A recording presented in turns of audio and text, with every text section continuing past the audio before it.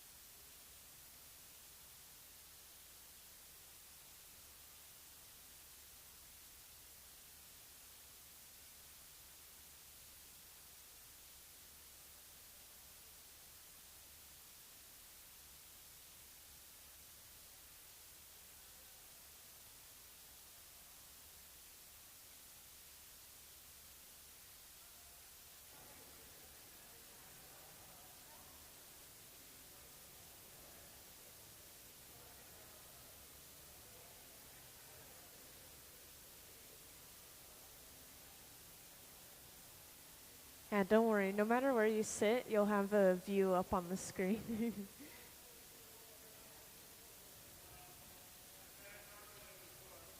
Yeah, welcome into the hot shop.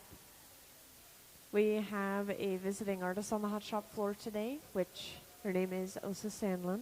She's up in the front talking to some members of the audience. And we are going to be working on some of her flower pots today, which you can see on the cart just to her left or to your right. This first one that we're making is going to be a fuchsia themed one. So it's going to be this purplish pinkish color, transparent in the body, and then opaque in the rim and the base.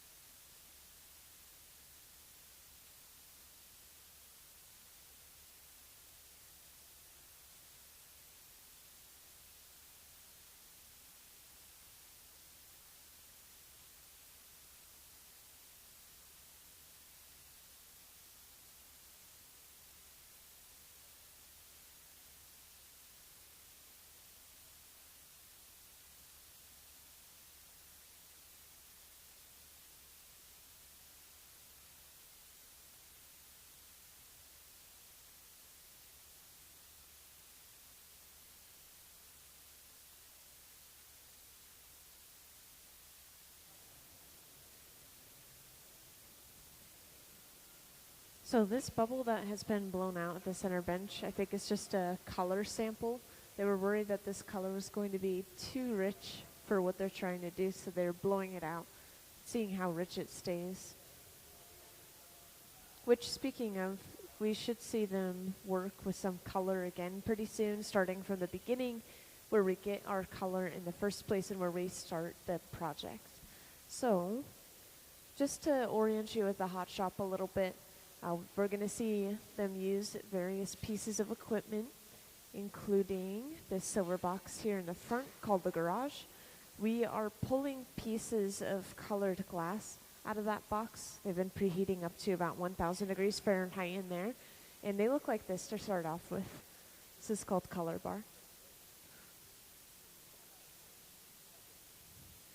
So then once we pick that up, we'll completely melt it down and then eventually layer it within the walls of the piece, and that creates a smooth layer of color for the finished product, which you'll see in all of these pieces.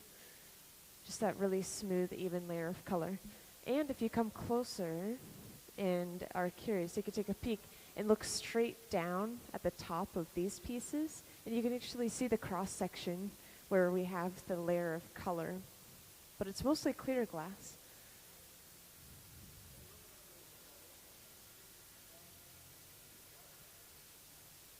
And at each of our benches, we have this large open face furnace to reheat the glass.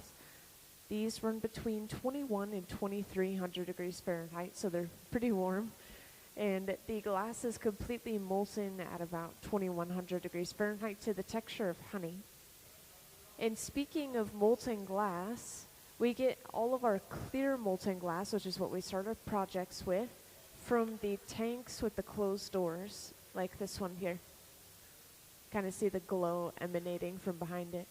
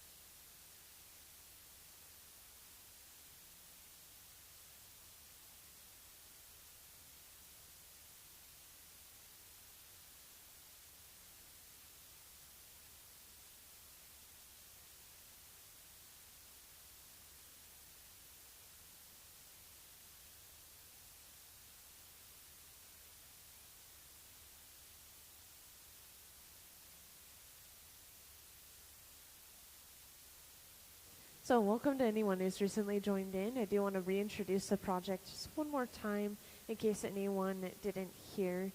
So, of course, again, we have a visiting artist down on the floor. Her name is Åsa Sandlund. She is the one up in the front in the black jacket. She's been walking, talking around to audience members. She's been very interactive. And we've been working on a variety of her designs for the entire week. So starting Wednesday, going all the way through the end of the day today. It's a full week residency for her. And we are going to be making some of these flower pots today, specifically. And Åsa was pointing out the shape is going to be more of like the yellow or the white, where it's a little bit squatter and wider. She likes that shape the best. And this one that we're starting now is going to be fuchsia, so it's going to be this purplish pink color in the end. And she told me the idea is she wants the body of them to be pretty transparent so that you could see the stems of the flowers inside of the flower pot. And I assume they would be used as something like a vase, based off of the imagery I've seen. And eventually I should be able to show you some of her previous finished works.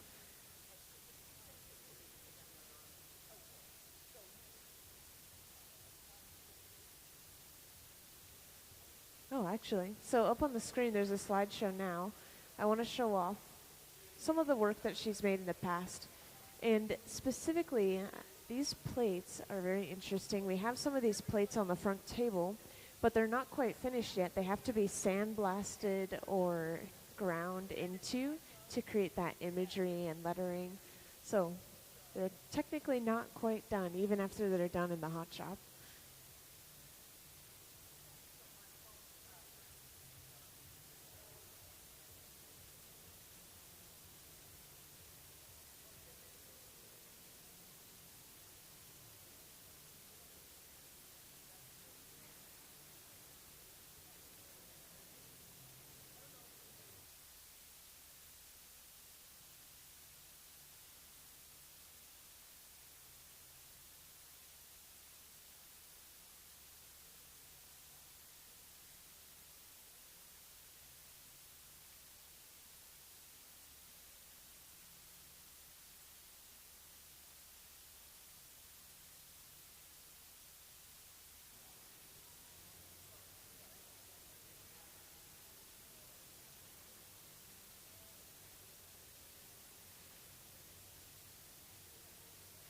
So in the end, when Åsa has all of the work finished that she wants, there should be about 35 to 40 pieces total. And all of these are going into an exhibit, which is going to be a traveling exhibit in fall of 2026. And she does have a ton more information than I do about some of the specifics about that. Again, she's going to have an artist talk at about 1 p.m. She'll talk about this exhibit. She'll talk about herself as an artist and inspirations behind her artwork.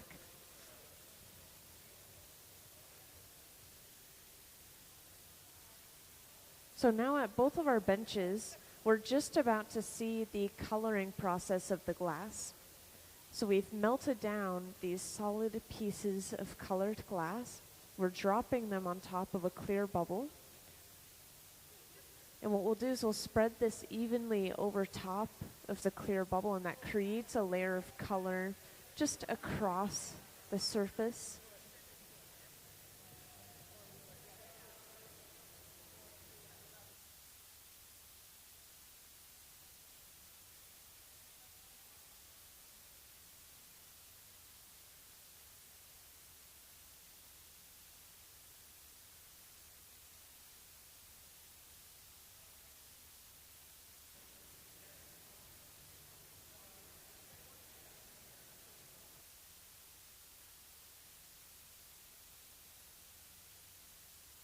So if anyone else is curious, these windows on these pieces, this is also done through the cold working process. So these ones, they don't have windows yet at all.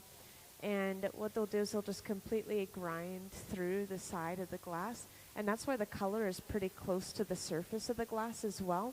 So it's easier to grind away instead of grinding through layer after layer of clear. So yeah, they grind through the surface and then they polish it back up to that shine that it originally had, basically.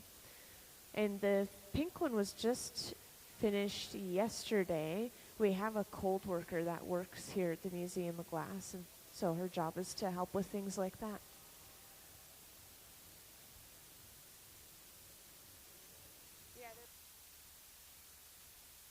Yeah, they're called dimensions vases. I think it's because they play with light in such a way, and depending on the way you look, the light will bend differently. And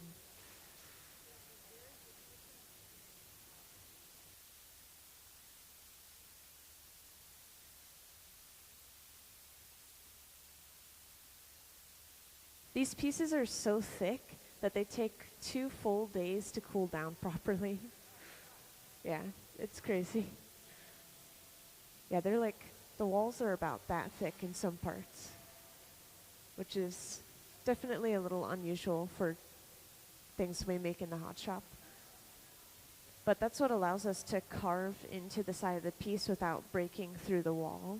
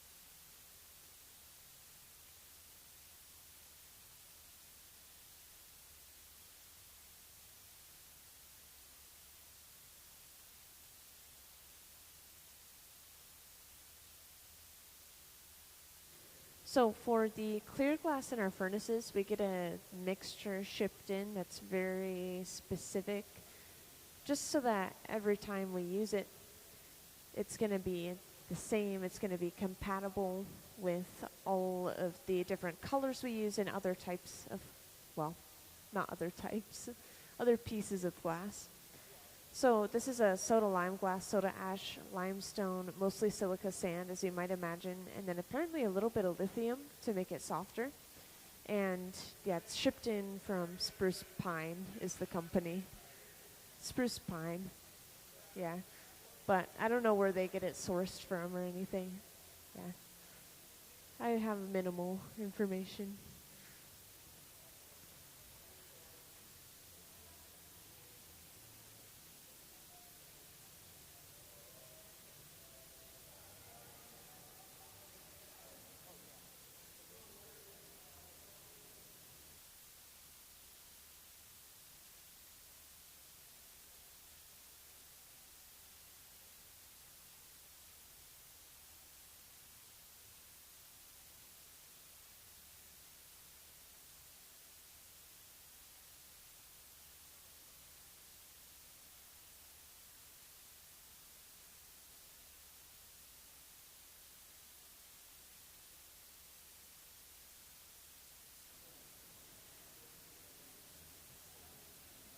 So we're using both of our furnaces today, it looks like. Again, these tanks with the closed doors that we open up temporarily to use. This is where we're holding our molten glass inside of a ceramic crucible in the base of it.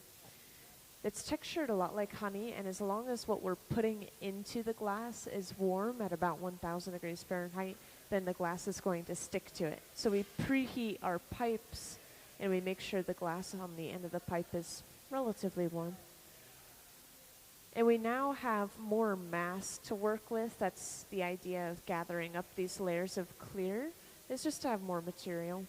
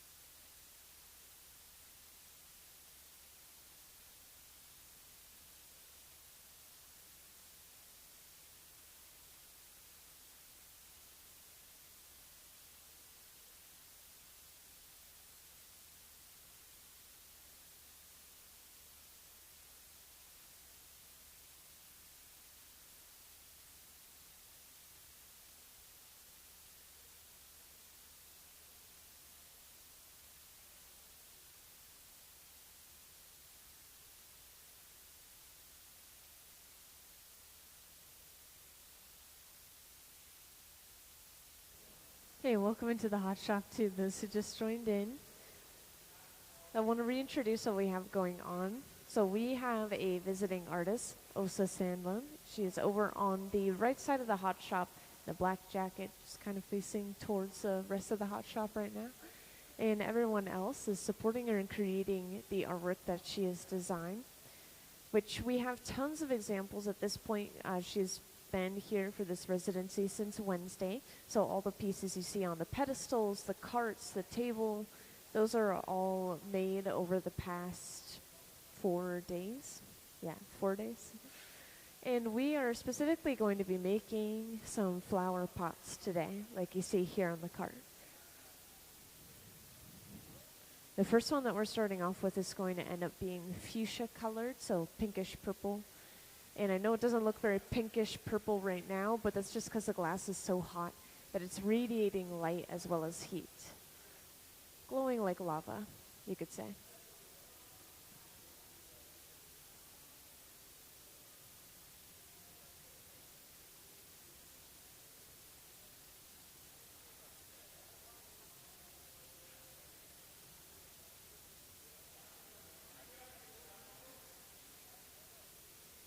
Yeah, actually, we have had multiple instances that I've seen where artists come in and they've never worked with glass, even. For example, we had, I think she's a local bronze artist come in, and she had some sculptures in the area and everything, and she created some forms for glass to be blown into, and then also just brought forward some ideas to translate into glass. So the artists that work here full-time at the museum, our resident hot shop team, they'll help any visiting artist that comes through that way.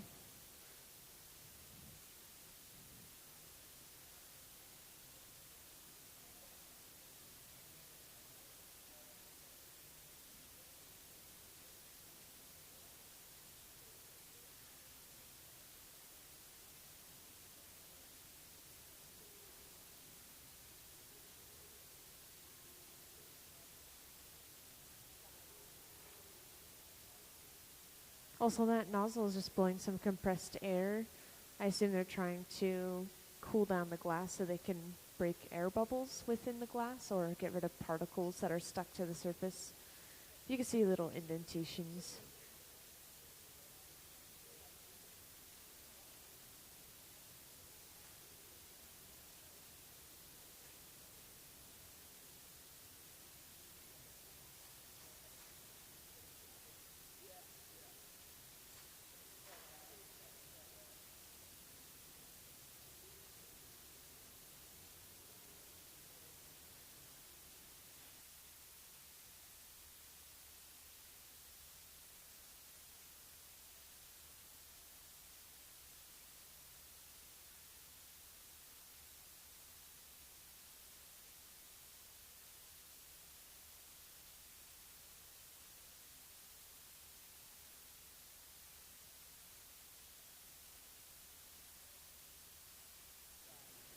If you're curious about what Gabe is doing up in the front here, we will set up this wooden board with wet newspaper laid over top of it to roll the piece on, and this is going to help create straighter, smoother walls, just a very straight, even edge.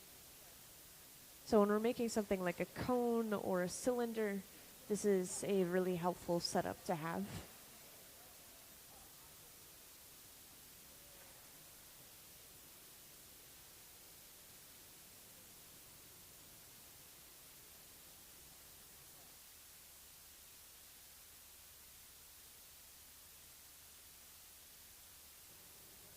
Oh, we were still just breaking the air bubbles out of the glass. Yeah, did you see the little indentations on the surface? It was partially from the nail, but he was seeing the air bubbles and then popping them. That's why we were letting the glass cool down so it could actually break through the surface.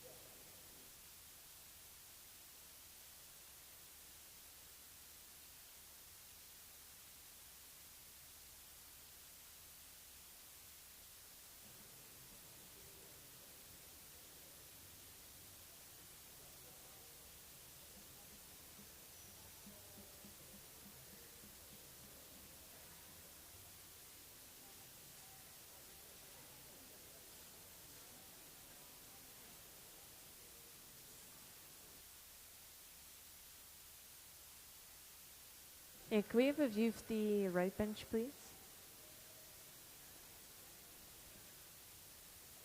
So if we take a look at the right bench, we have built up some layers of clear glass over top of the color. You can see the color almost appears to be floating just in the center of the clear glass.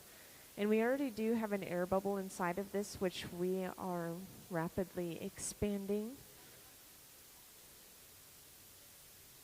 Just to point out again, this is going to be the center of the flower pot where it's more transparent, like you see with these right here. Some of them completely clear, but this one in particular is going to have a really light pinkish purple for the transparent part.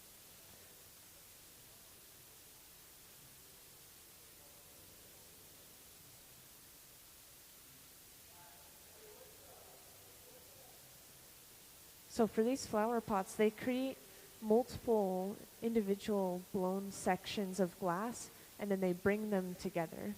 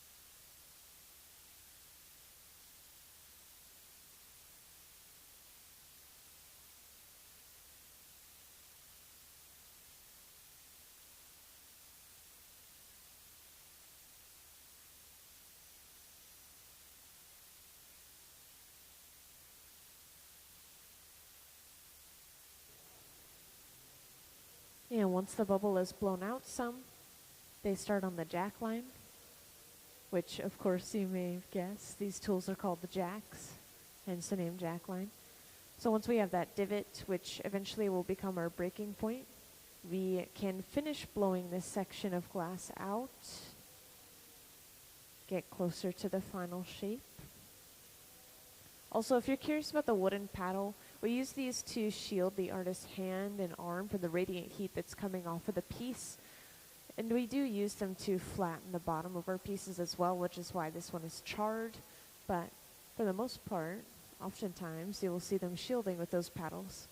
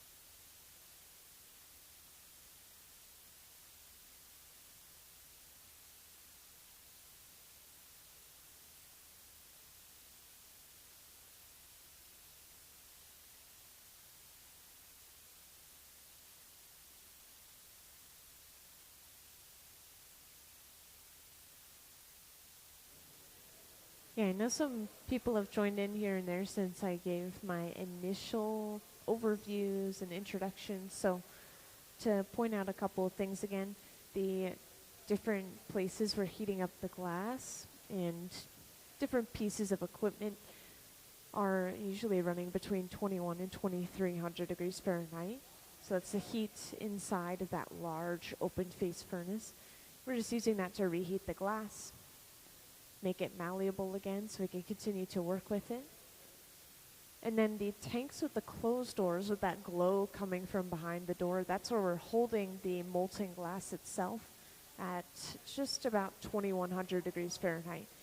And just to mention, those glass furnaces, they stay on 24/7. We never turn them off. We never turn them down. Everything else is shut off when we're done. But those glass furnaces, they stay running 24/7. And of course, just to point out again, we are making one of these flower pots. And Åsa, our visiting artist, is saying it's going to be shaped more like the yellow one or the white one, where it's a little squatter and wider. Ooh, I just got rained on.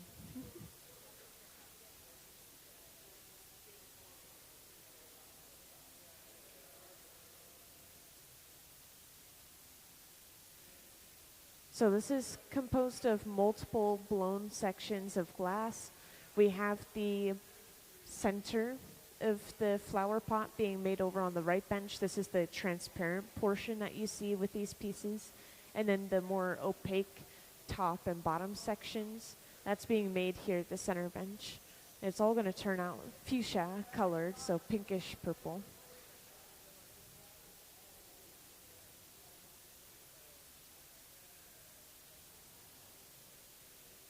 And our visiting artist, Åsa, she's been working with glass since 1993. And for a while, she was working as a graphic designer and art director for 30 years and just recently retired to get back, more heavily back into glass art.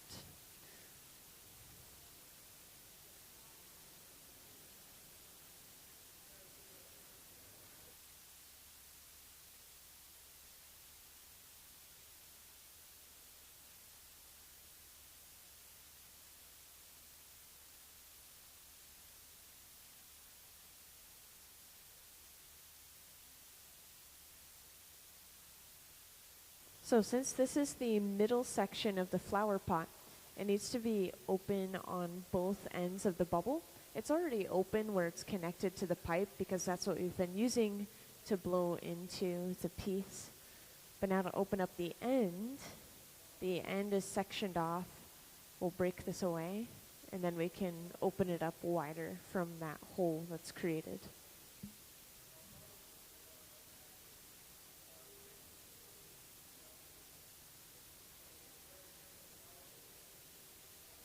And if we don't have it already, could we load up the incalmo diagram?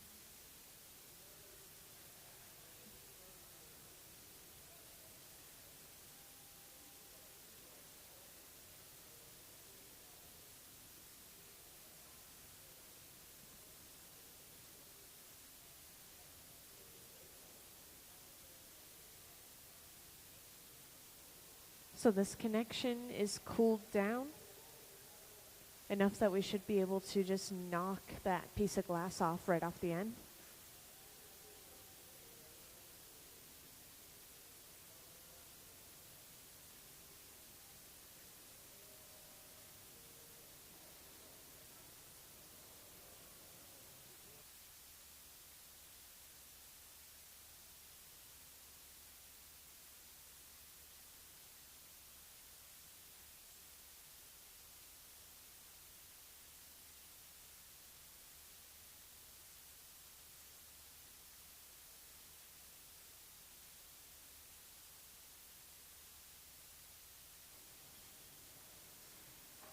So there you saw them break that piece off of the end, and now we have a small opening.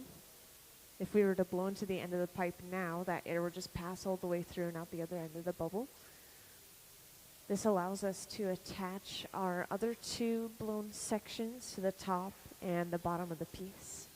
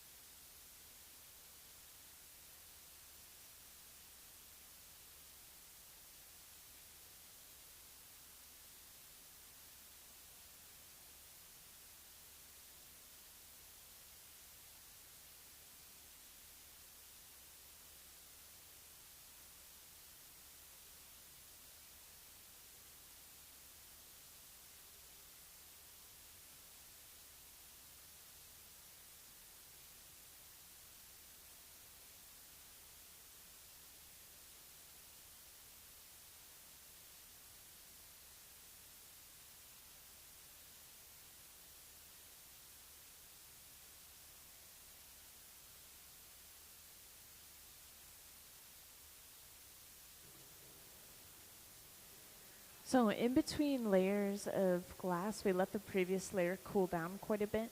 So that's what Ben is doing at the center bench, just sitting, letting the air pull the heat out of the glass, and then eventually we'll gather up our next layer of clear. And for those who just joined in, definitely take a glance at this. This is where we're getting all of our glass. We just have a pool of molten glass sitting in the base of this at 2100 degrees Fahrenheit. And each time we go inside of this furnace, the glass gets exponentially larger. We're just gathering up enough material to work with. So these guys, they can handle a lot of weight on the end of the pipe. Most of these pieces end up only being as heavy as like 10 to 12 pounds, apparently. So we should expect that it won't be any heavier than 10 pounds for this one in particular.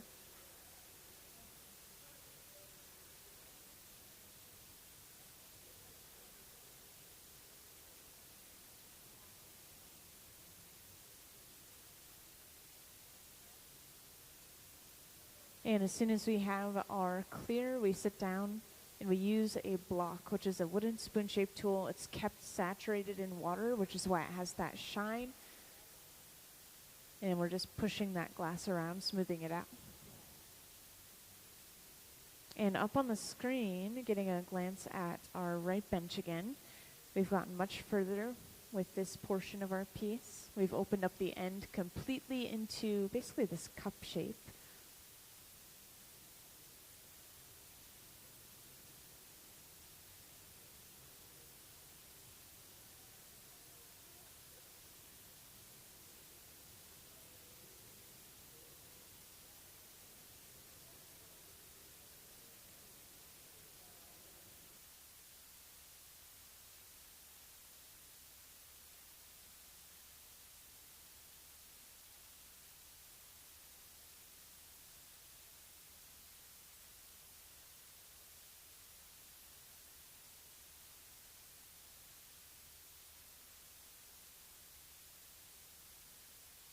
And could I have the incalmo diagram, please?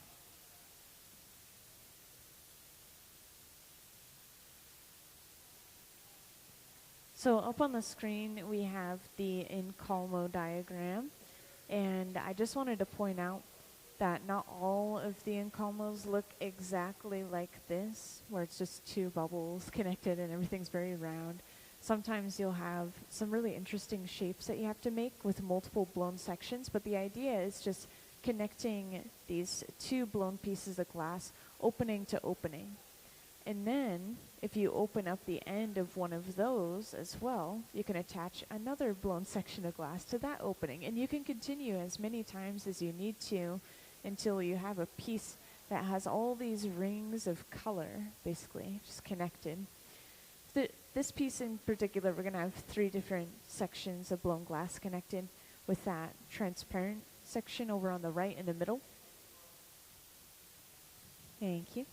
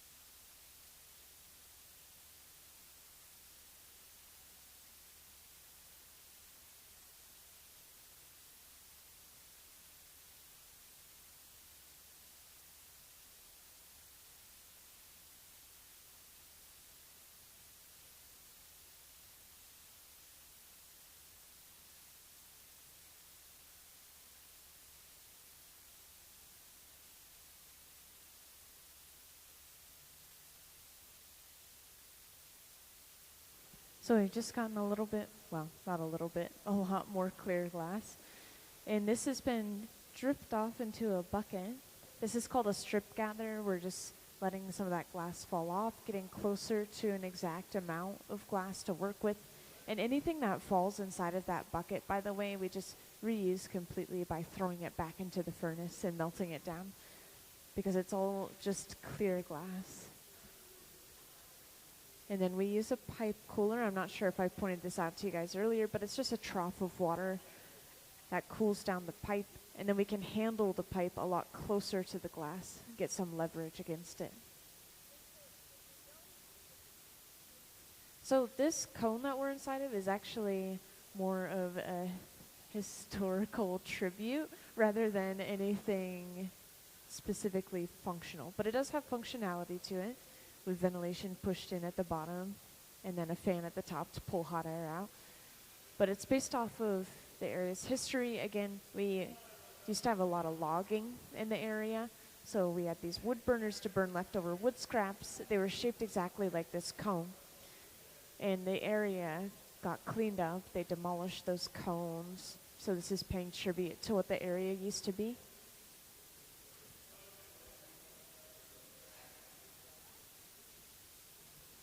So now that we've finished the clear section of glass over on the right, we'll put that inside of the garage. The garage is a silver box right here. We could just set the glass on the end of the pipe straight into this box, and it'll keep it warm at 1,000 degrees Fahrenheit.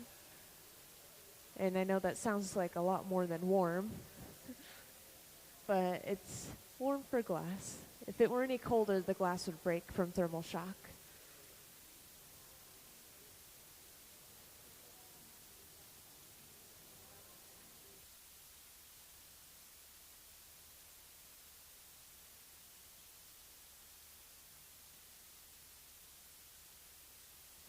And then as soon as we have gotten that warm, we'll use the block, which is a wooden spoon-shaped tool, again saturated in water to help prevent it from burning.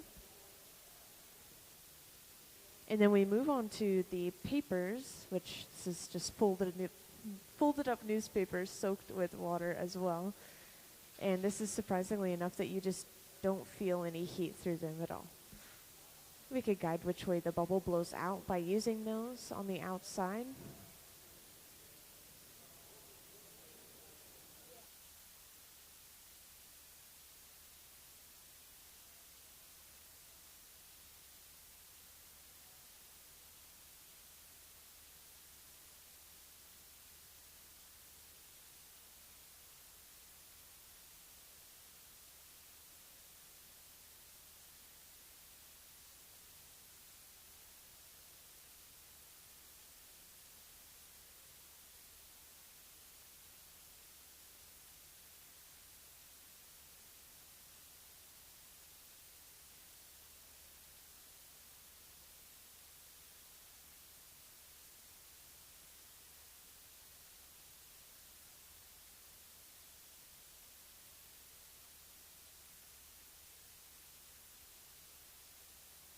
So again, this section of glass that we're working on right now is eventually going to be sectioned off into two, because we're going to connect it to either side of the transparent portion of glass that we made earlier.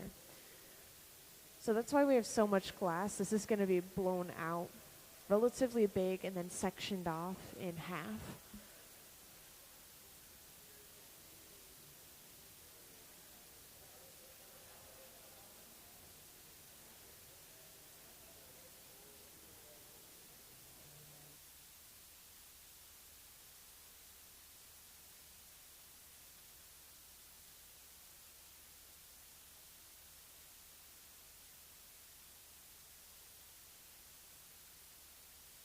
And welcome to those who just joined in. I'll give another reintroduction as to what we have going on. We are diving into blowing this glass out at this point. This is eventually going to turn into one of these flower pots like you see on the front cart right here. And our visiting artist, Åsa, right behind me in the black jacket, she's hoping to aim for more of a squat, wide shape like the white or the yellow one apparently. So that's the shape we can expect from this one. And this is going to end up being a fuchsia color, so it's a really light pinkish purple for the final product. And this is going to be the top and the bottom of the flower pot. Like you can see, a lot of them have these different sections of color.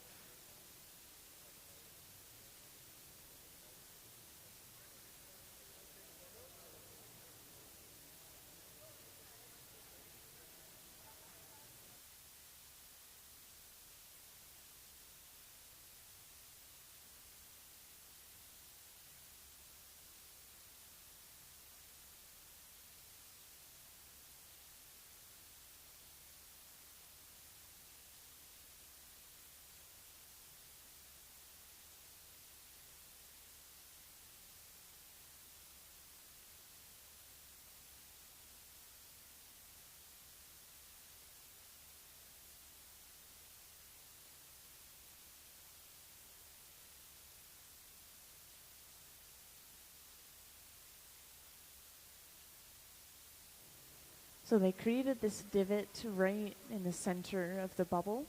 The end is still really thick, but this is going to be the bottom of the piece overall. We want to keep that thickness so that we don't blow out the bottom too thin later on. And eventually this will be broken off onto a different pipe. So we'll have two pipes with the same color for the different sections. But right now they have to let this glass cool down. It's so thick that even if the surface is solid, the inside is still gooey and kind of tacky, like taffy, and it's gonna stick and pull if we try to break it off right now, interestingly enough.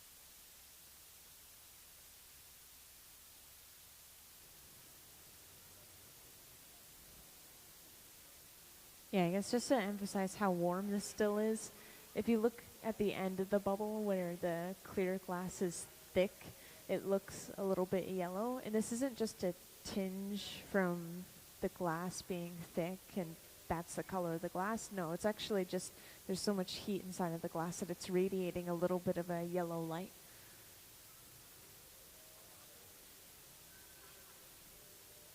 So oftentimes when we work with glass, the colors do change a little bit as it cools down overnight, or they change a lot depending on the color. This one is one that's going to be more true to itself, more accurate as we work with it.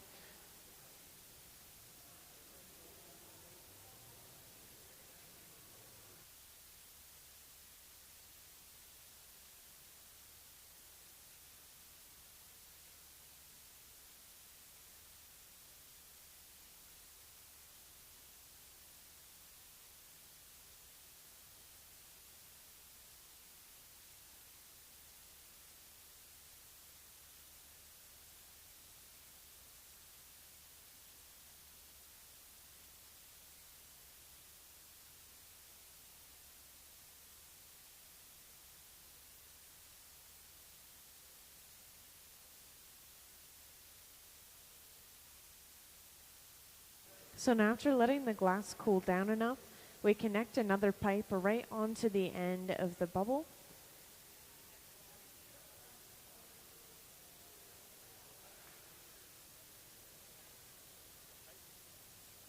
And then we create this divot in this connection. And this is just going to make it easier to break this section off later on as well. And then we go ahead and break the piece off by applying some water, which is thermally shocking the glass and just cracking it enough that we should be able to pop it off.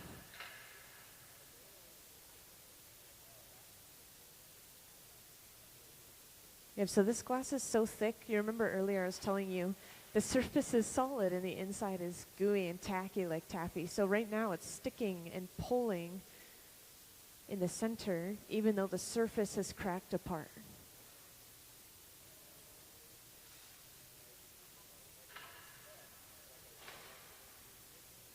So there we have our pieces of glass disconnected, and we can now open both of these sections up a little bit more, and eventually we'll bring that first piece of glass back out and connect them.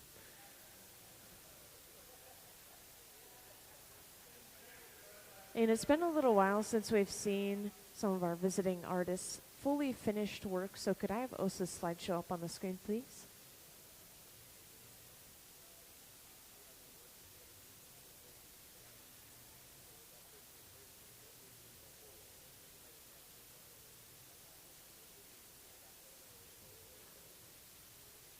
Could I have our visiting artist slideshow on the screen, please? Thank you. So up on the screen, there's that slideshow going now. And I just wanted to point out some especially important things. So we have a lot of different pieces that we've made over the course of this residency so far. Again, Åsa's been here since Wednesday, making a variety of pieces along with our hot shop team here. And all of these pieces, they're finished in the hot shop. They're sitting out.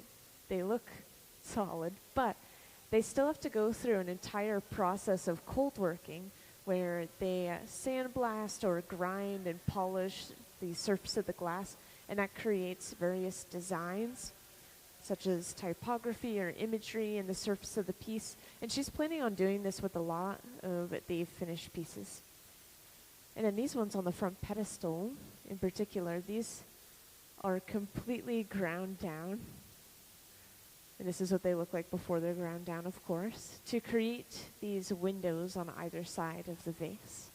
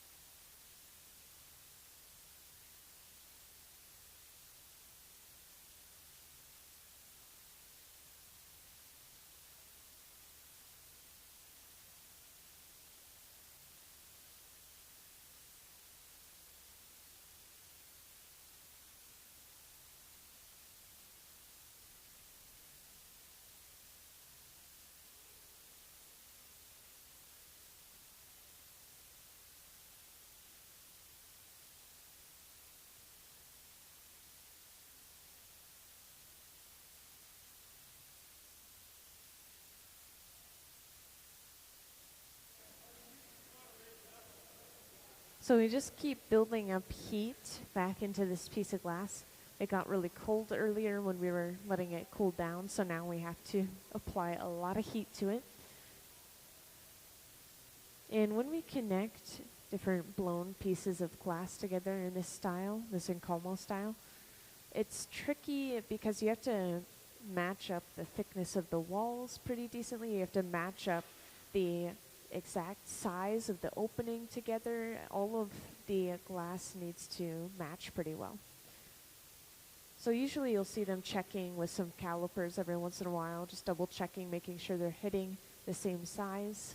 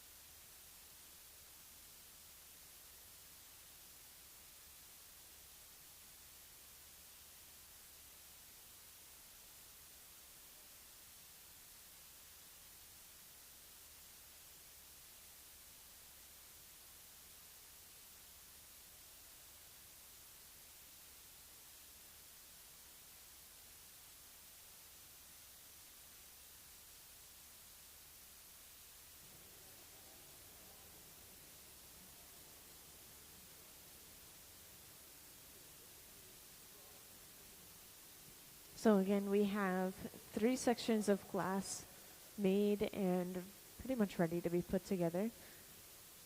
And just to explain again, we created a transparent section of the bubble, which is going to be the center of the body of the flower pot.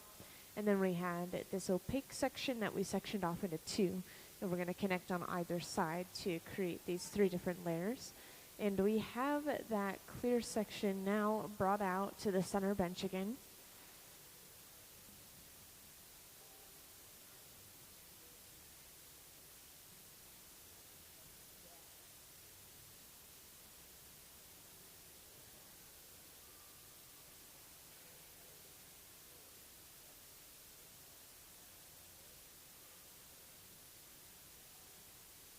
think that this time they're just doing a size check.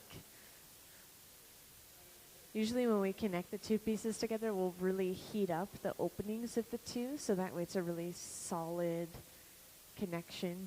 Basically fuses the two together.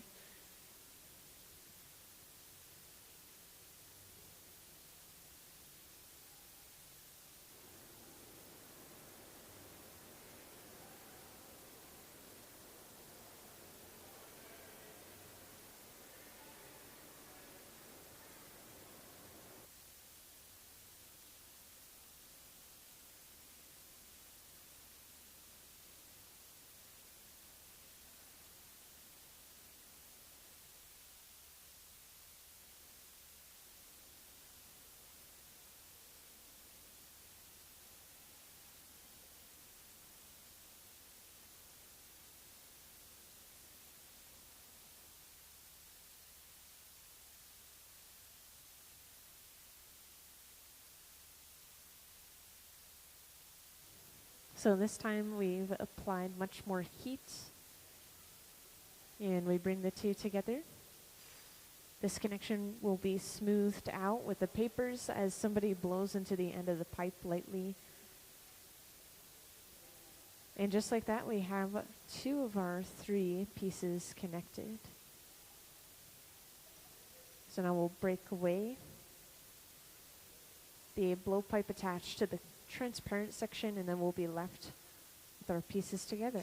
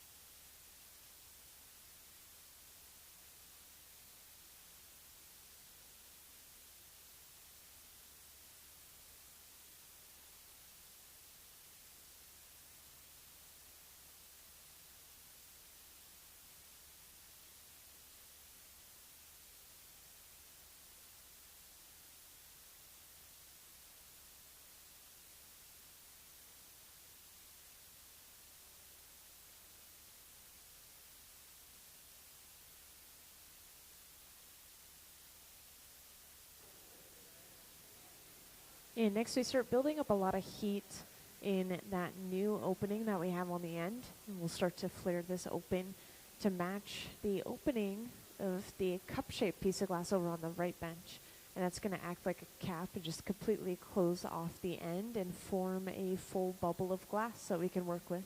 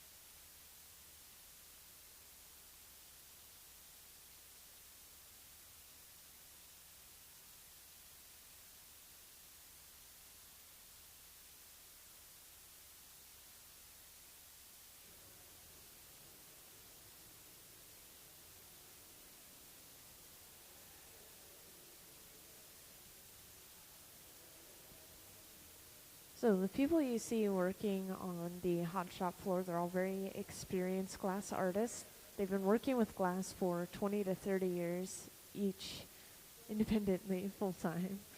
And so the way that they do things and make everything look really smooth, easy, but it's not. It's all those years of experience.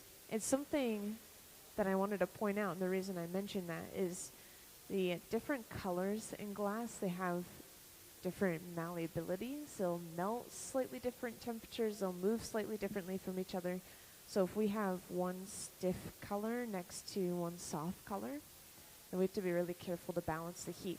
So that's something that you won't notice them doing if you don't know how to blow glass yourself, but they might be adding extra heat to that stiff color and then blowing it out a little bit more to counteract that. And I don't know, I just think it's really impressive. This is a very tricky technique to have these different colors just sandwiched together like this.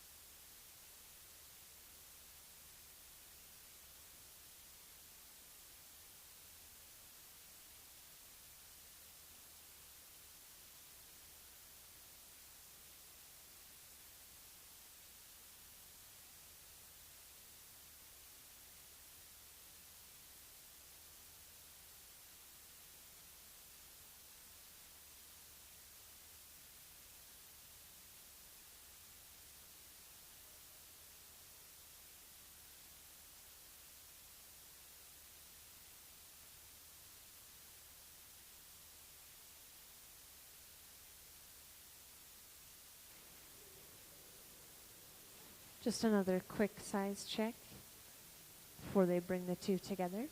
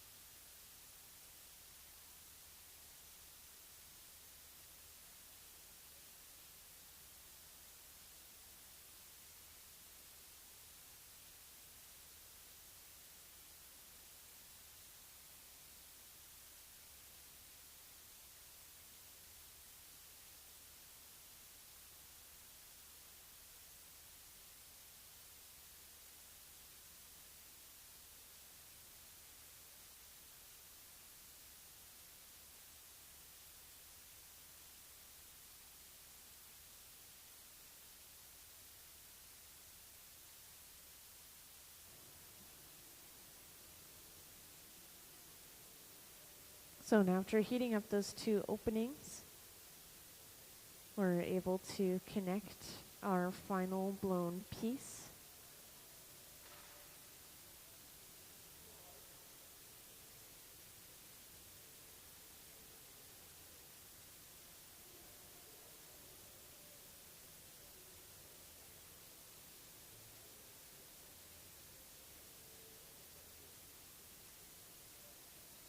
And then we break this pipe away as well, and we're left with all of our pieces connected. And now we can breathe a little sigh of relief now that everything is together. They can start to blow this out and turn it into our flower pot. And I actually haven't seen one of these made myself, so I'm not sure of the exact process, but I do know that they're going to be using this setup in the front. This setup in the front with the wooden board laid out, the wet newspaper on top. They're going to be kind of spinning the pipe on it to smooth out the side, which is pretty satisfying to watch.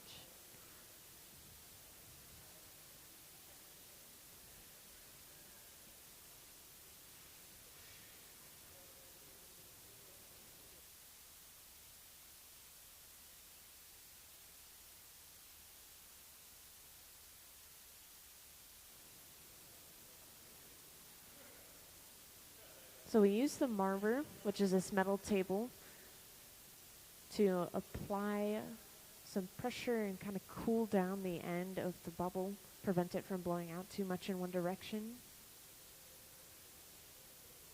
We usually aim to keep the end of the bubble really thick and a little bit colder, and then we can blow out the end later on, but we don't want to blow out the bottom.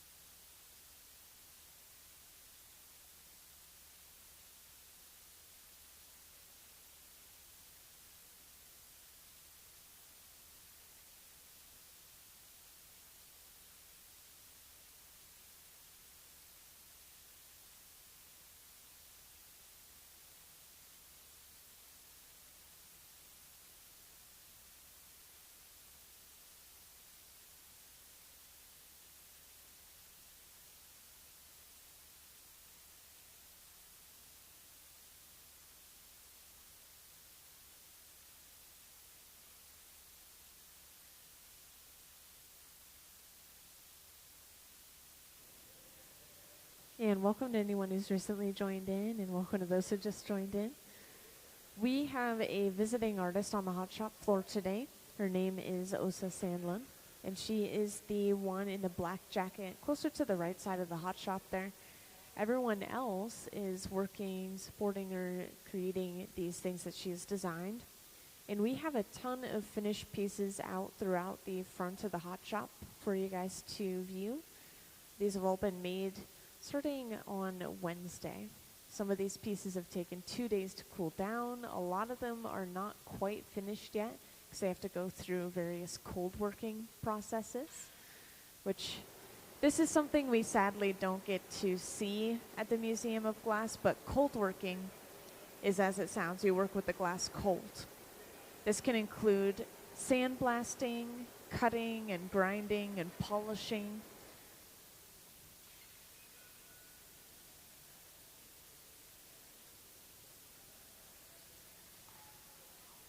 And I'll make sure to show this off a little bit better when we have more time. But for now, I'm going to focus on what we're making in the hot shop, which we are going to be making one of these flower pots right here.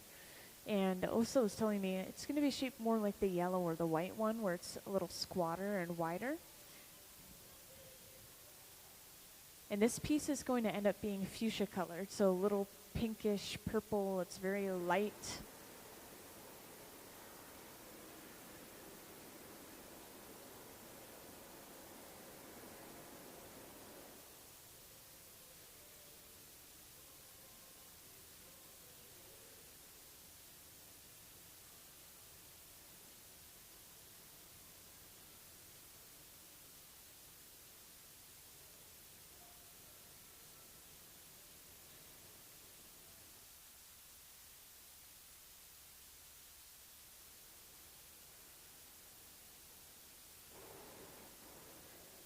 So we're applying a ton of heat to just the shoulder of the glass.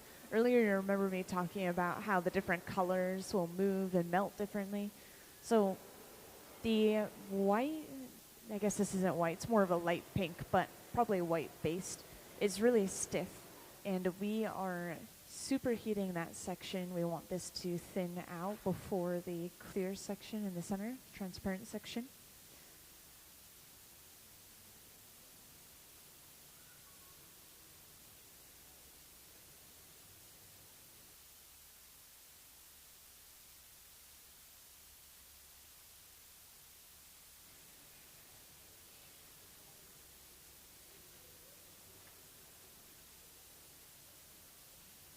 And next we start on the jack line. So the jack line, we use the jacks, these two metal blades, to squeeze down off the end of the pipe and into the glass bubble. This creates a divot, which is basically a weak point for us to use later on as our breaking point. We'll take the entire piece off from there once we are ready.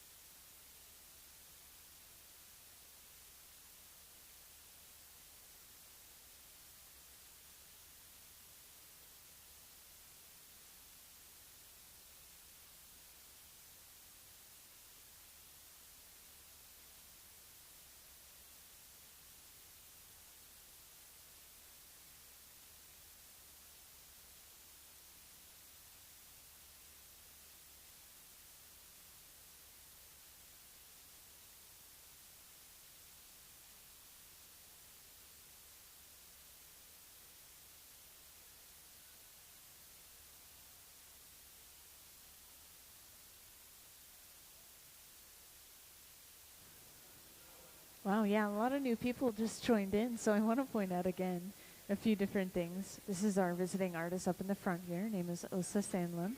And we are working on one of these flower pots right here.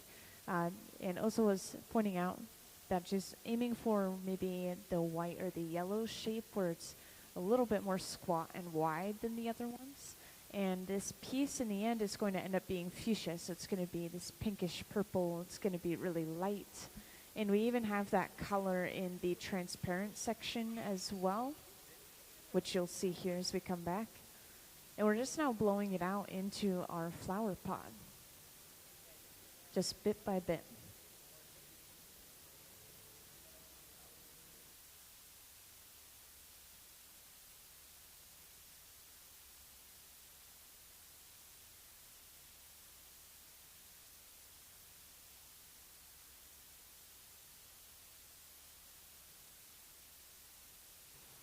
And just a reminder, Åsa is going to be having an artist talk at 1 p.m. today. So she's going to talk about the ideas behind this artwork you're seeing, and then herself as an artist, and also maybe the future plans for this artwork, which I've been talking very limitedly about, but it's going to be a traveling exhibit in fall of 2026.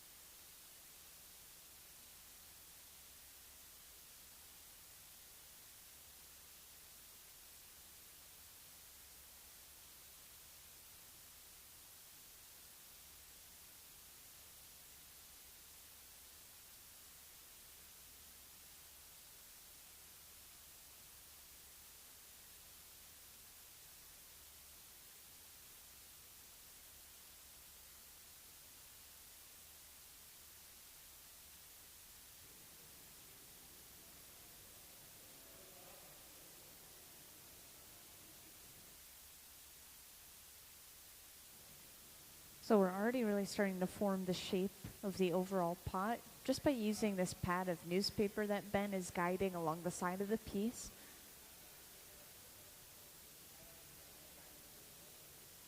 We're double checking with some calipers, making sure we are hitting the height requirement. A lot of Åsa's pieces, she wants a very specific size. For example, these ones, which we made a ton more yesterday, by the way, she wanted exactly 18 inches tall, and then the clear disc on top, 9 inches wide. So the clear disc was supposed to be exactly half the size as the height of the vase. Those are her Stockholm vases.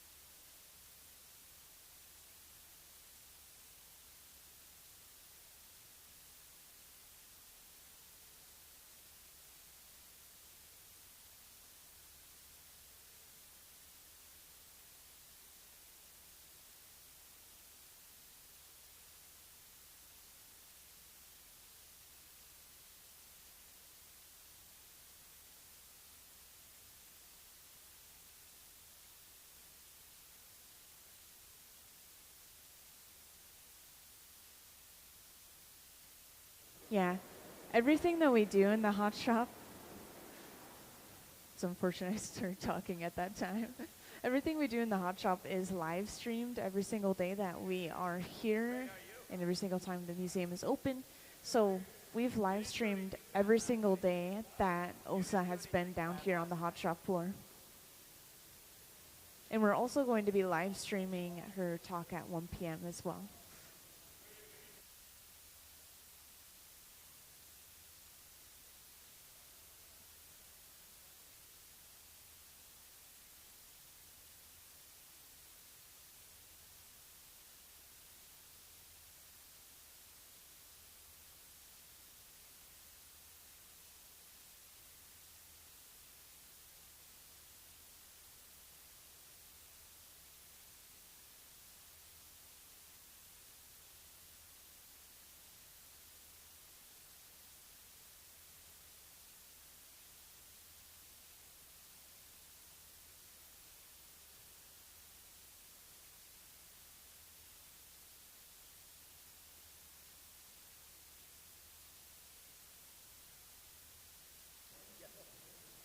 So the way that it works, a person who sits and works at the bench, they're called the gaffer. They're kind of like the glass blowing team leader. So that's Ben today.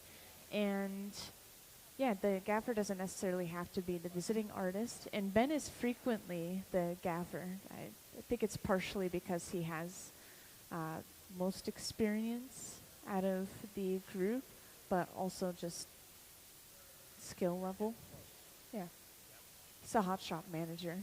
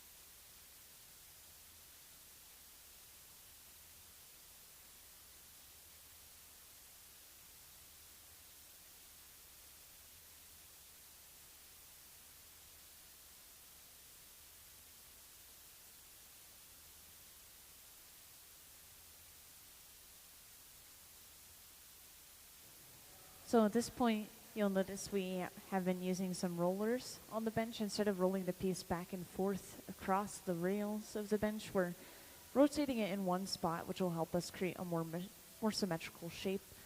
And we're just using the jacks on the side of the piece, those two metal blades, which have a very straight edge, to give the wall a straight edge.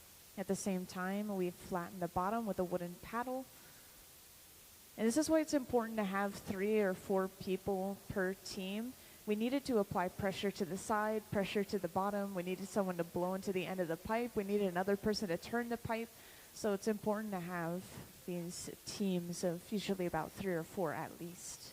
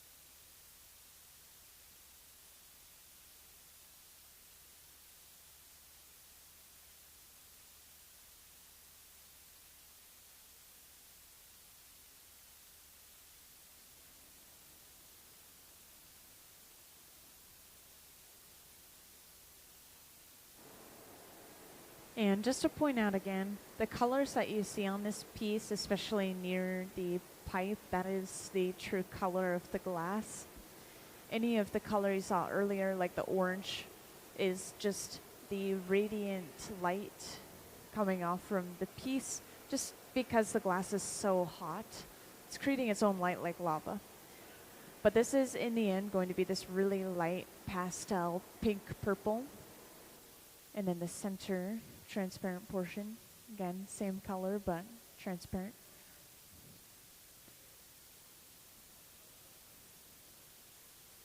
Yeah, this isn't true for all glasses, though. If we were working with red, for example, it would look really different while we're working with it in the hot shop.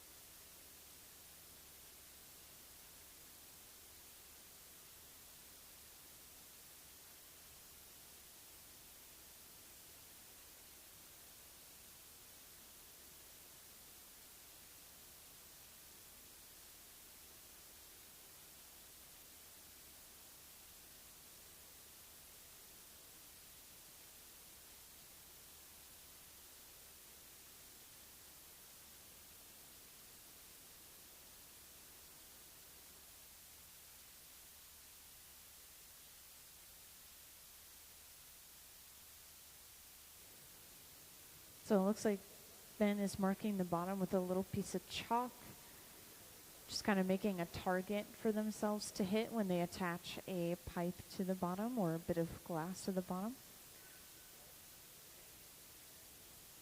So that means that we are done with working on the bottom of the piece. Soon we'll be attaching a different pipe to the center of the bottom of the piece. We'll break this entire piece off of the pipe that it's on right now, and then we can work on the top side of the flower pot.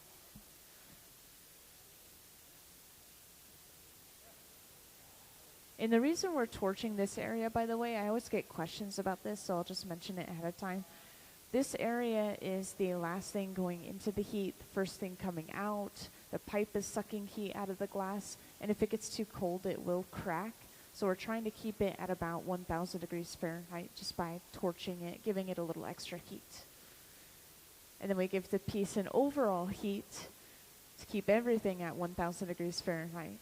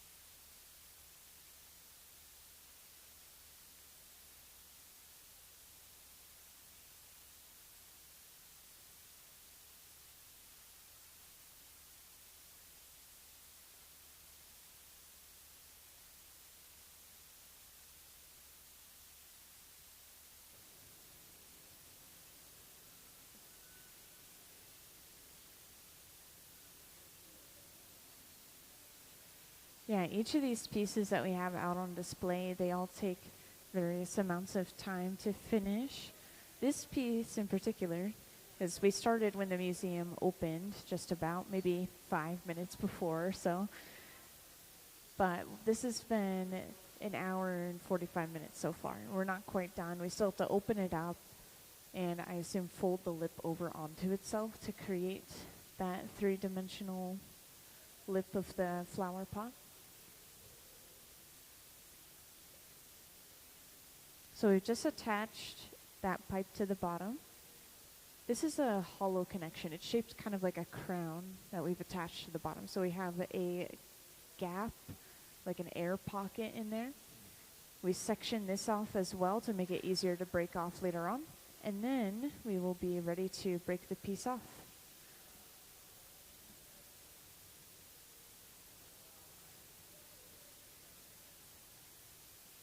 And the way that we break the glass off of the pipe is we will crack that connection.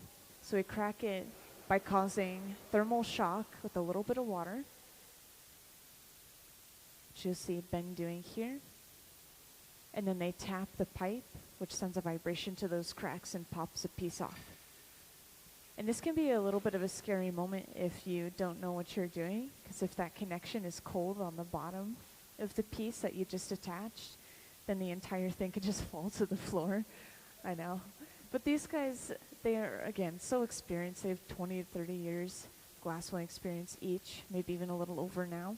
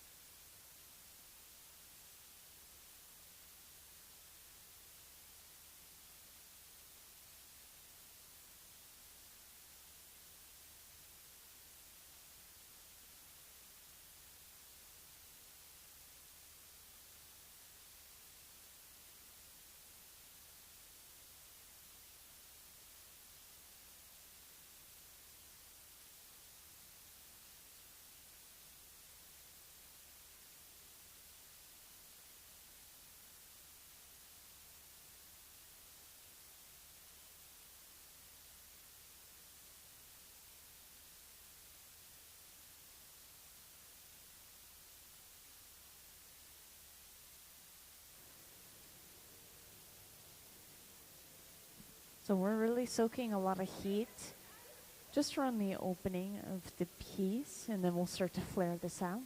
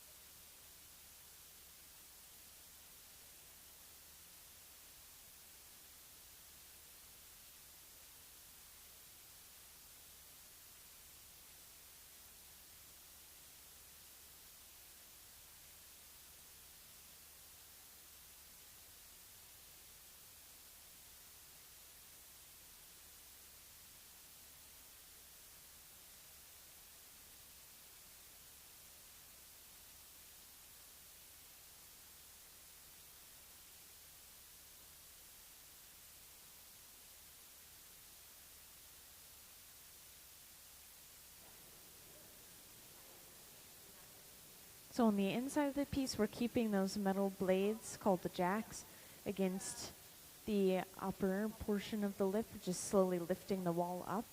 And to make sure that the outside is retaining the shape we want, we're using this pad of newspaper continuously on the outside. That newspaper, it's just folded up newspaper, splashed a little bit of water. That water evaporates and it prevents the paper from burning too much. And yeah, you can't feel a lot of heat through that.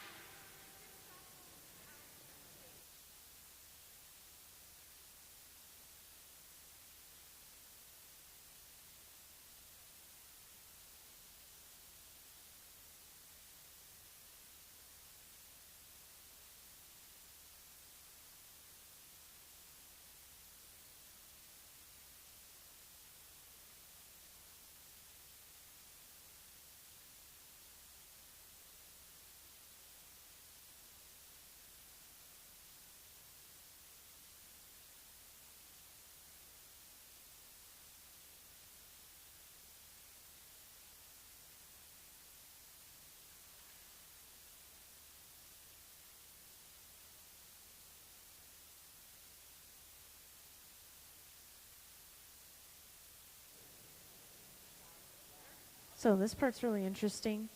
Ben has flared the lip completely outward, creating essentially this disc shape.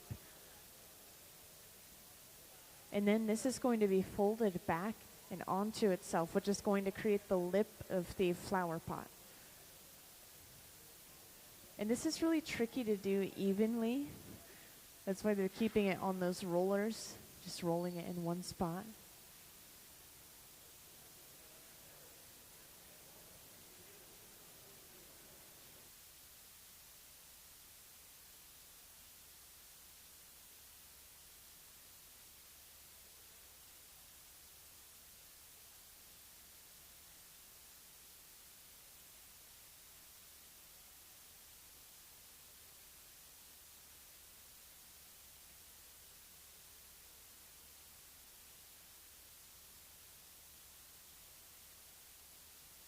So the plates are going to be sandblasted or etched in some sort of way because there's two layers of color on them. There's this front-facing layer of color, and then there's one underneath as well.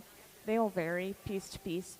But yeah, she's used them in the past for typography, but she's not quite exactly sure she's going to do with them this time. It could be, yeah. Oh, okay. You know, to show it off, I don't know if I should show it off now or later. I'm going to show it off a little bit later. I'm going to keep highlighting this, and then I'll show you that we're...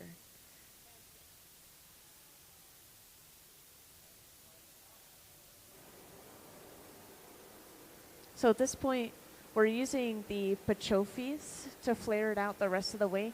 So these are two wooden blades instead of metal blades. They're going to be a lot more gentle on the glass. There's no gouging or scraping created from them, unlike the metal blades.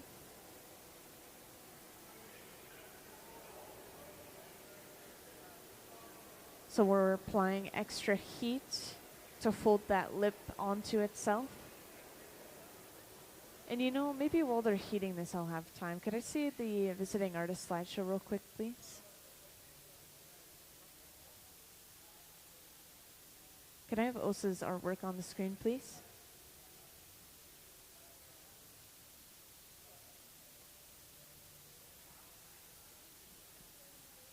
Hey, could I have our visiting artist slideshow on the screen, please?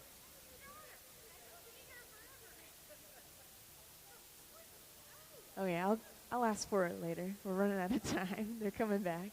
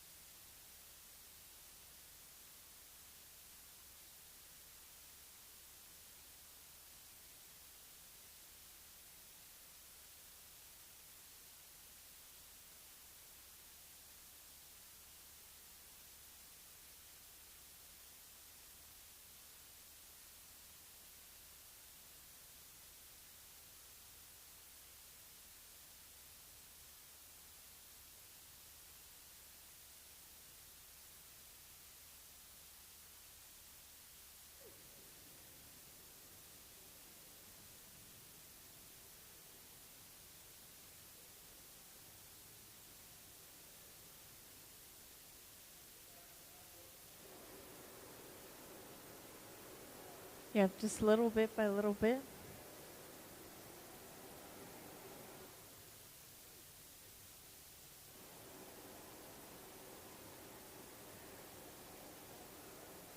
And yeah, this piece is radiating a lot of heat. Even if the glass looks cold or solid at this point, it's still sitting at about 1,000 degrees Fahrenheit. So being that close to it is a little painful. That's why Ben is wearing gloves. That's why we have someone holding up a shield, which is that wooden paddle, to prevent some of that radiant heat from hitting his hands.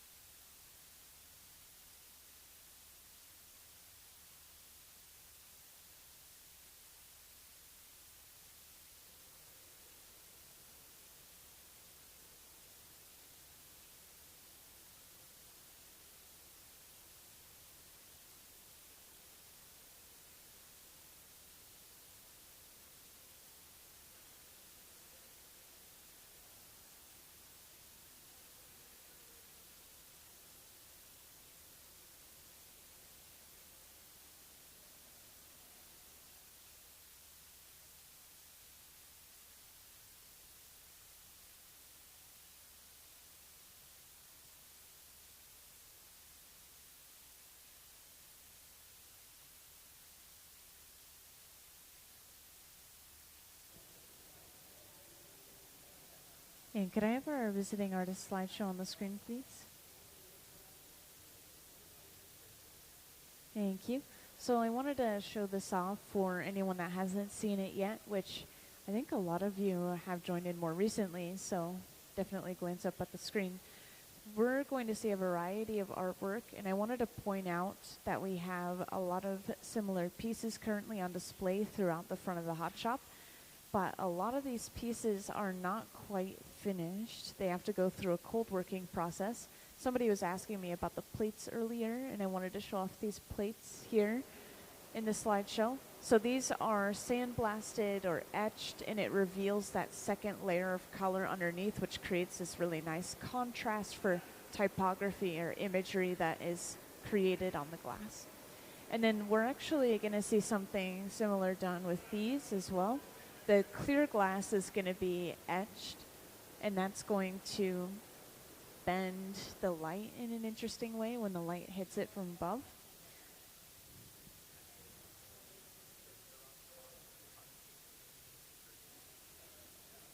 And I think with these flower pots as well, they might do some etching in that transparent portion of them.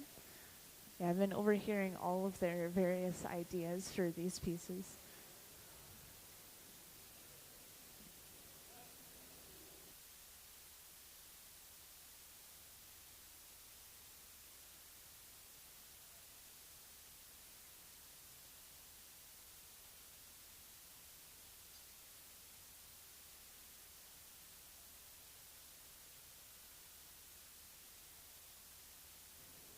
Thank you.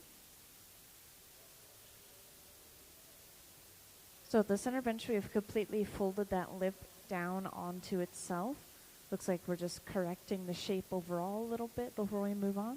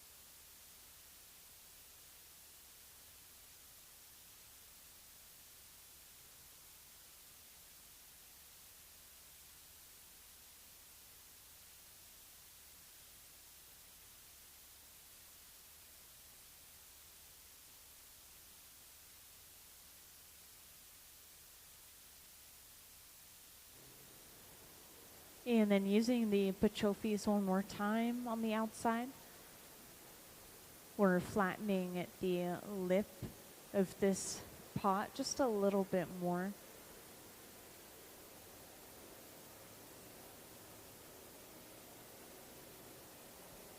And again, the only reason we're using this torch at this moment is just to keep certain areas of the piece warm enough to not break. So we're not exactly trying to work on that area just at the base of the piece, just trying to keep it warm.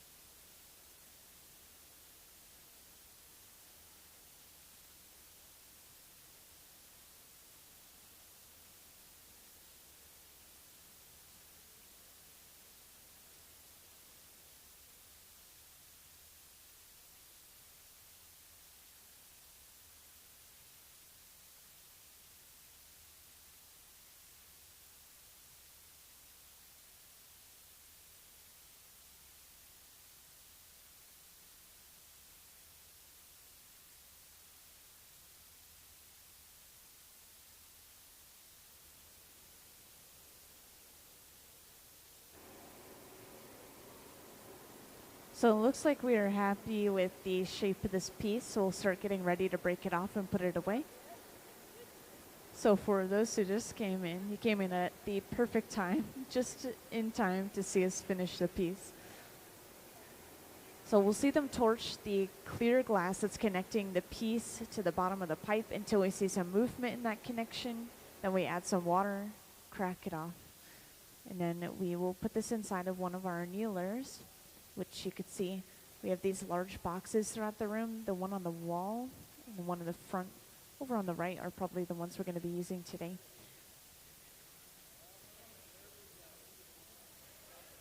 So get your final photos if you want your photos. Once we put this piece away, we won't see it for 12 to 24 hours, I assume. Some of these pieces are so thick that they have to cool for 2 days straight, such as the ones that are on the pedestal there and on this cart right here. They have walls that are this thick.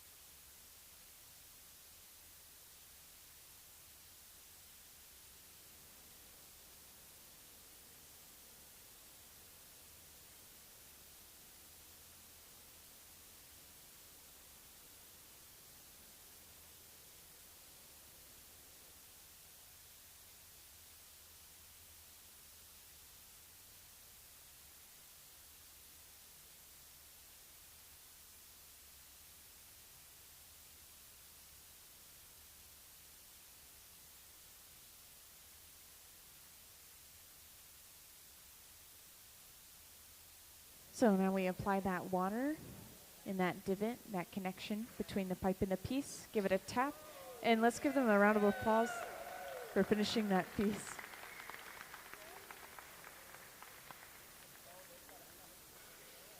To make sure this doesn't slump or move or anything, we set it upright onto this ring inside of the annealer, and now we won't see that piece again until at least tomorrow. And I'm sure the artists need just a second to get some water, rest their muscles. But we do still have almost a whole hour before we take our usual lunch break. And again, at 1 p.m., our visiting artist, Åsa, she's going to be talking on the microphone, having an artist talk about her work, about herself as an artist.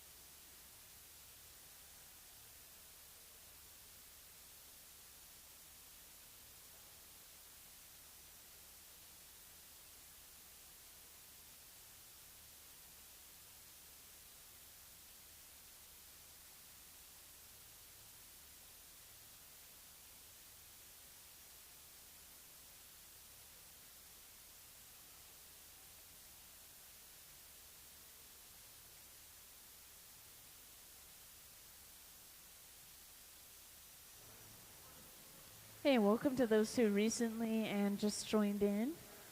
Just to give you an introduction as to what's happening, I know there's a lot of excitement going on around the hot shop. We have a visiting artist today, and this is the last day of her residency here at the museum. She was here for an entire week. She's up in the front talking to some audience members. Her name is Åsa Sandlund, and we are going to be working on some of her flower pots today to finish off the residency. We just finished one before you guys came in, but we're preparing for the next one, which is going to be very blue. So we're going to have an opaque blue top and bottom, just like these guys are seeing on the cart, and then we're going to have a transparent blue in the center as well. And we're only just getting started on this. We're working at both the center and the right bench on the different components, and then eventually we bring all of the different pieces of blown glass together.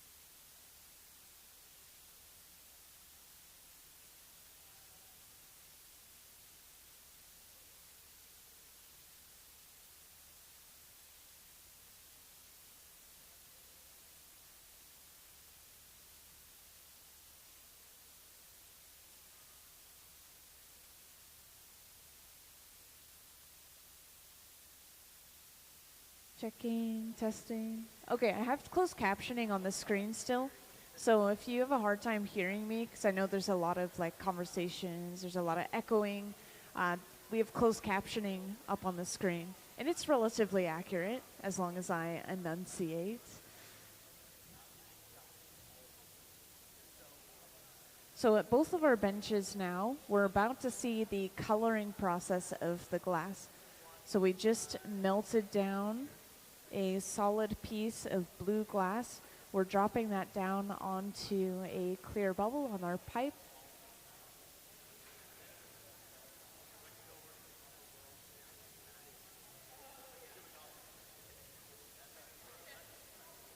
And this is eventually going to be rolled back, completely covering up the clear bubble. So this is what creates a smooth, even layer of color across the piece. Like all of these pieces that we've been making throughout the residency, they have that really smooth layer of color, so this is how we get that.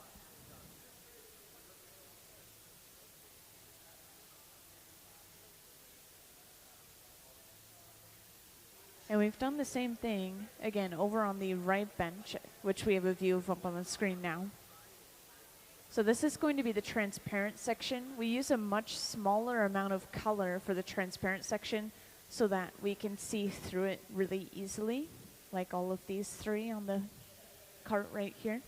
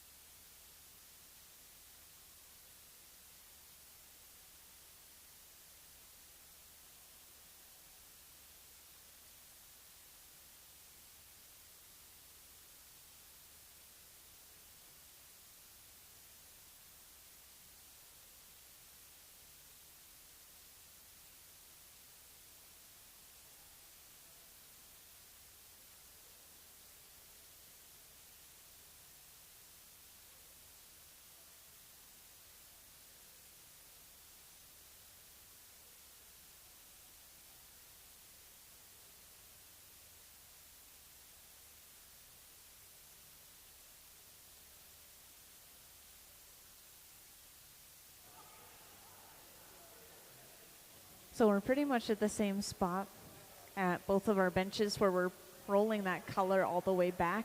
And again, we already do have a bubble inside of this glass, an air pocket. You just can't see it underneath that color now. But we will slowly expand this to make the piece bigger and the walls thinner at the same time.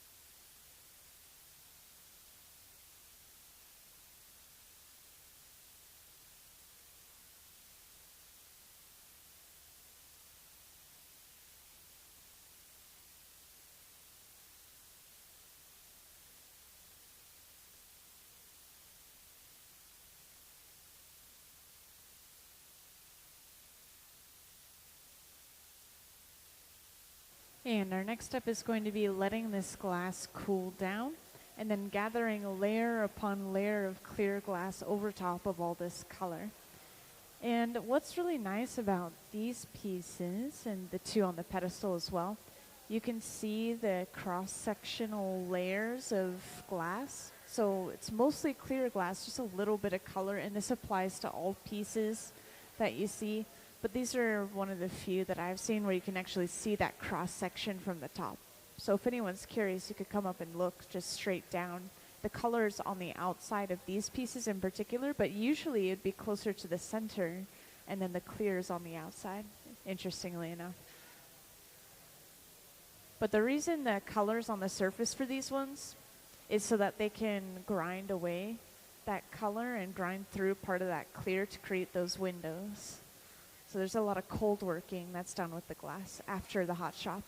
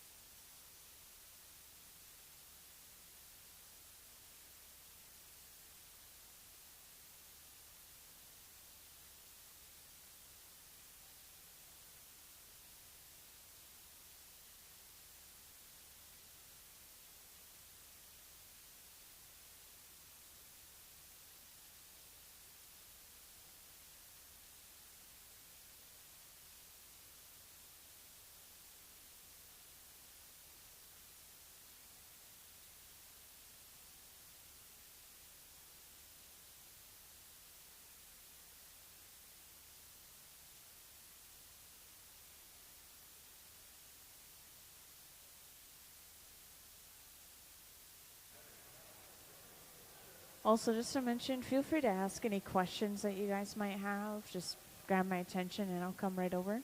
Whether it's about the visiting artist, which she's temporarily disappeared, or whether it's about the glass in general, or anything you see in the galleries, for example.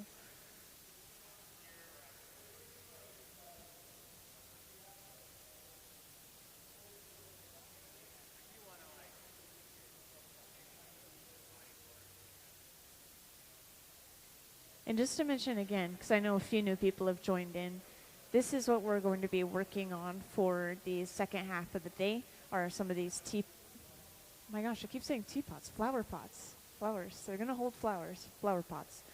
And the one that we're going to be making, I assume is going to be huge, like the last one, even bigger than these ones.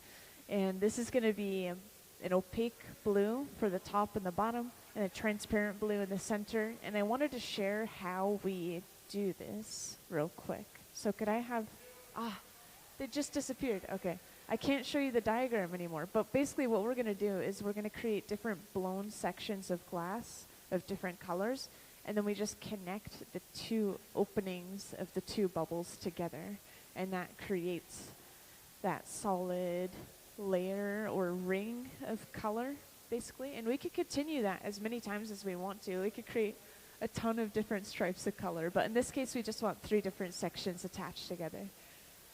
So that's why we have 2 bubbles being made at the same time. This larger one is going to be sectioned off into 2, and then we'll attach it on either end. It's very complex. This technique is called an incalmo, and I know it's probably not even going to spell it right on the screen, but it's an incalmo. It's a very tricky technique.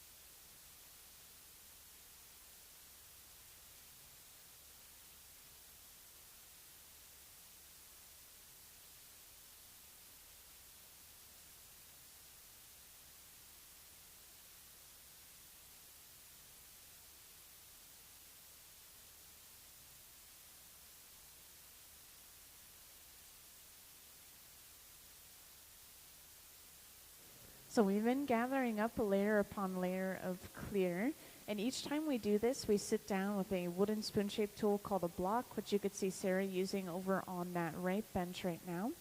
These are kept saturated in water, which is why it has that shine to it, so we don't burn up the wood as quickly.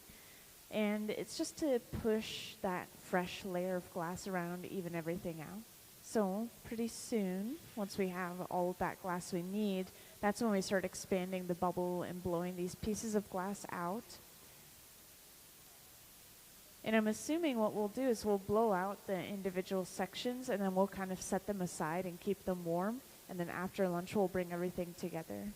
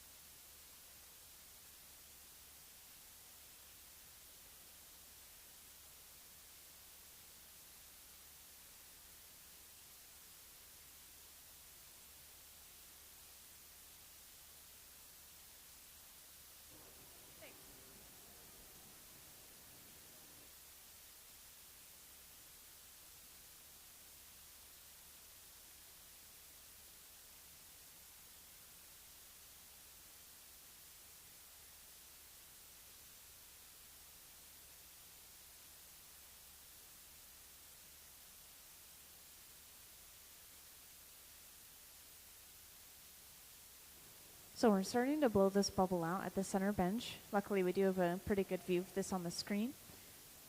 Ben is guiding which way the bubble blows out using this pad as Gabe blows into the end of the pipe. And technically, the pipe works like a straw. The air can go both ways, so if we apply pressure to the bubble, air will escape.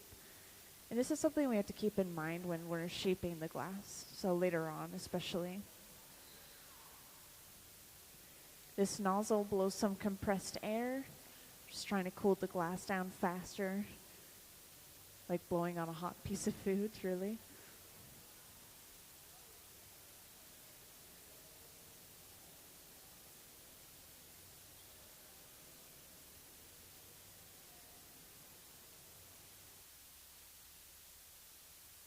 And again, this is going to be blue.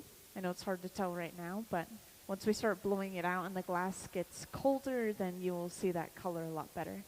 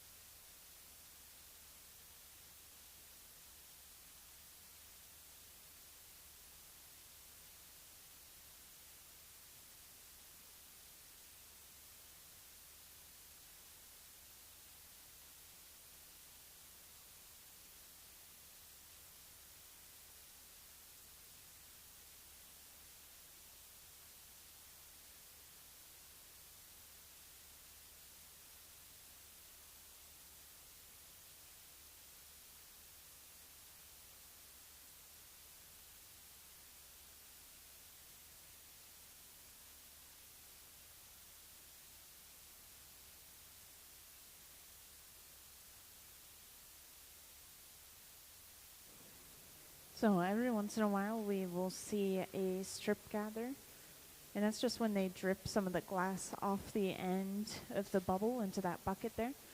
All this glass is reused. We crush it up and we can throw it back into the furnace and just melt it down again, since it's all clear glass anyways. And then we have closer to the exact amount of glass we need.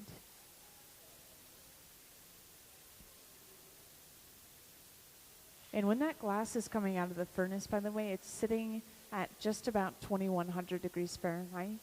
So the glass is completely molten at that texture or temperature to the texture of honey. And then as it cools, we're working with it more of like a taffy or putty texture level. And then when it's completely solid, it hits 1000 degrees Fahrenheit.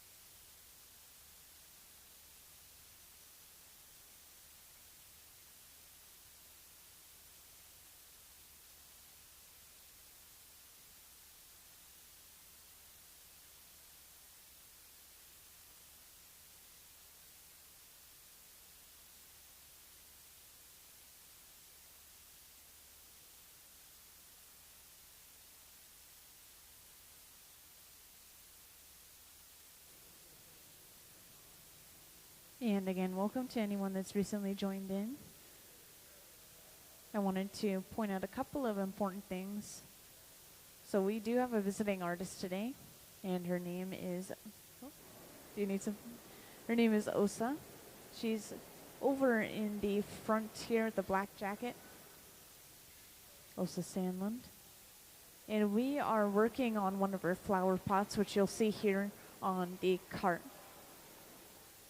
So this one is going to be a blue-themed one. It's going to have an opaque blue at the top and the bottom of the flower pot, and then the center of the flower pot is going to be a really light, transparent blue.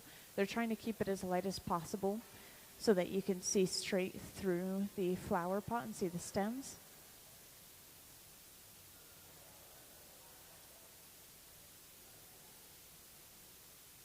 And to create this patterning, what we need to do is we need to create two separate bubbles of those two different colors.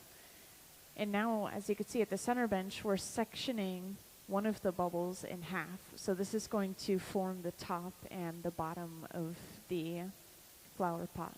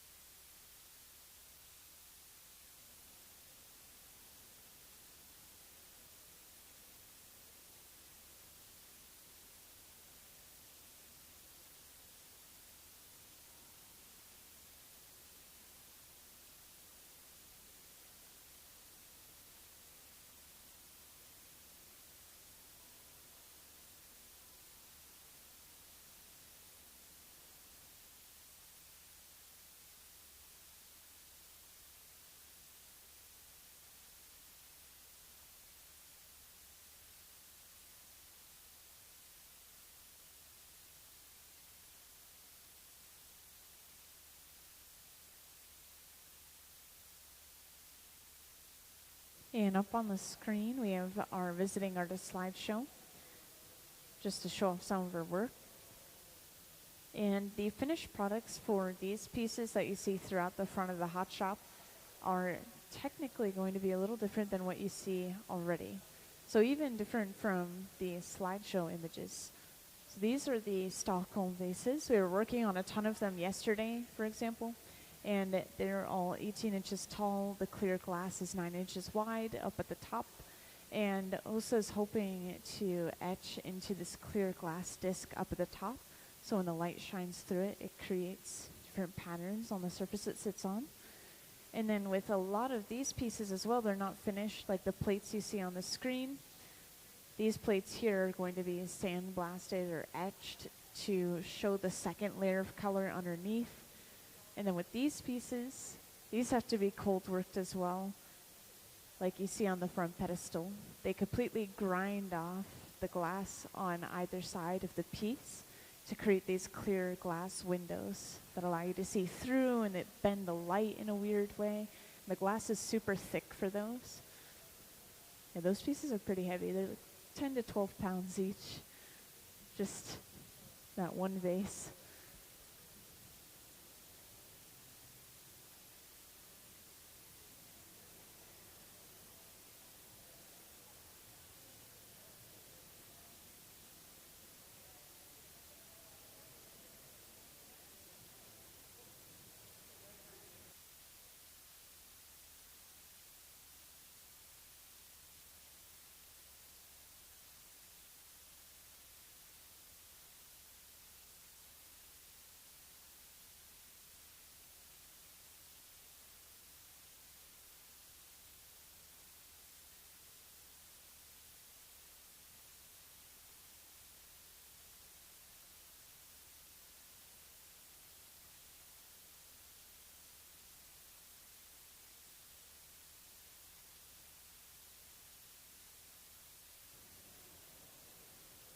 So all of these individual pieces of glass are still pretty thick. In this piece at the center bench, we are going to break this end section off and have it on a separate pipe. So we'll have two pipes of this one color.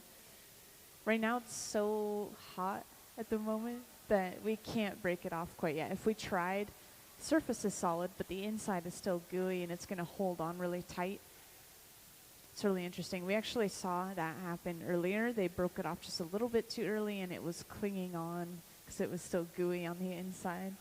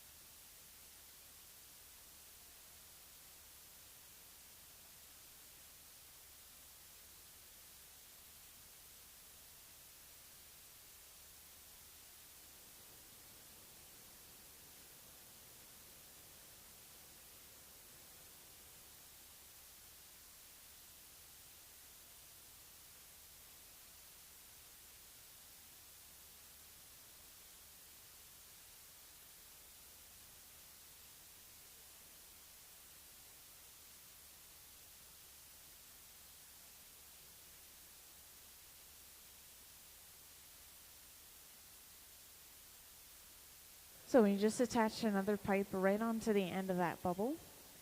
And Ben is applying a heavy amount of water right in that divot, trying to crack that connection enough to pop it off with the tap of the pipe. And that came off in one go. So now we have separated this into two, and we can sandwich that transparent glass that they've been working with over on the right bench in between these two sections.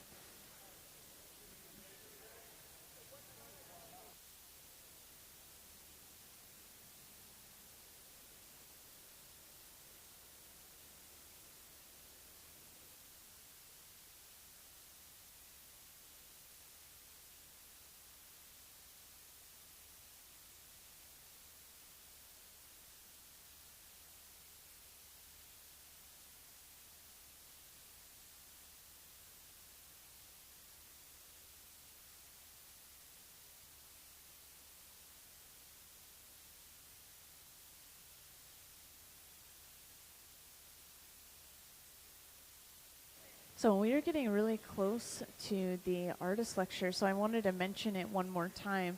After we are finished with this prep work in the hot shop, our visiting artist, Åsa, she's going to come up, she's going to take the microphone from me eventually, and she's going to talk about herself as an artist, maybe a little bit of background on this artwork in particular, and yeah, just talk about her art.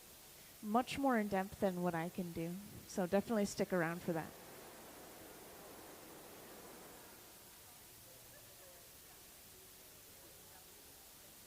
And as of right now, we are going to open up these individual sections of glass into basically these cup-like shapes so that we can attach them together.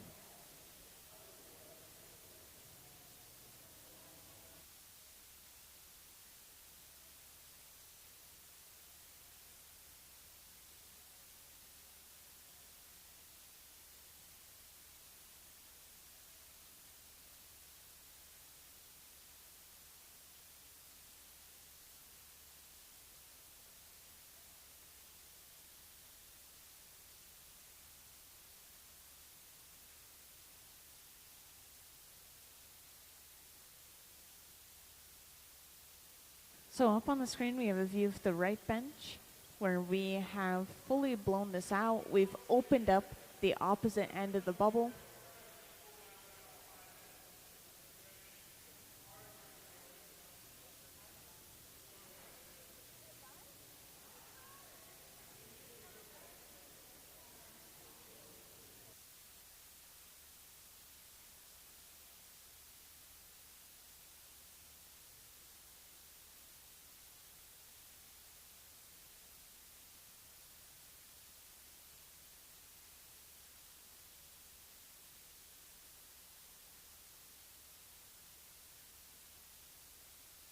So to keep these pieces of glass warm while we have our artist lecture, these are going to be set aside in the garage, which is this large silver box right here, if you haven't seen it already.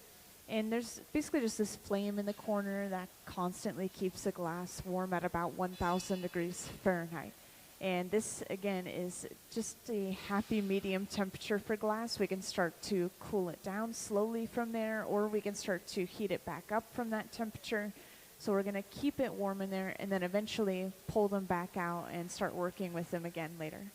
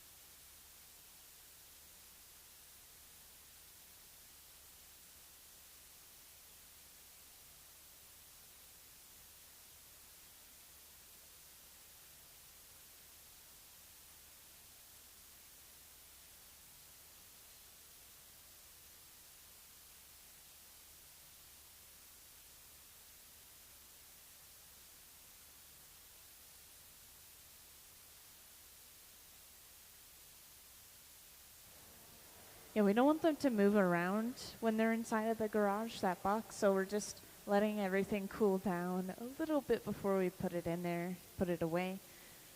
But yeah, again, just going to keep it warm in the meantime, and then we're going to have our artist talk at just about 1 p.m. So this is the time where you can ask our visiting artists questions as well. And we always do this on the last day of the visiting artist residency, so this is the last chance you'll have to see her artwork made and to talk to her.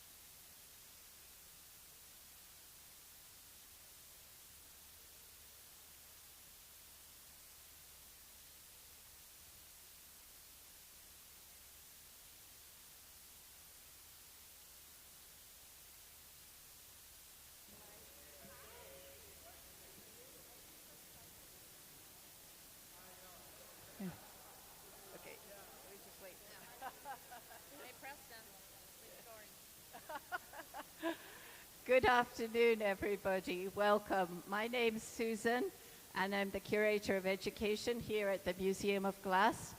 And it's a great honor for me to make some of the introductions to our lectures. Before I start, I wanted to recognize trustees in the audience. Thank you, trustees, for your service. And we have our executive director over here on the left, Debbie Link. Thank you for being here. It's been a busy, busy afternoon. Lots of glass enthusiasts around here today, and a great weekend. Yesterday, our sister organization, the Pilchuck Glass School, had their fundraising gala, big annual event, and we were all there to support them. And congratulations, they had a wonderful event. And now, it is my great honor to introduce my friend and colleague, Åsa. It's a real pleasure to have her here. And you can see the exceptional body of work that's being created. Gosh, what a treat. Look at those forms and the color. So sophisticated, simple, and elegant. So Åsa was born in Scotland, in Stockholm, Sweden, not Scotland. That'd be me. Åsa studied in France and England and spent 2 years at the Sorbonne and earned her BFA at Beckman School of Design. She began her career as an art director, working on accounts like for IKEA and Saab. Her role as a design assistant at Costa Boda earned her a scholarship to the Pilchuck Glass School. Åsa immigrated to the US in 1995, about when I did too. I think I came in 1996. And joined Nordstrom as a graphic designer and art director. She rose through various creative leadership roles and recently retired as a senior creative director, overseeing Nordstrom's brand strategy. Her work has earned numerous awards, as you can imagine. She has also served on advisory boards for Islandwood, the Pilchuck Glass School, Artist Trust, the University of Washington's Professional Advisory Council. In addition to her corporate role, Åsa is an accomplished glass artist, as you can see. Her work has been exhibited in galleries in the US and abroad and featured in publications like New Glass Review and the New York Times. Her work spans from the functional to the decorative, as you can see from these pieces that are emerging from her residency. She constantly strives for simplicity in design, resulting in these sophisticated and elegant forms. We hope you enjoy this talk as we have enjoyed this residency so much. We'll have to have you back again. Thank you. Thank you, Susan. Thank you. On that note, I don't think I need to say anything more. I think she did a really, really good overview of me as a creative. I thought that you probably all wonder, who is she? Where did she come from? And Susan kind of clarified with you guys, I'm not from Scotland, I'm from Sweden. Sweden is a place up north. It is between Norway and Finland, and south of it is Denmark. Things that are invented in Sweden is the dynamite, the Nobel Prize, IKEA, H&M, ABBA. My generation, I love ABBA. Bad mood, play ABBA, right? But there's Roxette, it's Ace of Base, and Spotify. So you think of that mighty little country up north with 8 million people. What do we Swedes do? And this is the story about me. This is the first time I am 4 years old, and my parents had decided to have me and my sister, who's 5 years older, painted by an artist named Erling Johansson. I remember this day. My mom always said that she was nervous that me, the 4-year-old, was going to be really, really antsy because I was busy. I sat still until he was done. I remember, not because people told me about the environment, I remember the environment, I remember the colors, and of course, I remember the portrait because it's up in my parents' apartment still. Stockholm is a beautiful city. For you who haven't been there, it's built on 14 islands. And this picture means a lot to me. It's the beginning of Stockholm's history. It's the oldest part of Stockholm. It has one of the oldest buildings from 700 in the middle, the round building. That's the only part that is standing in Stockholm from the beginning. To the left of that building is a printing factory and a book publishing company that I interned for 1 year. And to the right is the part where I had my first apartment when I moved in when I was 17 years old. And in the background there's a park where Preston, my husband, and I had our wedding party. My parents married. My father was young. My mom was she was 28. They had my sister, and I came 5 years later.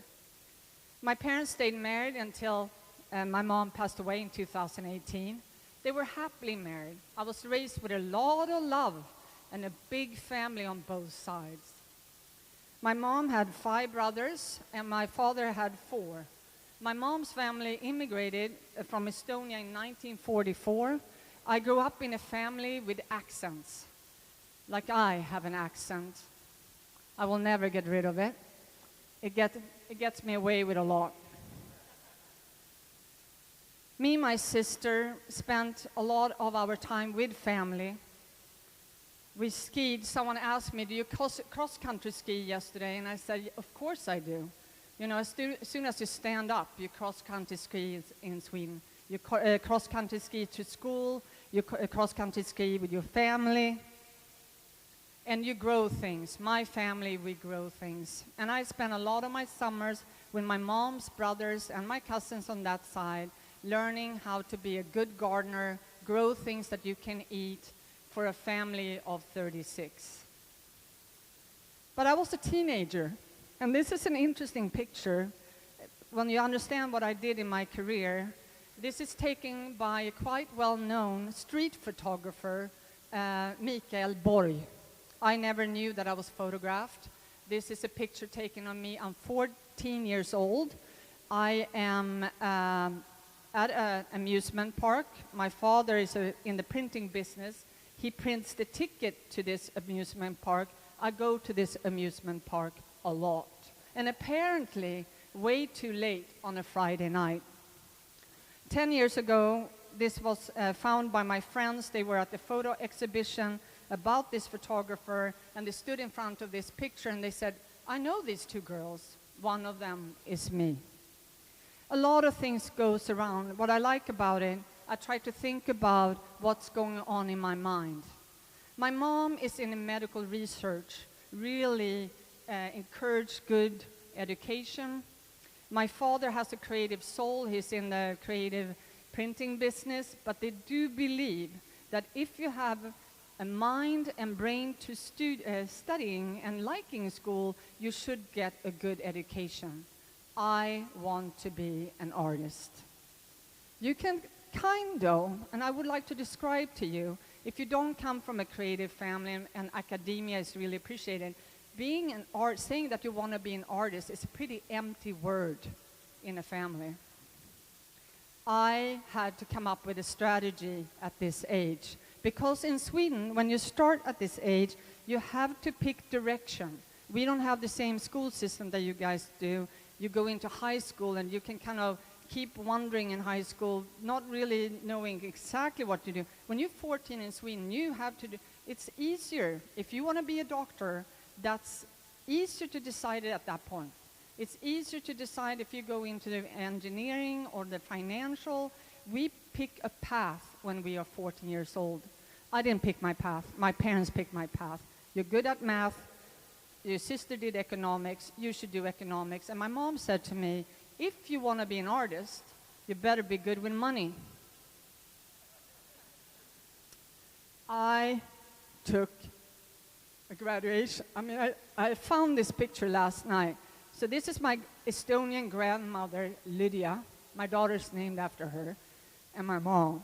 And it's interesting. They are so relieved that I got a degree in economics. You see how my mom is like holding my hand there? Like I was like laughing last night that, you know, there's no better picture than that is like, yes, she got it. In case everything falls apart, she has a marketing degree and she has a degree in economics. But I was done with my commitment to my parents. And during gymnasiet, I actually moved from home. I had my own apartment, but I graduated, and 1 month later, I moved to Paris.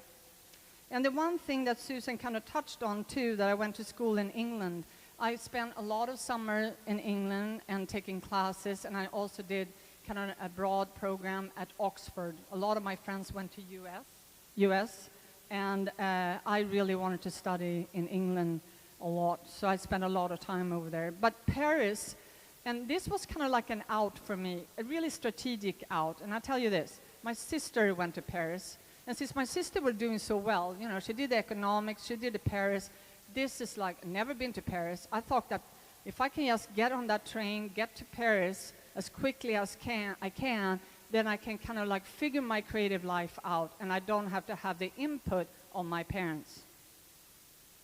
In Paris, in France, they have a lot of opinions. Everything is discussed. And so if you learn the language and study it, you can be having a lot of interesting conversation because they are not holding back. They discuss everything. And they also kind of have a strike, a monthly strike of something, public transportation, you know, air travel, libraries, schools, universities, and it's a lot of things to talk about. I stayed there. I wanted to stay there forever. But you know what? It's tricky to stay in Paris because this is before EU. So Swedish people have to have a job. So I'm just going to break it down. I was a nanny. I get health insurance paid for the family that I worked for. It was the only way for me to have a place there. I went to school there. I lived in a chambre de bonne, a small room with a bed and a sink. No, I didn't have a shower. I had to go to the bathhouse. I had a simple life, but it was inspiring. During this time when I was in Paris, Paris celebrated their 200th anniversary from the French Revolution. And it was hope. A lot of new buildings went up, and they cleaned up the city. So there was a lot of really positive energy. But I was running out of money. And my father kind of had a pretty strategic conversation with me that if you come back to Sweden, and I tell you the interesting thing in Sweden is that education is free and health insurance is free. And there's a lot of things that it's much easier to live there when you're a student because you're kind of taken care of. You get paid to go to school. So if I continue the school, I get a monthly payment by the government to stay educated. You know what? It sounded like a pretty, since I studied economics, that kind of sounded like a good idea. So I went home and I worked in a printing factory. I worked in some ad agency as an assistant to learn a skill that I had to have going into the art school that I went into and wanted to go to. Beckman School of Design was a school that took in 18 students in communication design and 18 students in fashion. And I had a fantastic class, very creative, some of them really, really well-known designers. I felt like all of us got a lot of really great work and jobs when we graduated. But here's the thing. I knew where I wanted to go. I wanted to go to this one creative director that worked for this one agency, and I kind of knew where I was going to go after school. So I kind of like worked with my advisor and said, you know what, I'm going to go for this agency that designed the Absolute vodka bottle. They also did all the advertising for IKEA, and they worked with Saab. And in the 90s, Saab was a great car. And I said, I don't need to do an internship or do my thesis in agency world because I know where I'm going. I really would like to experience the medium glass. And how did I get to that point? I did a photography exhibition, and this editor from Design Magazine had a conversation with me, and he said, you know, I see you photographing a lot of object and glass. Have you ever thought about doing three-dimensional things? And I said, I think about that all the time. And all of a sudden, I was like, it clicked with me. I heard a lecture by an artist, Anne Wallström, and I went to my advisor and I said, I really would like to be an intern with this woman, Anne Wallström, who's a designer at Costa. And they said, you know what, you shouldn't work with Anne. And I was like, why not? I want to work with Anne. And they said, no, you should work with Gunnel Salin. Gunnel Salin, and I understand now why. Because Anne Wallström became a really close friend. But Gunnel Salin became my employer, my inspiration, a woman who loved color. But it wasn't so easy to convince her that I was going to be her assistant. Those days, you had to make a phone call. That phone call, the person actually picked up the phone. You had to sell yourself as a non-glass designer, not even a glass blower. So clarifying fact, don't blow glass, okay? So I'm telling her, I'm me, I would like to be your design assistant. And she says, why? Why do you think I need an assistant? I was like, everyone needs an assistant. She said, write me a letter. And if you express, you know, if you can convince me that I need you as an assistant, I'll hire you. One Tuesday, she calls me up. This is in midwinter. Sweden is cold. We have snow. I don't have a car. I live in the city. I'm poor. She calls me up on a Tuesday. You know what? If you want to be my assistant, meet me at the kiosk on Monday. What kiosk? There is only one kiosk in Costa. Okay, where am I going to live? No, I didn't say that. I said, do you have any recommendation where I could live? She said, call the kiosk. I ended up calling the kiosk, and all of a sudden, on a clear early Sunday, I arrive in Costa, and this is what Costa looks like. It's not much in Costa, but it's a factory. There's way more things. So for people who have been visiting there more recently, there is more things there today than it was when I was there. The first trip when I worked with her, I didn't take any pictures because I was so focused on working with her. And also, you know, it's not the digital world. Picture costs money.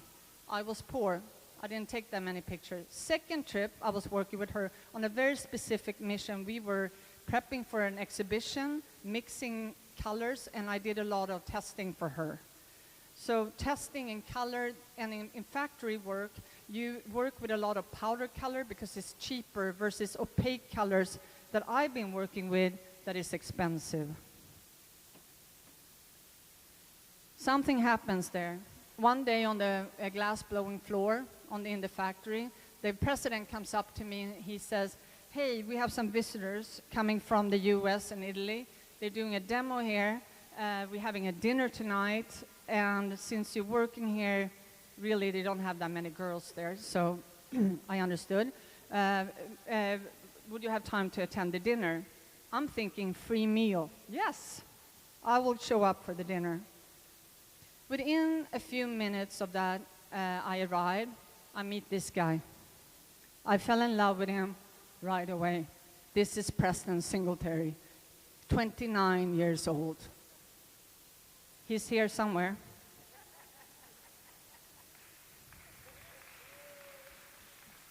This is the Ulrika Hydman Wallin, a quite well-known artist, has a gathering. I'm invited there too.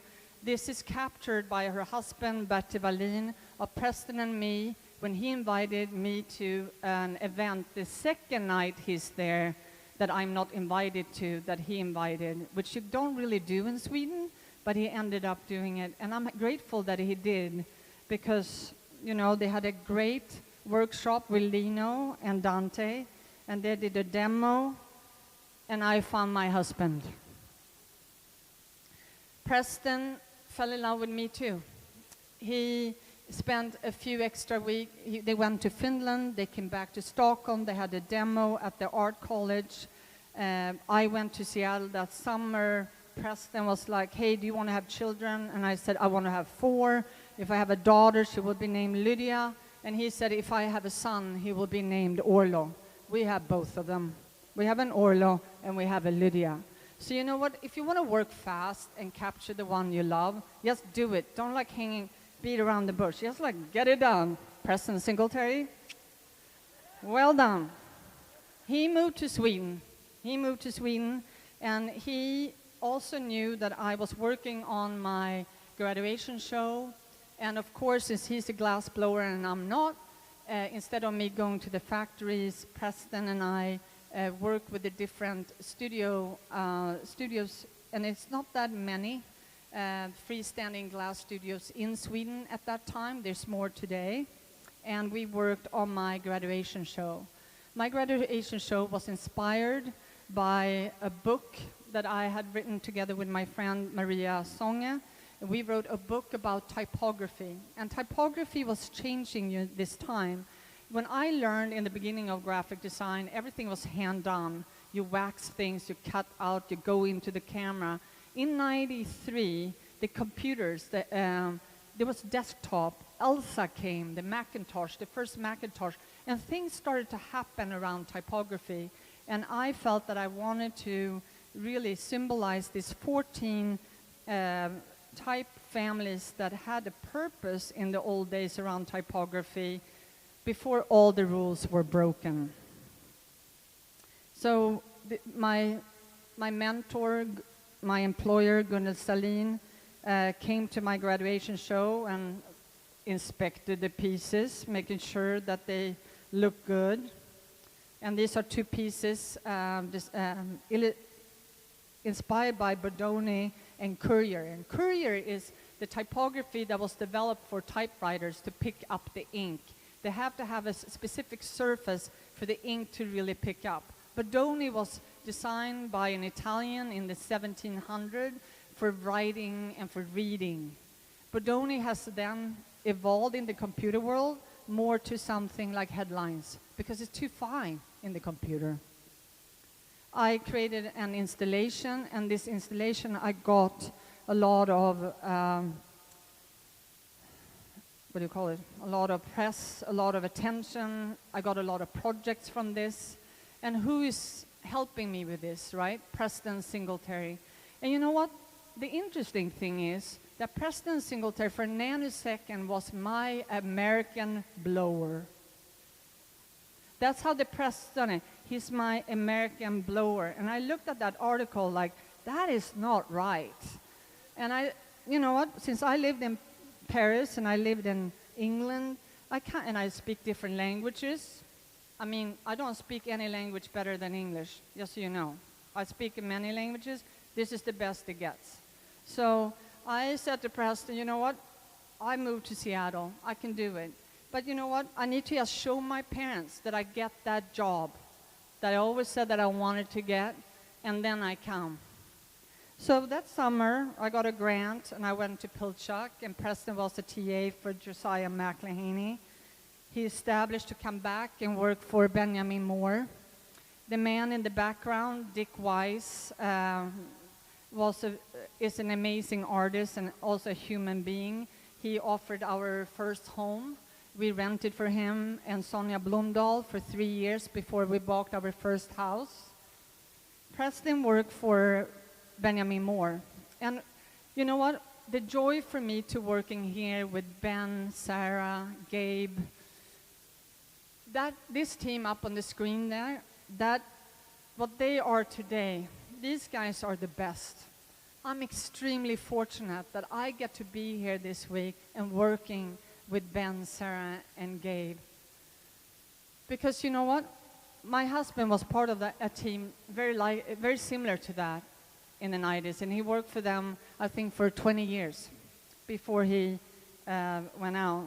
The work that Preston did during that time, some of the pieces were, I think, inspired by my culture, but his culture was important. So I got that dream job, working for the agency that designed Absolute Vodka, got to work on the IKEA account, And actually, I transferred to US with that account because we opened up IKEA in LA in 1995. And I got to help them on their signage program. That was my job, but it wasn't a full-time job. And I needed to get a job. So I'm going to just tell you a simple story. I get married on a Sunday to Preston.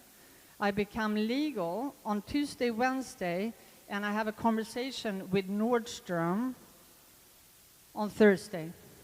Nordstrom hired me as a freelance designer, and within 1-2 months, I get hired as a full-time designer. But I tell you, my Nordstrom friends said that I had a hobby called glass. And my glass friend said, yeah, she needed a job because she was scared about not having insurance. So Preston and I continued getting our insurance paid by Nordstrom, and I did my day job. And as you can see, for some of you who sit here in the audience who knows me, there are similarities to what I'm working on at Nordstrom. Anniversary had a logo many years with dots in it. A lot of these colors come from the glass work that I was working on. You know, you exercise colors. If the people around you like them, then you do them in glass, and you make them in dots at work. And hopefully, if you pitch it, the marketing department and the leadership will like it. Anyway. We showed, Matthew Kangas curated a show, 4 in Glass. It's Carl Haas, Masami Koda, Preston and I, and we traveled to Lubbock, Texas. We started to show this curation of work started to kind of get some attention. I started to show at Gumps. I started to get really, really busy. Preston started to get attention for his work within his culture. That was extremely inspiring from him. And for some of you who's maybe familiar with his career, you know where it took him. We had children, the Orlo and Lydia.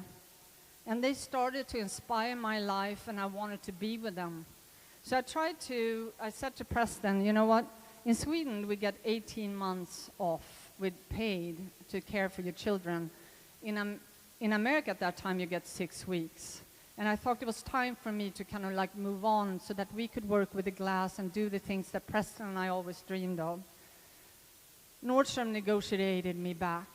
They negotiated and said, hey, we have a better role for you. You can be the creative director. And I thought, creative director, that kind of looks good on the resume. Creative director, Nordstrom. I mean, Nordstrom is an amazing brand that I tell you, it inspired me every day when I worked there. But I got a question the other day, so I'm going to define creative director. I'm not a clothing designer. I work in marketing. Marketing, how do you manage a brand? How do you manage how the brand, you know, expresses itself in all these different platforms? Why do you have to evolve a logo? Well, because no longer is it important that it only works on stores and tangible objects. It has to live in small platforms. The logo we had in the 90s didn't really work. Some of you are probably familiar with silver boxes. Customers up in the Northwest loves this box. As soon as Nordstrom tried to change it, we get hate letters. One time Blake Nordstrom put a binder of hate letters because we tried to change the box. But you know what? Silver is not good for the environment. So we evolved to black and white. We had to look for reusable, you know, bags because we opened up a store and people in New York walk on the street and the bags cannot just be paper. And let me not start about anniversary sale. Me and my team has done 25 different anniversary sale promotion. And in the last 1.5 years, I worked with Rack. Great brands, great prices. Rack is an amazing treat to shop. And there's a lot of tricks to shop Rack and shop really well. And I know all of them, so ask me if you want to know secrets. When I sat last night and I thought about this, and I worked for Nordstrom for 30 years. There was a special project with a special human being. He's an artist, Ruben Toledo, that Cheryl Zonizer, one of our VP creative director, engaged with in year 2000. We worked 10 years with him, and something that he really inspired me and his wife, Isabel Toledo, was to have fun when you work. And working with them was fun. And I know a woman who sits in the audience here who came with me to New York one time, Monta, and we had fun. So you know what, when you work, you have to have fun. Because when you get to be paid, I guess I did a creative job for 30 years with a paid scale. And they helped me support my husband, my favorite brand, to become Preston Singletary. This is an exhibition. I can give him a big applause because I'm proud of him. My mom, she loved Preston, but she was pretty clear with me he didn't have money. And I said to my mom, I'll make money if I need money. And you know what? Sometimes when love hits you, you just have to be determined. And if you have love and you have willingness and you have to have a little bit of goal and help each other get there, life can become quite amazing. I retired this spring to work with my husband and to spend more time and do things with him, things that he and I dream of. And you know, during the time, he started to learn something about casting. He actually he's not really casting himself. So I said, I go to Pilchuck and take a casting class. And he's like, why are you taking a casting class? It's so difficult and complicated. I was like, I like difficult. I like chemistry. I like baking. And I want to know what it is. So I learned what it is. And I did some pretty extreme things that my class inspired me to do. And you know what? I can't say it's the best or the most kind of like innovative, but I know the process of casting.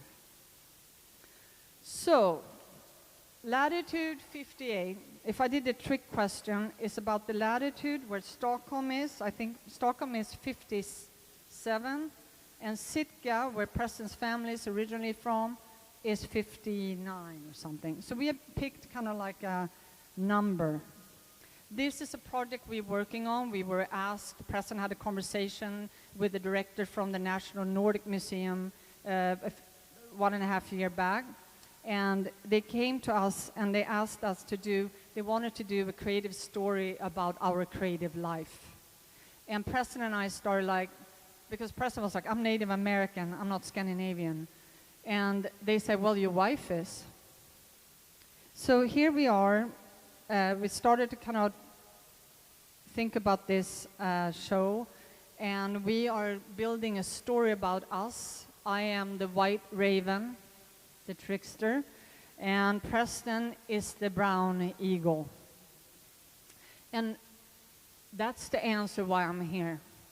I asked for support from Museum of Glass to be able to have Ben, Sarah, and Gabe help me blow these pieces that you see on the floor here today.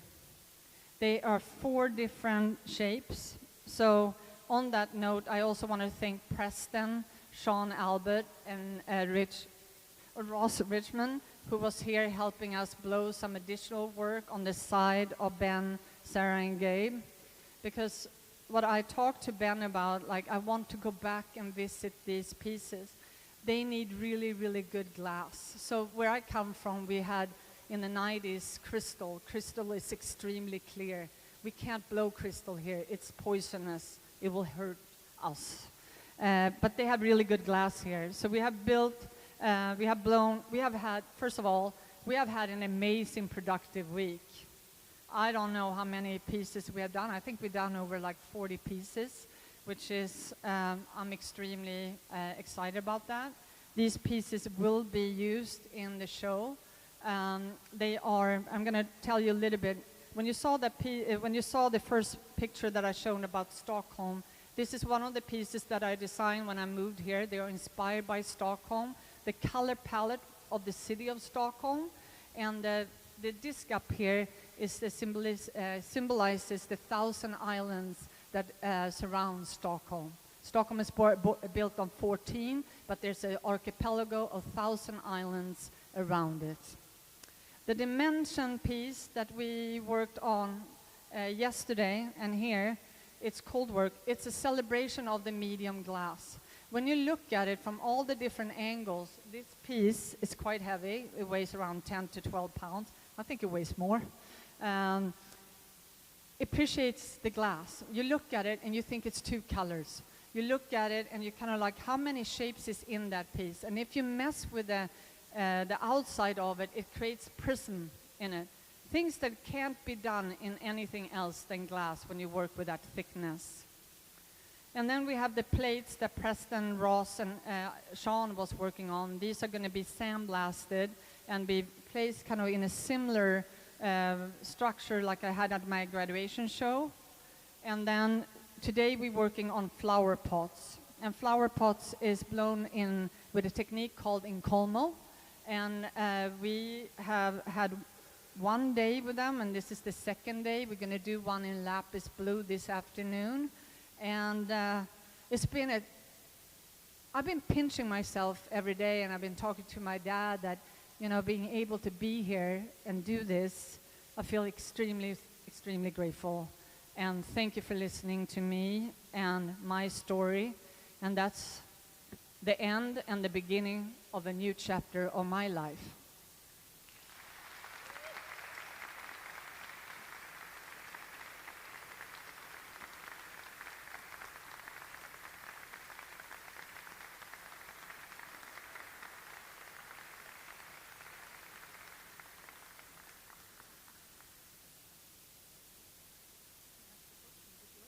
Okay, Serena's asking me, do you have any questions?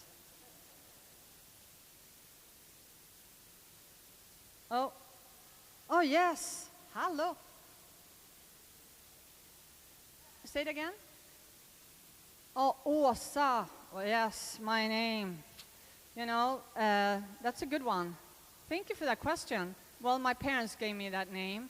So in Swedish mythology, there are 4 names, beginning of time: Åsa, Ragnar, Ylva, and Björn. My sister's name is Ylva, and my name is Åsa, the easiest name to spell in Sweden.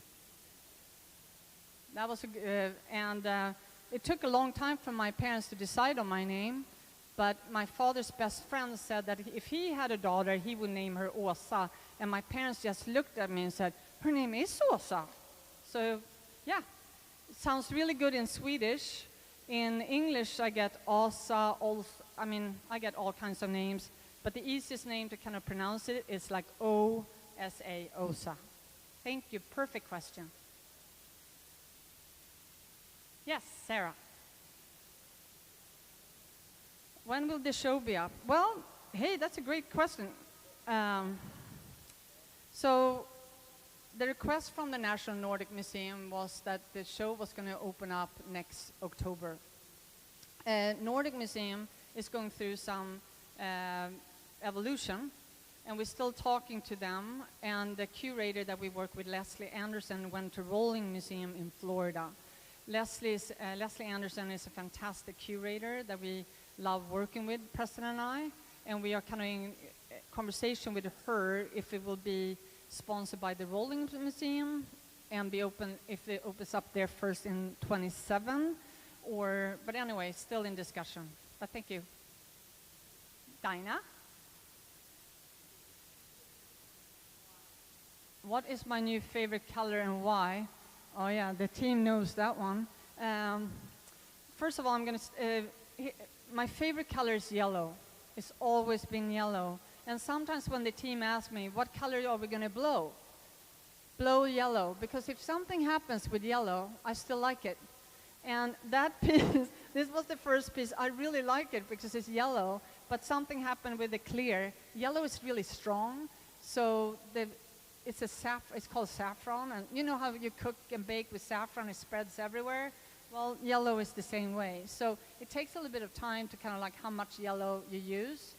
But the one, and this is crazy, I don't use that word. I have a really hard time with green. And then all of a sudden I was at Pilchuck this summer and I ended up with green the whole time. I was like, I do not like green and casting. And I come back from Pilchuck And the only thing I think about is green. So I have a lot of green. And, but today, I really like pink. So never worked with pink before, ever. Never really in any printed pieces. No, I did in weddings. We did use pink in weddings, yes. But I would say yellow is always, if I have to design with something, I design with yellow. Anniversary sale, if anyone shops anniversary sale, what color is it? Yellow, yes. Any other question? Oh, yes. Yes.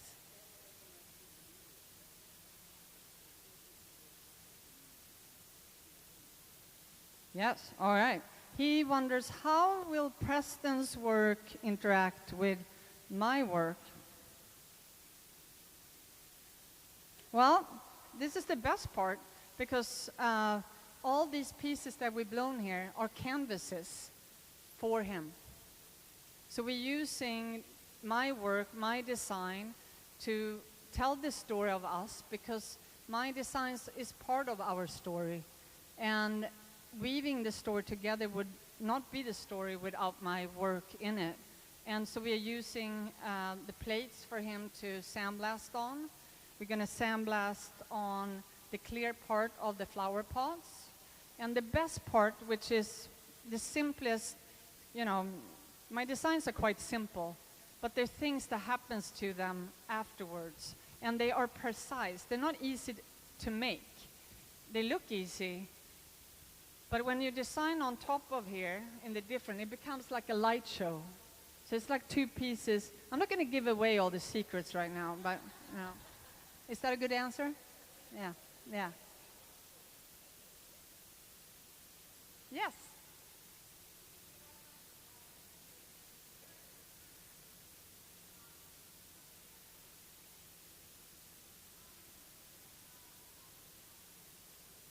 Oh. Well, I have 16 cousins. All of them went the academic way. They wonder, how were you so brave? Why did you take off on that? How could you do that when some of them maybe could have been an amazing architect or creative? I believe that a doctor is a creative job. They can't diagnose us with the same, we come to the doctor for different solutions, etc. I look at my life as I was raised with courage. I was encouraged to be really independent really early on. Me and my sister spent a lot of time together traveling. We did our first trip to Greece. I shouldn't really say this, but when I was 12 and she was 17. I lived by myself. My parents, not because I had to, but I had an apartment when I was 17. I understood Estonian when I was little. It's very few people in the world speaking Estonian, not only related to Finnish and Hungarian. I understand some today. I speak Swedish, speak English, I speak French. I think that having a flexibility of being open to change is probably the one thing that have really helped me in my life as a creative, because I like to solve problems, and I like to solve problems for myself. I keep moving. I don't get stuck, I think. People that work with me in the room, would you agree? Probably, yeah. Yeah. So I think that I am extremely lucky that I have had the opportunity to both be creative and also be creative with a pay. Preston usually say a pay scale. I get paid to do what I love, but also have the opportunity now to retire and look back on my career at Nordstrom is nothing that I regret. I love every single day.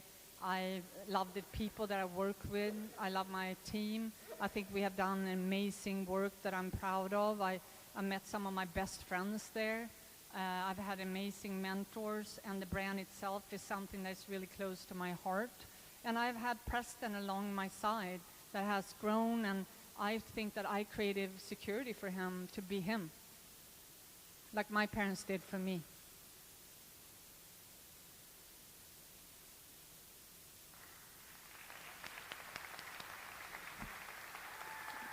Thank you so much. That was really fascinating and interesting, and we're looking forward to seeing what you're going to do this afternoon.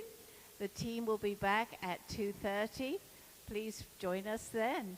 Thank you. My name is Åsa Sandlund, and I'm from Stockholm, Sweden. I am working on an exhibition that me and my husband are collaborating on. We've been asked to create a show around our creative life.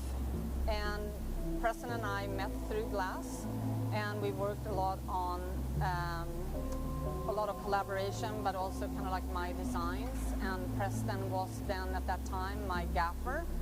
We haven't not worked on them since 2003. So these pieces are called Dimensions. It's a celebration of the medium glass. The medium glass has an ability to kind of create a lot of dimension in it, and depending on if it's sitting in front of daylight or you light it in a specific way, more and more things happen in it. This piece will have to be cut on the bottom, polished, cut on the top, polished, and polished on two sides. And I think that for me, and I've been thinking about this a lot this week, I like the simplicity that the medium can achieve in its design. So if you notice, like I don't work with cane, I don't apply a lot of things. It's nearly like I'm looking for the perfect shape, and then I attack it afterwards. This shape means a lot to me. It was a shape that I designed when I arrived here in '95.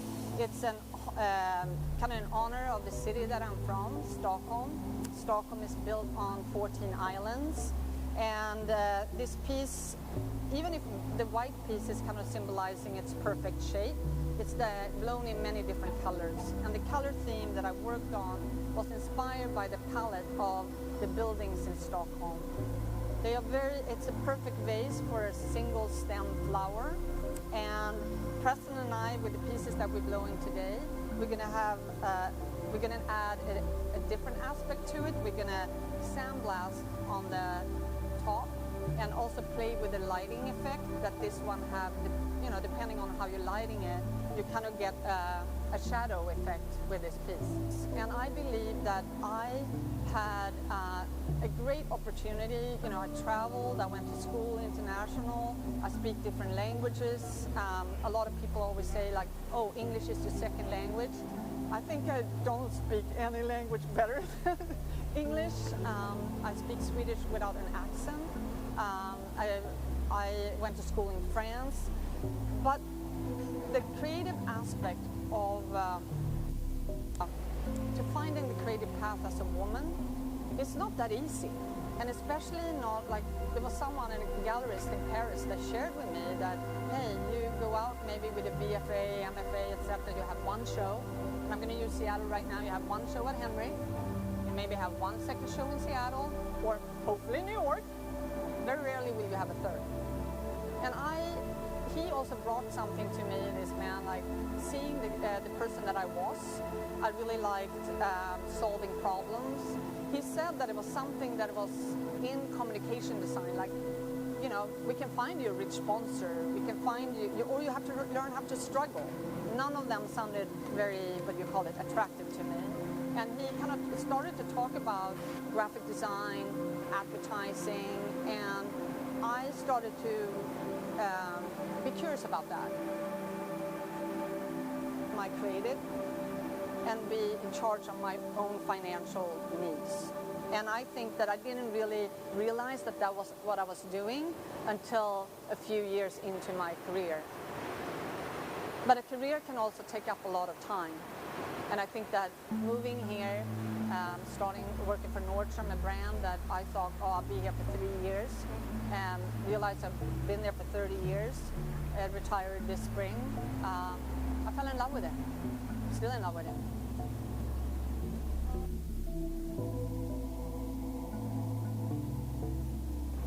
So the pieces that we're blowing here at Museum of Glass has 3 different color themes. One, like the dimension, there is a holiday theme to it. It's a winter theme that is rooted around the color green. So, and I'm so happy that we actually blew one of the like the dark green colors, because every color kind of should live around that color.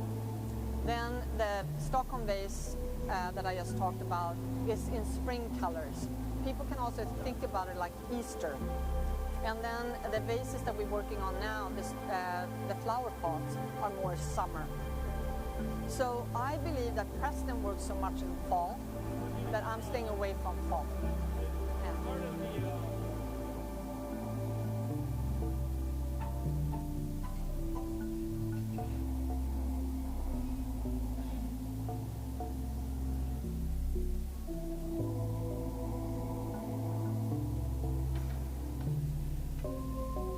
Being here with Ben, Sarah, and Gabe, Alex, Trent, working with such an amazing team, and I would say like they are the best team, and I feel extremely fortunate, and I'm learning so much from them, and seeing their passion that they're putting into it, I am grateful.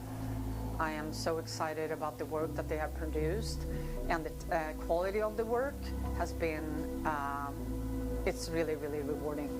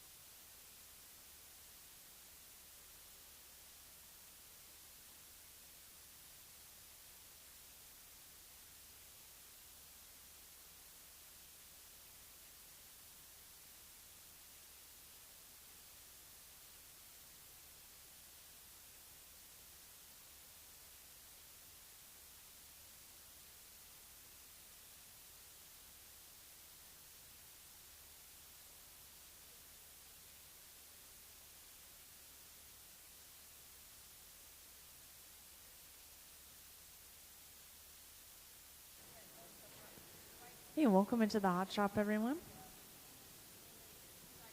We are just getting started again.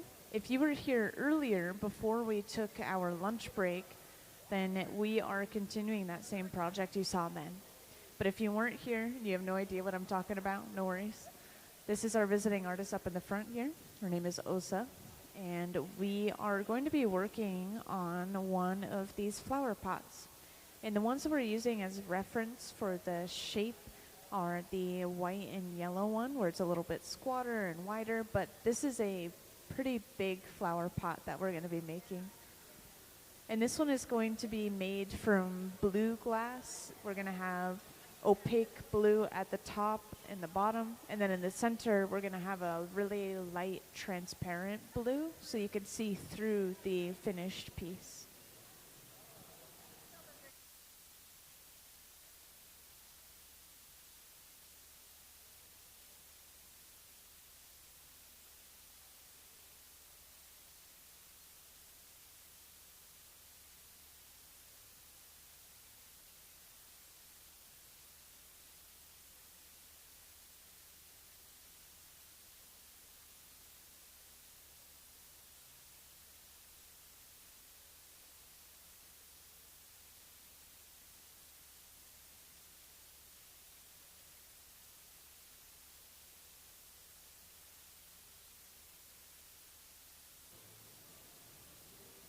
So we actually already prepared all of the different blown sections that we're going to be working with.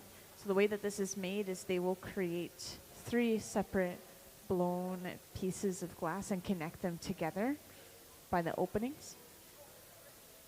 Because again, you can see we need 3 different sections of color. Now this technique of connecting the pieces in such a way, this is called an incalmo, and luckily I do have a diagram to show off and kind of help you understand. So could I have the incalmo diagram, please? Thank you. So up on the screen, there's a diagram now. So this is essentially what we're going to be seeing in the hot shop, except we'll have 3 different sections instead of 2.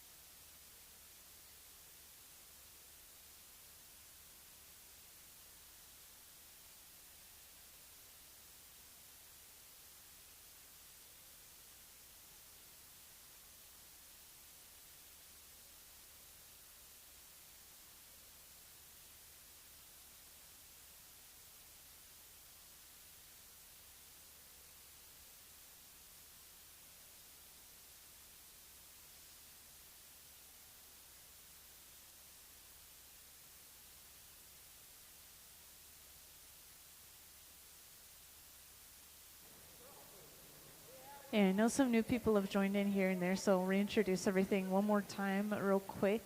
So we do have a visiting artist on the floor. She is up in the front. Her name is Åsa Sandlund.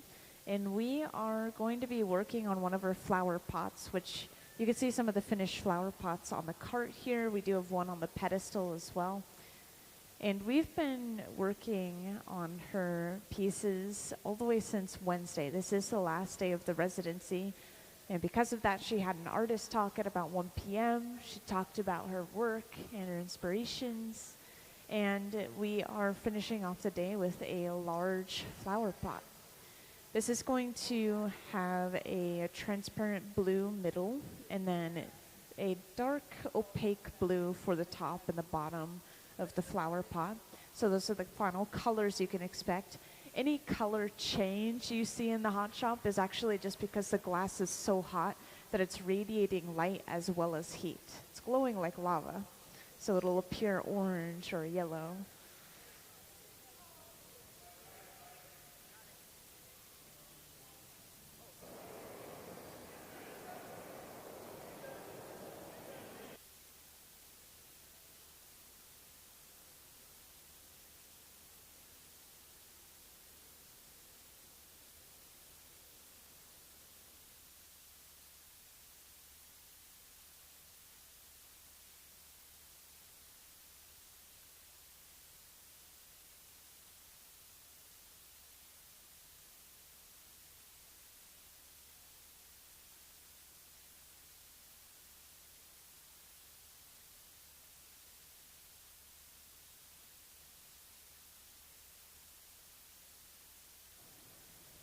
Now, I do want to give you all an overview of the hot shop as well while we have some time.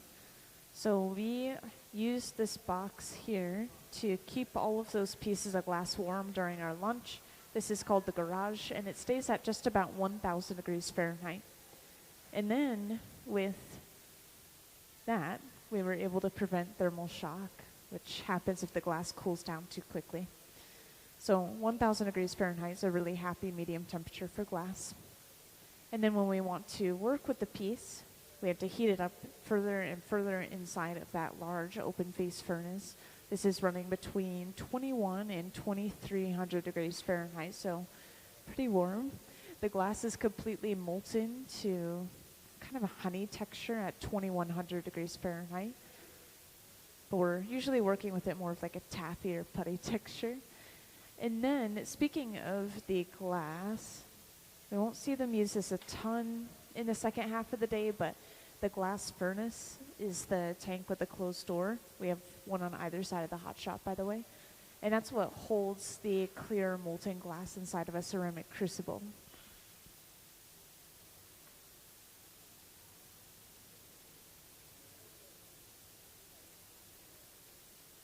So with this glass at the center bench, we're slowly opening this up. We went on the inside of the glass with the jacks, those two metal blades, and then going on the outside to smooth and kind of compress the shape in certain areas.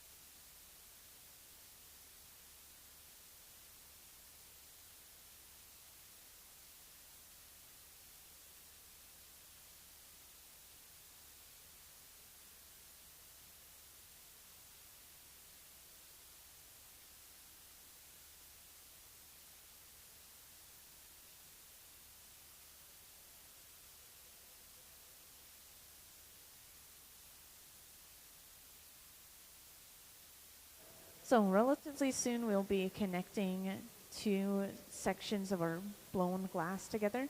So you see them just making very slight adjustments to the openings, and they're double checking with calipers every once in a while. They want to make sure the openings are the same exact size, and then we can bring the two together.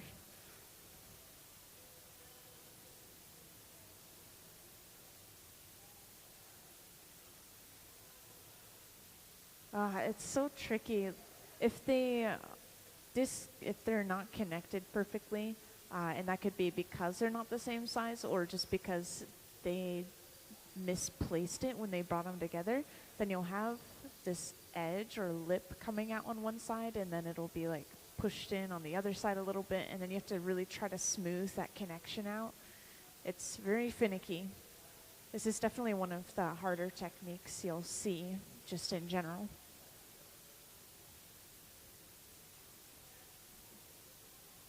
And you know, on top of that, I've even seen one time they let it get just a little bit too cold, and then the two sections separated. They like popped apart, which was really interesting. I know. It's not like that happened for these pieces or this residency, but just that same technique in general. Yeah, things happen, even with professionals. Glass breaks.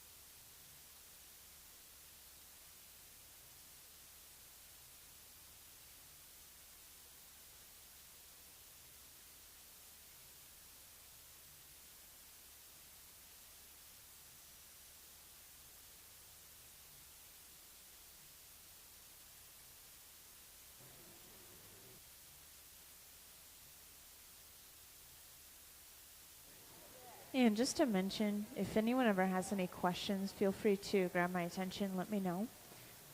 Whether it's questions about or for the visiting artists or questions about the glass. And on top of that, I do want to mention, if anyone's curious about specific pieces, or if you really wanted to see the artist talk and you just weren't able to make it or didn't know about it, we live stream every single day that we're in the hot shop, every single time the museum's open. And so if you go on to YouTube, you can go to old live streams. Yesterday, a year ago, years ago, yeah. Yeah, there are live streams every single time we're down here.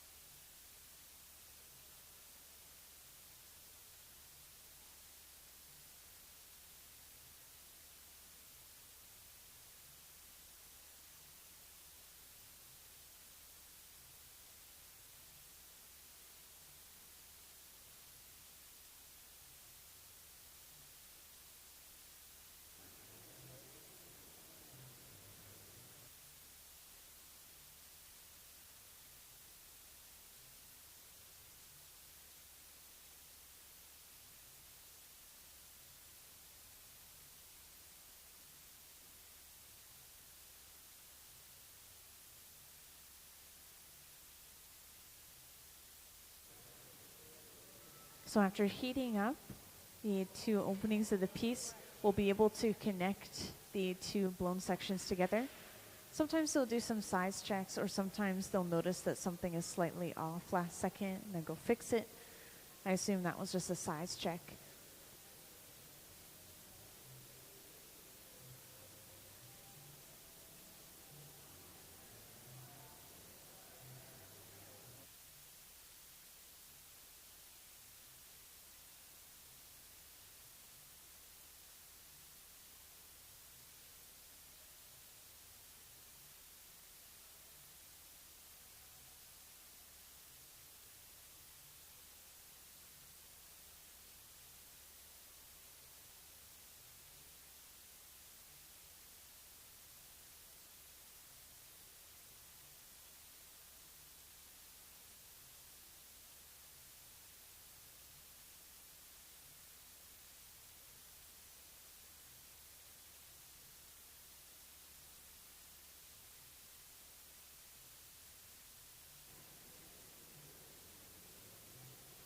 So after some light touch-ups, we bring that piece back to the center bench and connect the two openings together.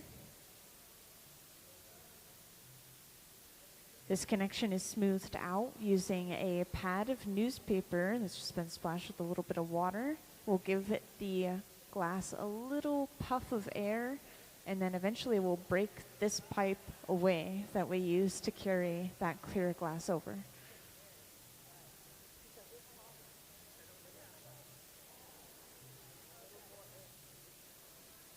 And to break the pipes away at any point in time, we usually will apply some water and then give the pipe a tap. So we've now disconnected that piece of glass from the pipe, and we have 2 of 3 sections assembled. So we have one more section to bring out and attach.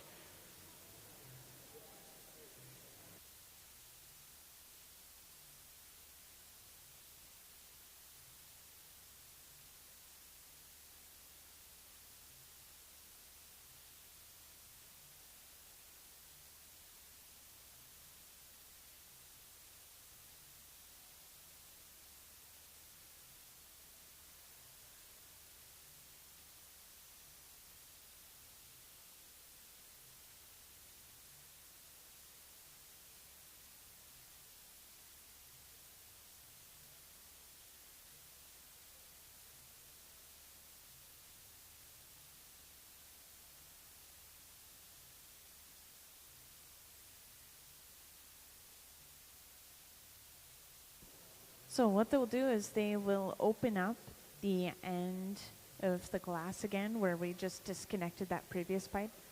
And then we'll be able to bring that last section, which this is kind of a cup or a bowl shape at the moment. So when we add that onto the end, it's going to completely cap off the end and just form a single bubble where air can't escape.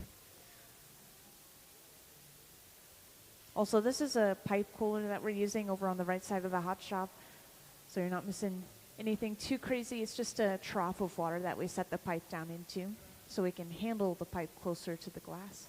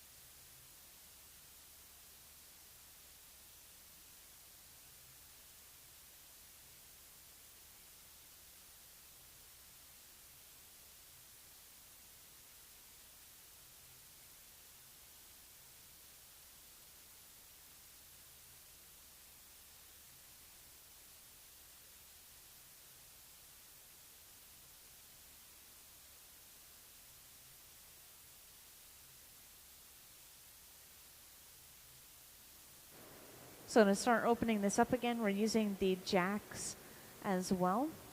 So those 2 metal blades on the inside just slowly lifting up the wall.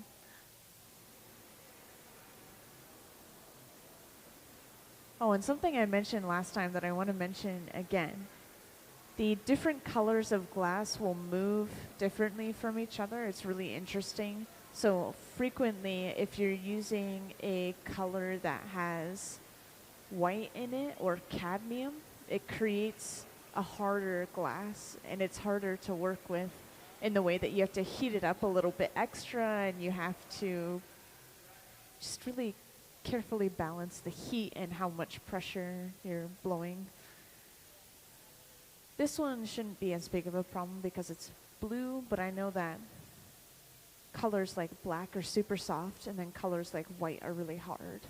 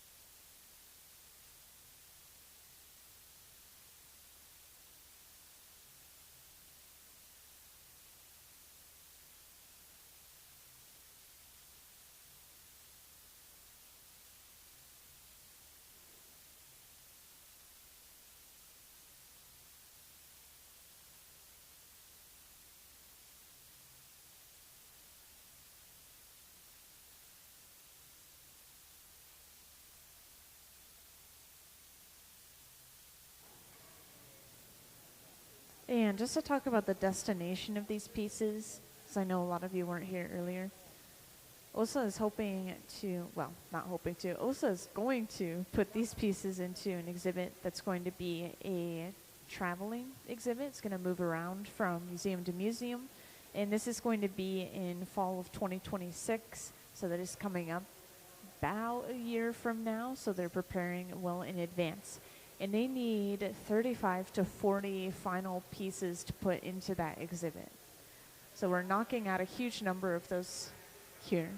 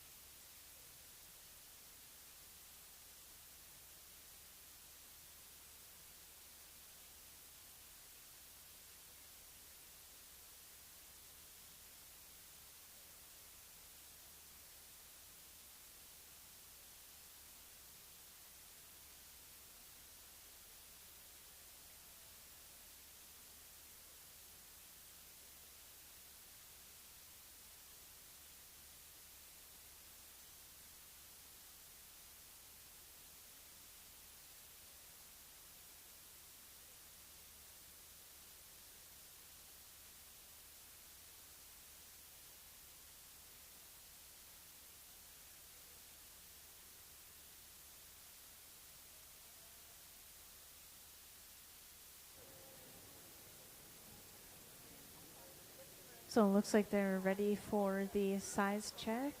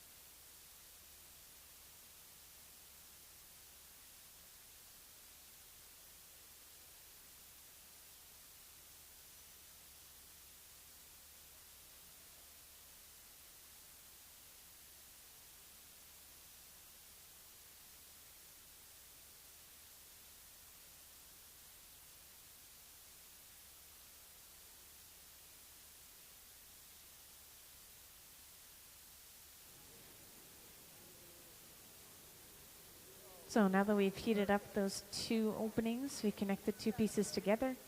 And again, smooth that area out as we blow into the end of the pipe. And once we have connected this and break that pipe away that we used to bring it over, then we have all of the glass we need for this flower pot, and we'll be able to blow it out and turn it into its final form.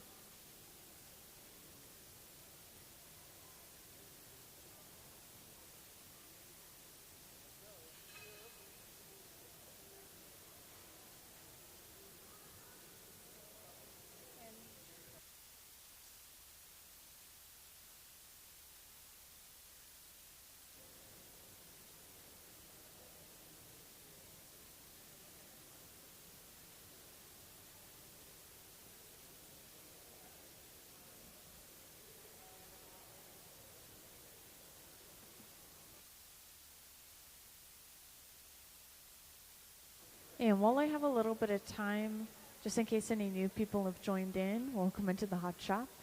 I wanted to introduce who we have here, what we have going on in general. So we do have a visiting artist. Her name is Åsa Sandlund. And she is the one in the black jacket, kind of close to the far right side of the hot shop. And we'll have her slideshow going on the screen so you could see some of the final products as I talk about her and her work.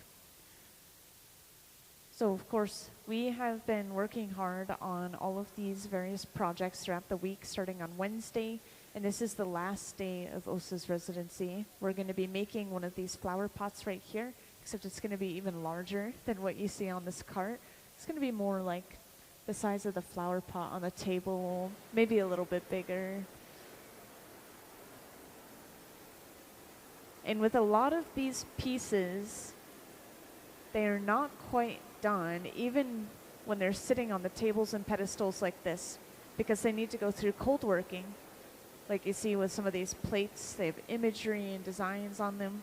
This is coming from sandblasting and etching the glass. And these windows and these pieces, these vases, this is ground into the side of the vase. So a lot of cold working. Cold working is as it sounds. You're working with the glass cold, so it's at room temperature rather than the hot shop.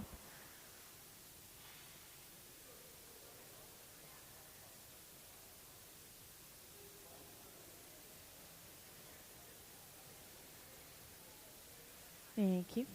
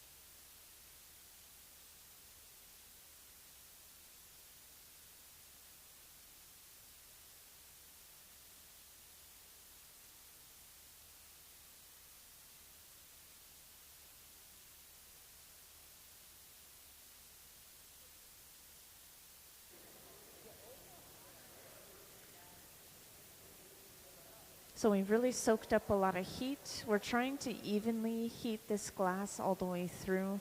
And we especially want to keep the bottom of the bubble thick and then blow out more so the area around the pipe, which would be considered the shoulder of the piece.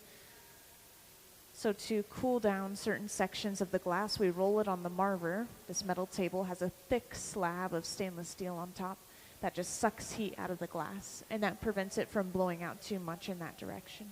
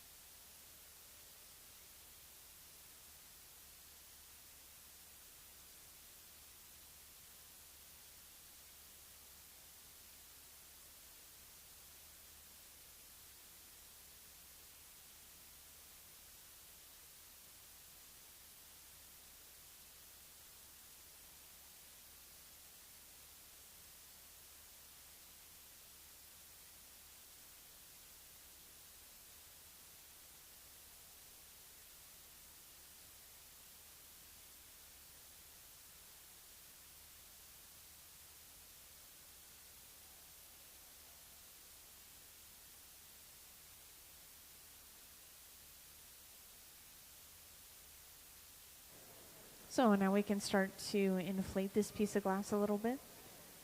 And again, we're trying to prevent it from blowing out very much at the bottom by using this pad of newspaper to guide it towards the sides and the area near the pipe. We're using these wooden paddles quite a bit at this point. Ben is getting really close to the glass with his hand and his arm, and there's a lot of radiant heat coming off of the piece. So we're using this wooden shield, this wooden paddle, to shield his arm and hand.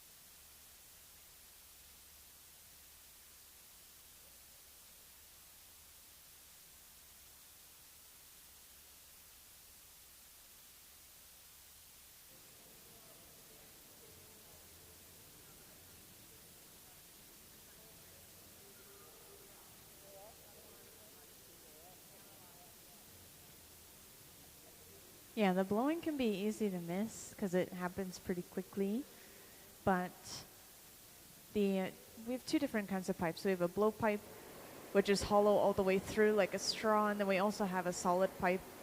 So this pipe, we're just blowing into the opposite end, and it inflates the glass like a balloon. And it's very brief. If we blow too hard or too much, we risk thinning out one area, and it could melt and concave on itself. It could break. There's so many different things that can happen. Everything is very controlled in this environment. Oh yeah, and just to mention again, all the people you see on the floor, most of them work here at the Museum of Glass as our resident hot shop team, and they help visiting artists that come through like this week. So they're always here, and they've been doing this for a long time. They've all been working with glass for about 20 to 30 years individually, which is why they make everything look so easy and effortless.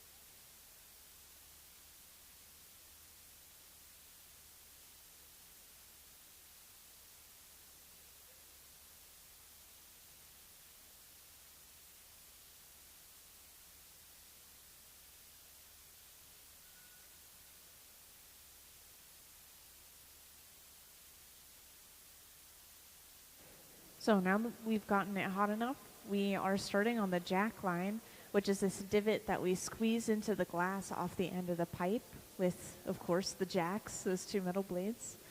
And this is creating a weak point or a breaking point that we'll use later on once we get the bottom half of the piece finished.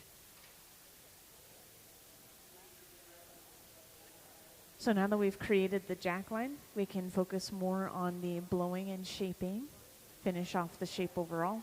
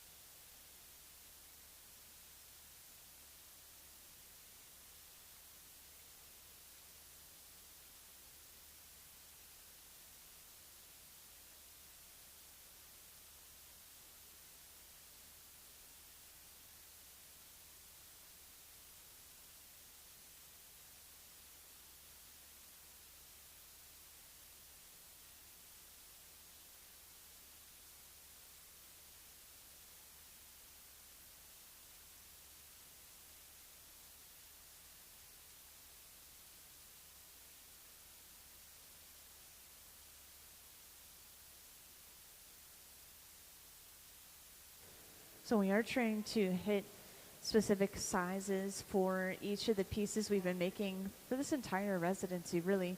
So we're double checking with calipers every once in a while, making sure we're hitting the size we need. And believe it or not, we're getting closer and closer to the final shape. We're blowing out the sides still, and then the bottom is starting to blow out a little bit. But this is what they try to blow out last, is the bottom, so that it stays nice and thick, and then the bottom doesn't have a risk of breaking later on in the process.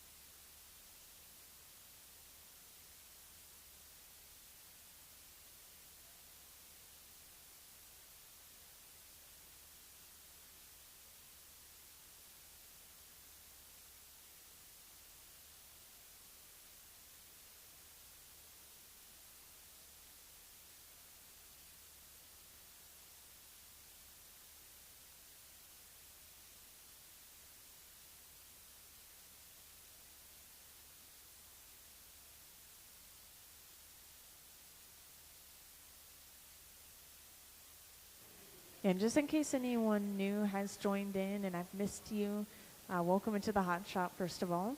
And we do have a visiting artist. Her name is Åsa Sandlund. She's the one up in the front in the black jacket, back facing towards the audience. Everyone else is supporting her in creating the artwork that she has designed. And these are technically some older designs that she is bringing back forward from her past. She started working with glass in 1993, and this was in Sweden. Therefore, we have some Stockholm vases from her hometown, Stockholm, Sweden. Wow, really tongue-twisting myself. And we are making a flower pot at the moment, which is going to end up bigger than any of the ones you're seeing on this cart right here, of course. We've made a variety of other works throughout the residency, starting on Wednesday.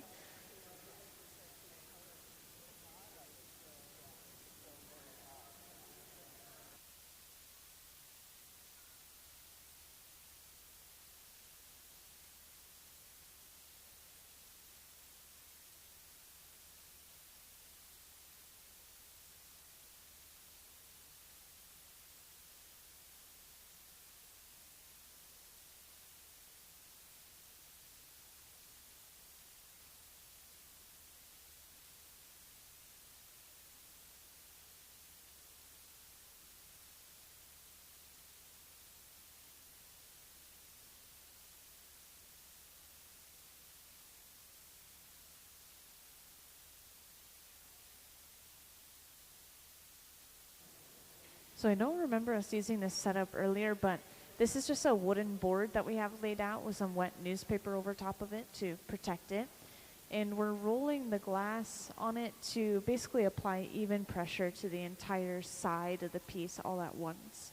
So this is something we do frequently for anything that's supposed to be very cylindrical or maybe cone-shaped, just to apply that even pressure. So now that we have a very straight angle,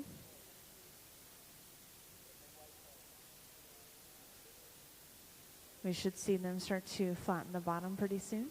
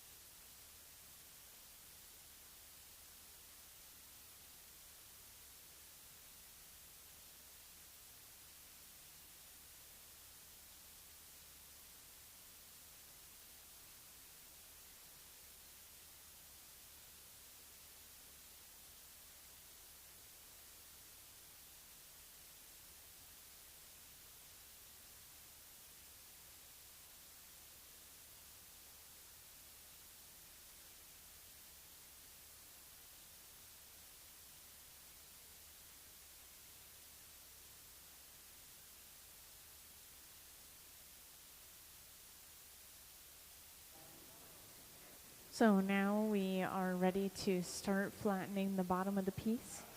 We're keeping the jacks, those two middle blades, on the side of the piece just to make sure we continue to have that straight, solid edge. And then those are just wooden paddles that we're pushing onto the bottom. So these do burn up and get used up over time. We have a lot of different wooden tools that we use in the hot shop. But sometimes it's important to have an insulating material touching the glass instead of something metal, which can suck heat out of the piece.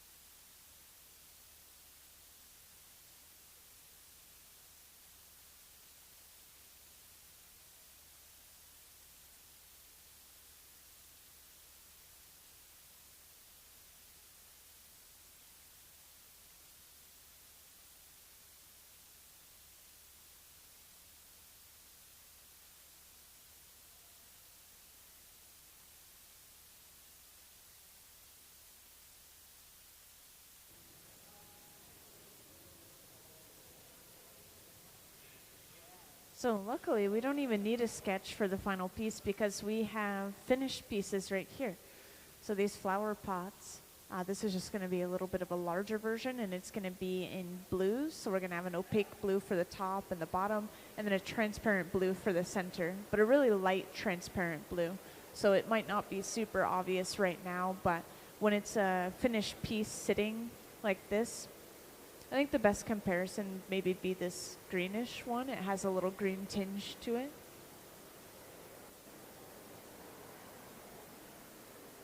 But yeah, our visiting artist had like an entire big sketchbook out the other day on one of these tables, and they were using that as reference, but they had a lot of example pieces as well.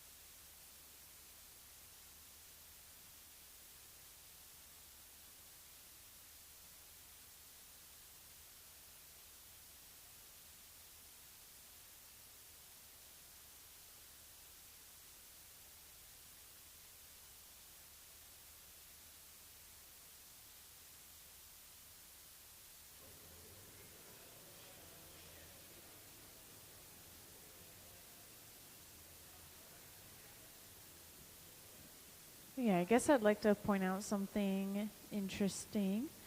We don't often see glass blowers wear gloves.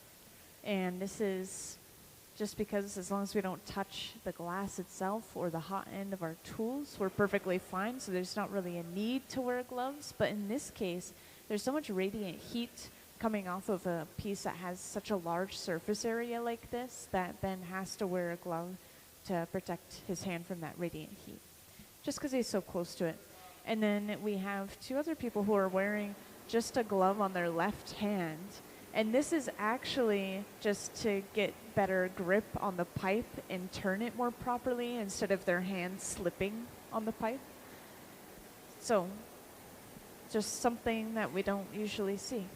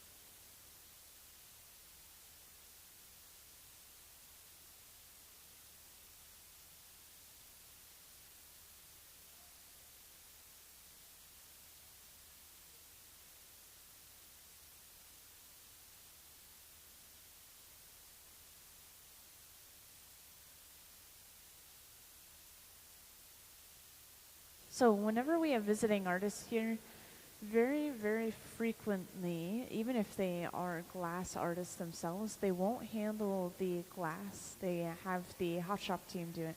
And the best way that I can describe this, I was telling some people in the audience earlier, I compare them to like, there's a chef and there's sous chefs, or there's the director and there's the orchestra. And so our visiting artist is the designer. She's telling them what she wants changed or done to the glass as the process continues. And yeah, she has worked with glass for a long time in general. But these guys that work here, they've been doing it full time for 20 to 30 years up until this point and continuing on. A little over 30 years for some of them at this point. But yeah, I get that question a lot. Yeah, and we even have artists here that have never worked with glass sometimes. Like a bronze artist came in one time, for example.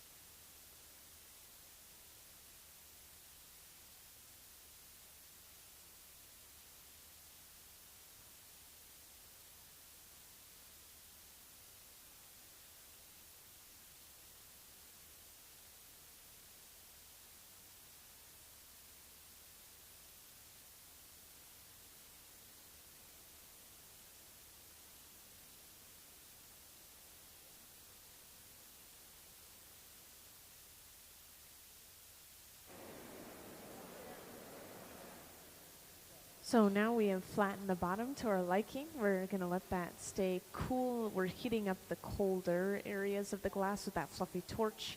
And then, in the meantime, Gabe has just gathered some clear glass on the end of a solid pipe. This is eventually going to be attached to the center of the bottom of the piece, and then we'll be able to break the piece off of the pipe that it's on right now. Also, yes, that tank is just filled up with molten glass inside of a ceramic crucible in the bottom at 2100 degrees Fahrenheit. So if you haven't seen us use that already, this is a little glimpse.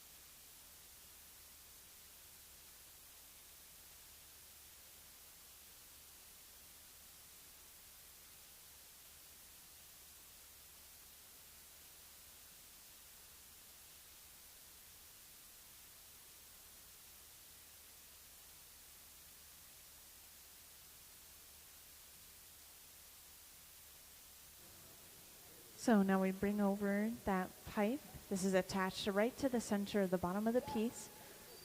We make a divot in this connection as well to make it easier to break off this pipe at the very end.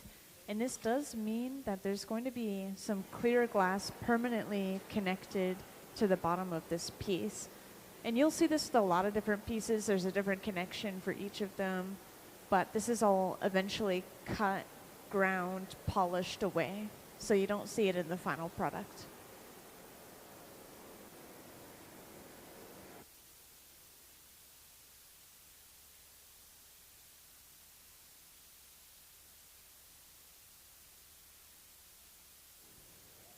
And now that we're ready, we apply some water and then tap the pipe. And the piece is cleanly broken off of that pipe.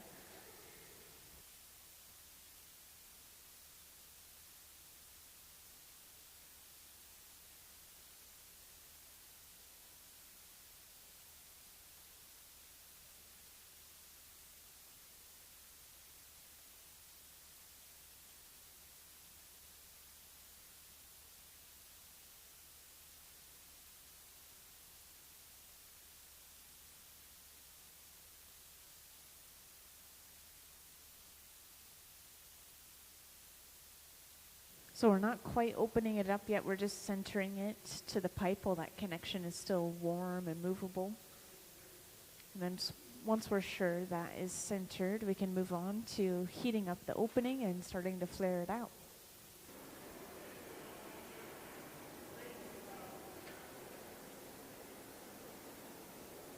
And it's going to take them a little while to build up the amount of heat they need in this front area before they can actually start opening it up. So since we have a bit of time, I think I want to show you guys our Meet the Artist video. And let's do that now. Yeah, let's have the Meet the Artist video up on the screen, please. And then hopefully a video pops up on the screen.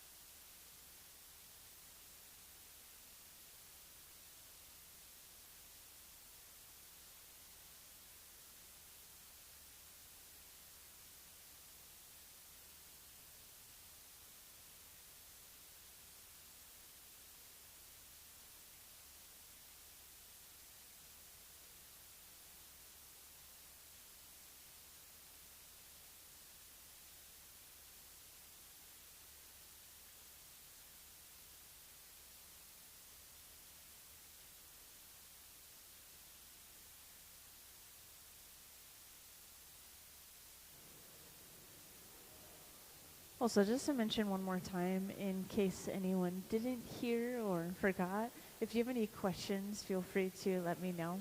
It could be questions about the visiting artist. It could be questions about just glass in general, things you've seen in the gallery, just to give you some examples. Now I keep scanning the crowd, trying to keep my eye out for any hands raised. So I'll get you eventually if you ever do. My name is Åsa Sandlund and I'm from Stockholm, Sweden. I am working on an exhibition that me and my husband are collaborating on. We've been asked to create a show around our creative life. And Preston and I met through glass, and we worked a lot on a lot of collaboration, but also kind of like my designs. And Preston was then at that time my gaffer. We haven't not worked on them since 2003. So these pieces are called dimensions.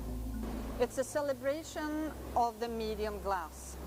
The medium glass has an ability to kind of create a lot of dimension in it, and depending on if it's sitting in front of daylight or you light it in a specific way, more and more things happen in it. This piece will be cut on the bottom, polished, cut on the top, polished, and polished on two sides.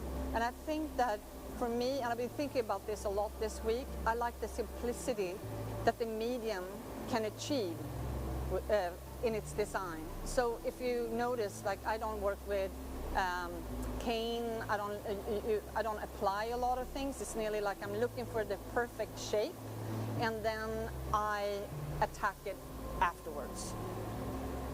This shape means a lot to me. It was a shape that I designed when I arrived here in '95. It's an kind of in honor of the city that I'm from, Stockholm. Stockholm is built on 14 islands, and this piece, even if the white piece is kind of symbolizing its perfect shape, it's blown in many different colors. And the color theme that I worked on was inspired by the palette of the buildings in Stockholm. They are it's a perfect vase for a single stem flower. And Preston and I, with the pieces that we're blowing today, we're going to add a different aspect to it. We're going to sandblast on the top and also play with the lighting effect that this one have. You know, depending on how you're lighting it, you kind of get a shadow effect with this piece. I believe that I had a great opportunity. You know, I traveled, I went to school international, I speak different languages. A lot of people always say like, oh, English is your second language. I think I don't speak any language better than English. I speak Swedish without an accent.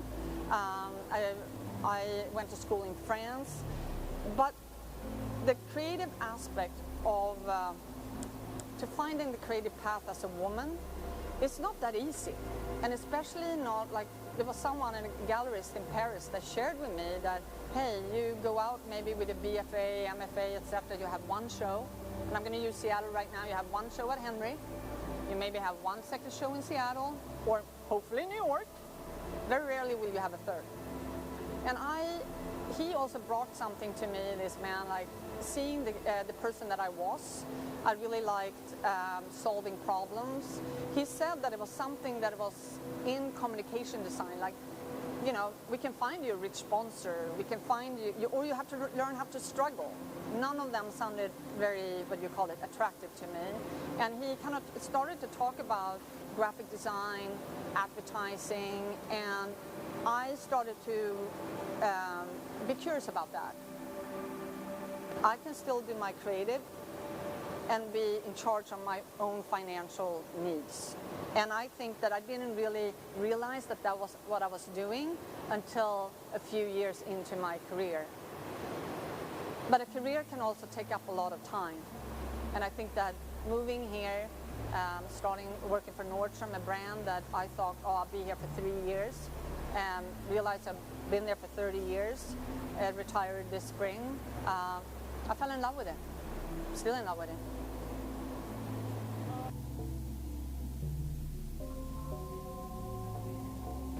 So the pieces that we're blowing here at Museum of Glass has 3 different color themes. One, like the dimension, there is a holiday theme to it. It's a winter theme that is rooted around the color green. So, and I'm so happy that we actually blue one of the Kelly, like the dark green colors, because every color kind of should live around that color. Then the Stockholm vase that I just talked about is in spring colors. People can also think about it like Easter. And then the vases that we're working on now, the flower pots, are more summer. So I believe that Preston works so much in fall that I'm staying away from fall. Yeah.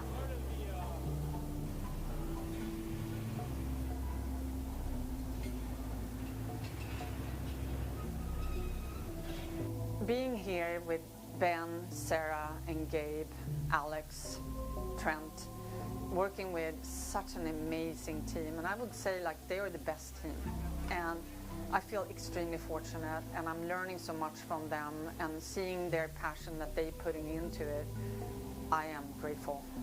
I am so excited about the work that they have produced, and the quality of the work has been, it's really, really rewarding.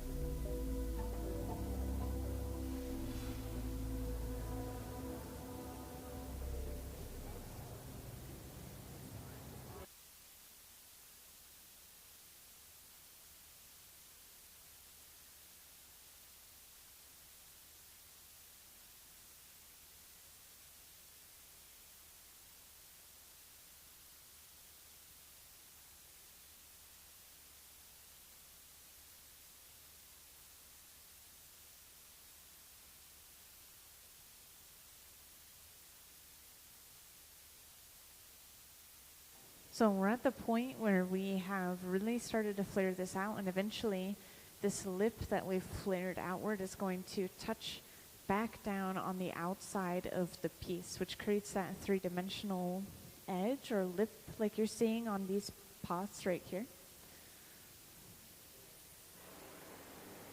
This is done really slowly to make sure we don't create any air bubbles or any rippling, make sure everything stays nice and even.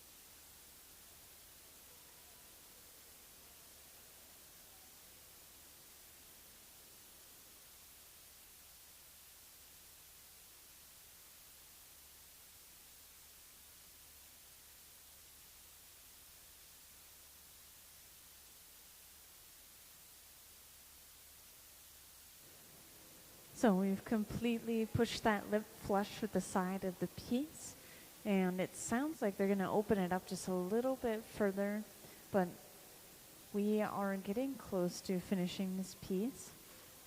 Pretty exciting. And does anyone have any questions so far or curiosities? Feel free to just grab my attention and let me know if you ever do.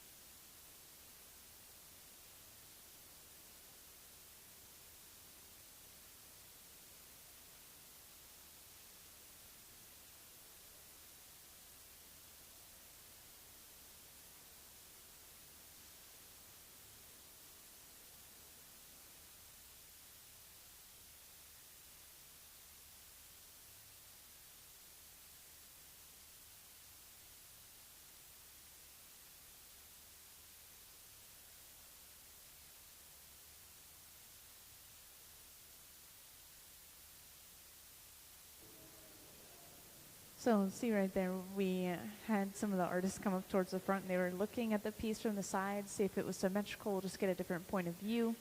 And this is when they check in with the visiting artist and make sure that it's up to her liking. And they're double checking those measurements as well, the calipers.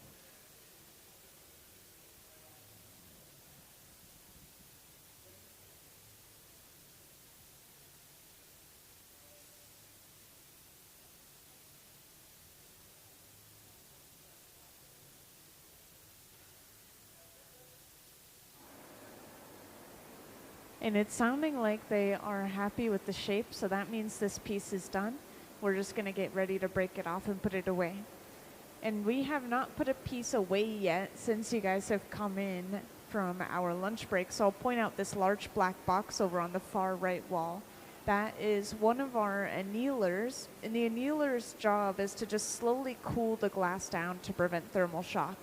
And this is usually an overnight cycle, about 12 hours, but some of these pieces are thick enough that they take 2 full days to cool down properly.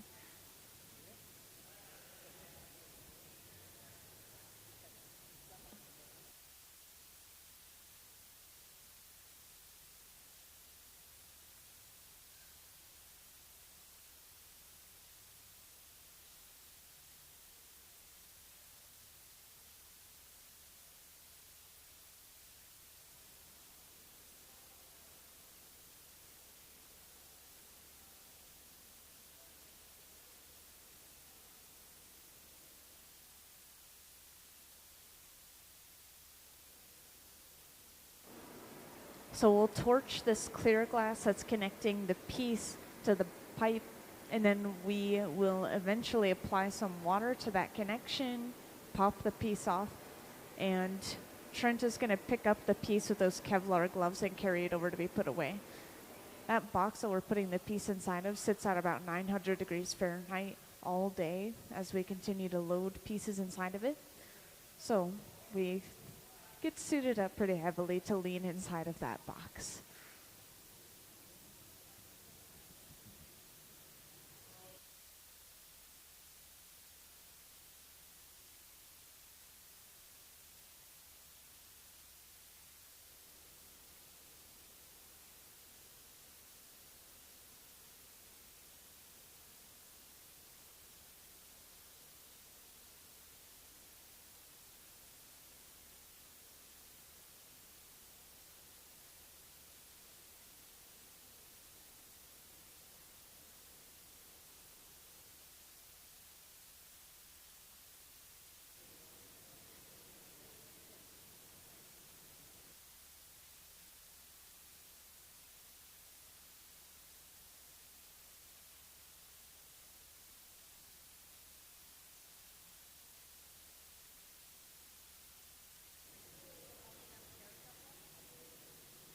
So now we go ahead and apply that water. This is going to crack the connection from thermal shock. Then we'll give the pipe a tap. And let's give them a round of applause for finishing that piece.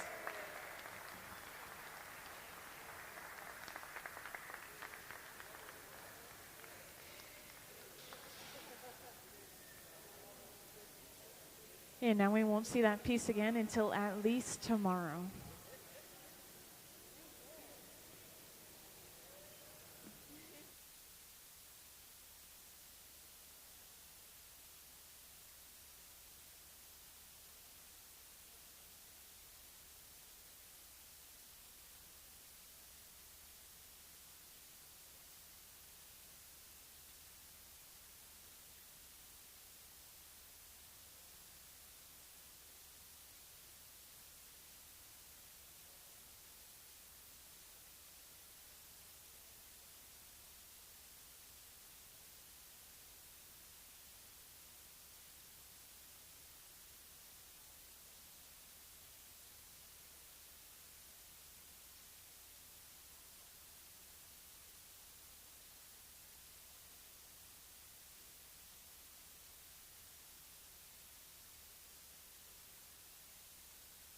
Yeah, and that was a huge piece that they've been working on since before lunch, so I'm sure the artists need to rest their muscles for a minute, get some water, but we still have about an hour, so I assume we'll see something small for the rest of the day.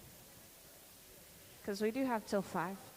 But if you haven't seen the rest of the museum, this is a good time to go check other things out, and you can always loop back, but yeah, feel free to ask questions.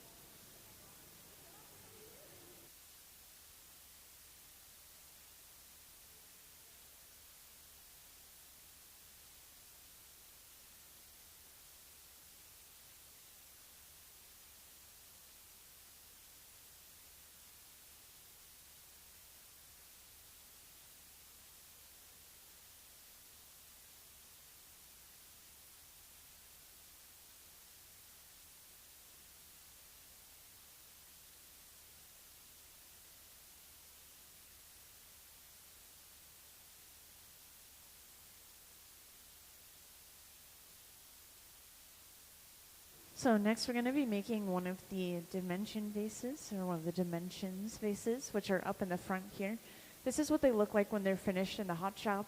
They are just a smooth, solid color on the surface, and then they have this big clear puck on the bottom.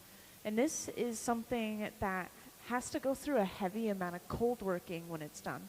So they cut the puck off, they grind and polish the bottom, and then they also grind and polish the side to create those windows that you see, like on the front pedestal there. So these pieces are very thick. These are the ones that have to cool down for 2 days straight.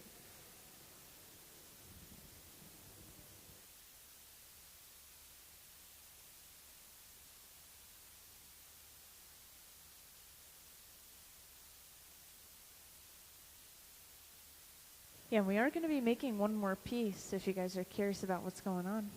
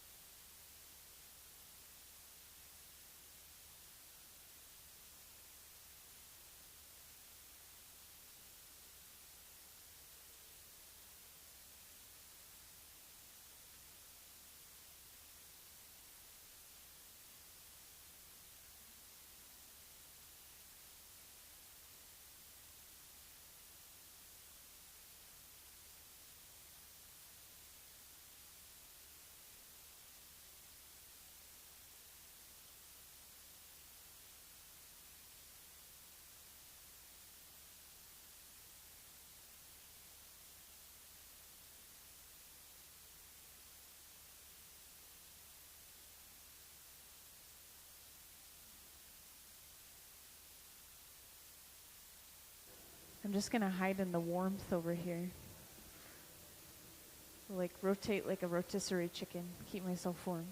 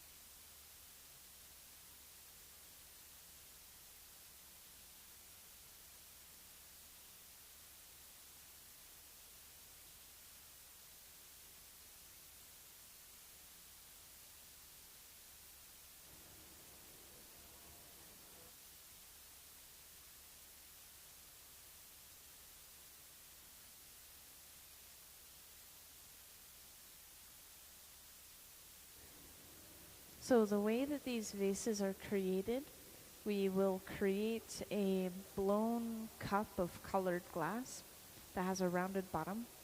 And then we create a solid, well, I guess technically it's blown, but very little, because these pieces are meant to be thick. We create a blown glass bubble of clear glass that we then stuff inside of that cup to pick up the color on the very outside. And you can see the cross section of these vases if you look down from the top, the color's on the very outside, and then there's clear glass just entirely in the center. So this allows them to carve through the colored glass a lot more easily to reveal that clear underneath and create those windows. But usually the color would be underneath the clear in normal pieces, so a little bit of a different process.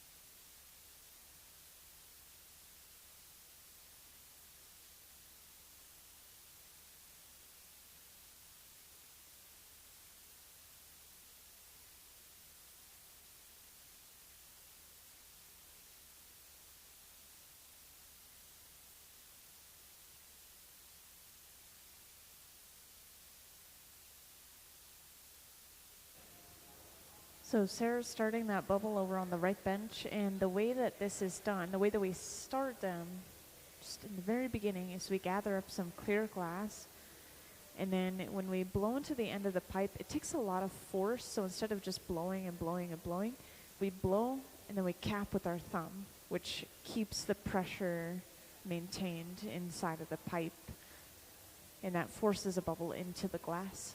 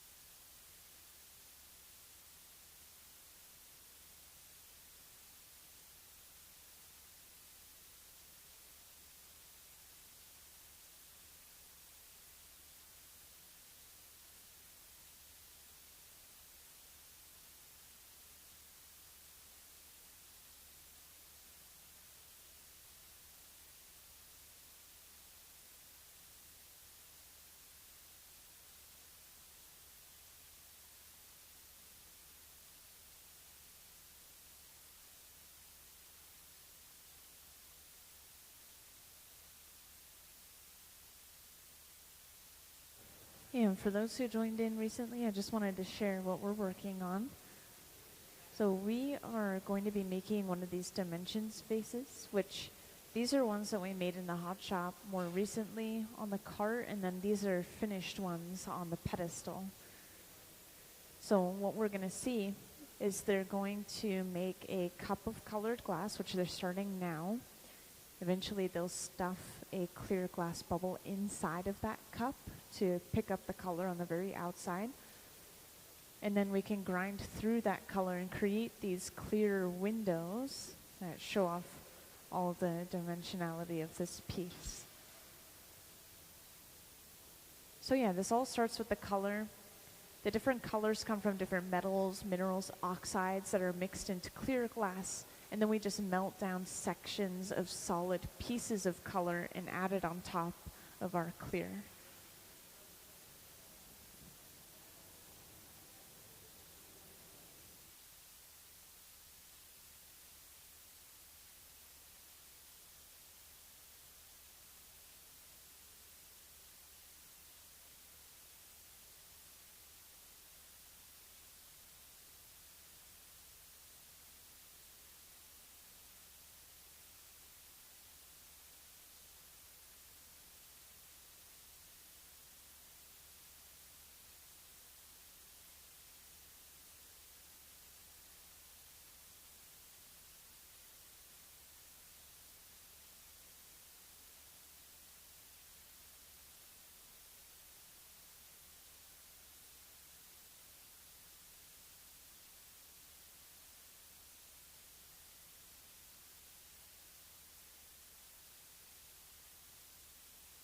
So to cover up the clear bubble with the color, we quite literally just push and roll that color back, just squishing it around.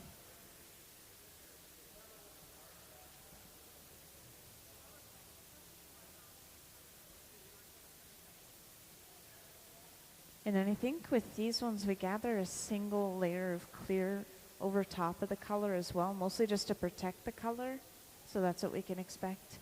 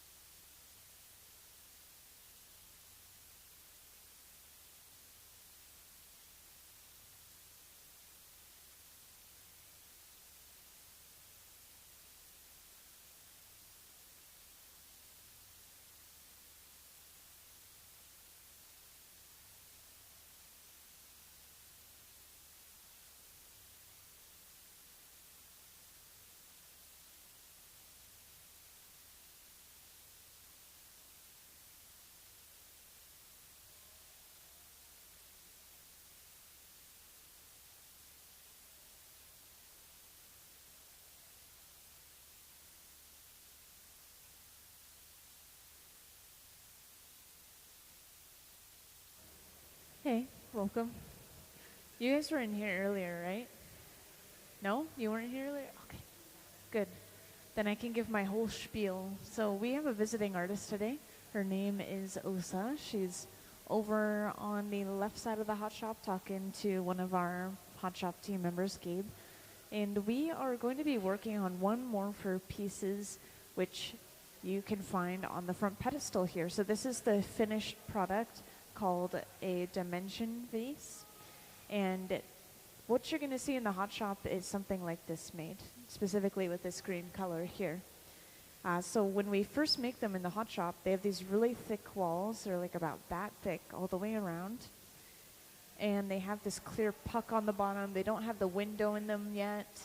They have to go through a heavy amount of cold working to cut and grind and polish those windows in and to cut that clear glass off the bottom. It's a whole thing. And right now we're just getting the color ready for the piece.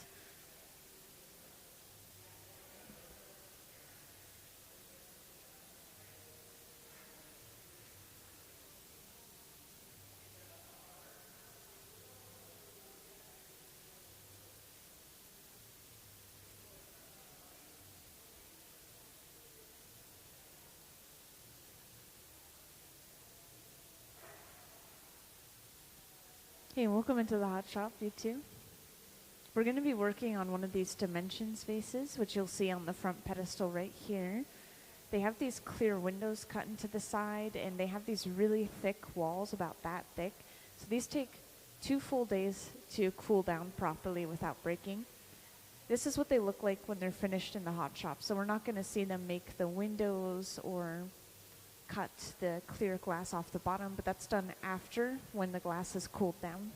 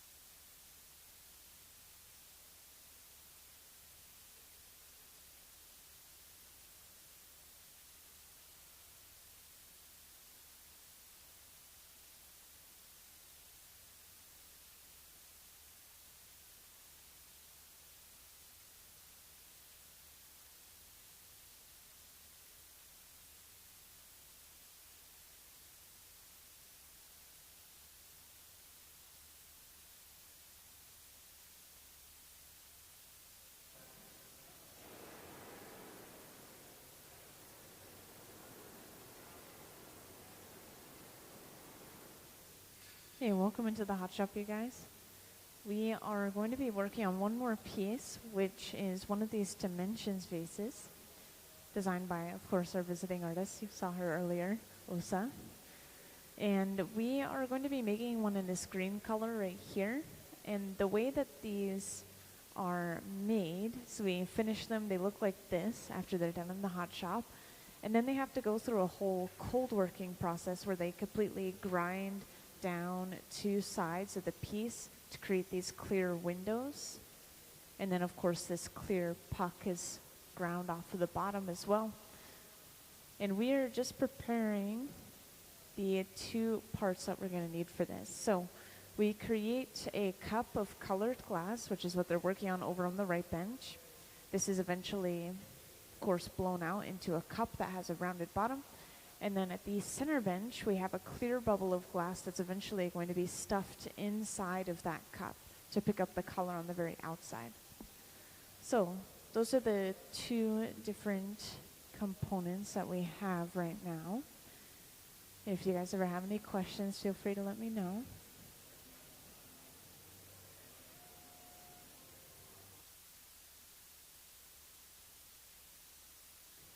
So there's multiple ways to get into glass blowing. There's, if you want to just kind of dip your toes in the water, you can do a workshop, or if you are thinking more seriously, you could take classes at a glass school, or there are schools that have elective classes. But just to give you an example, a place that a lot of people go to take professional classes is a place called Pilchuck, which is 2 hours north of us in Stanwood, Washington. And that's one that's a commitment. You stay on campus for a week or two. Or if you want to do something maybe more like a day class that's semi-serious, there's other places like Pratt Fine Arts Center in Seattle. So there's different ways to get into it. Do you have any military or experience or anything? Are you military or veteran by chance? Because if you were, then we have free classes here for military and veterans. Yeah, it's really cool. I always check, because if people are interested, then that's a really good one.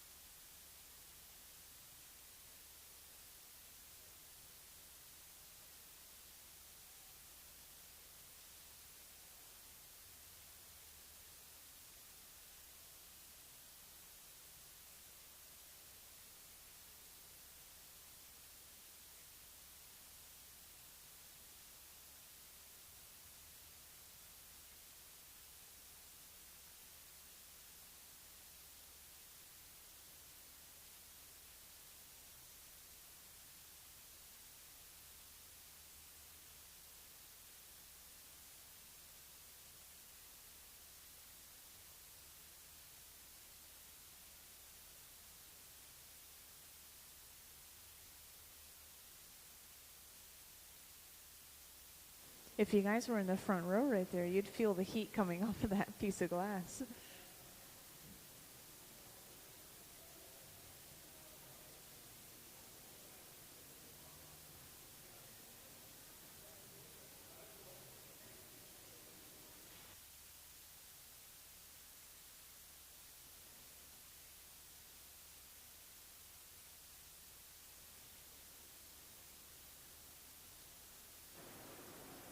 Also, I know the glass doesn't look very green right now.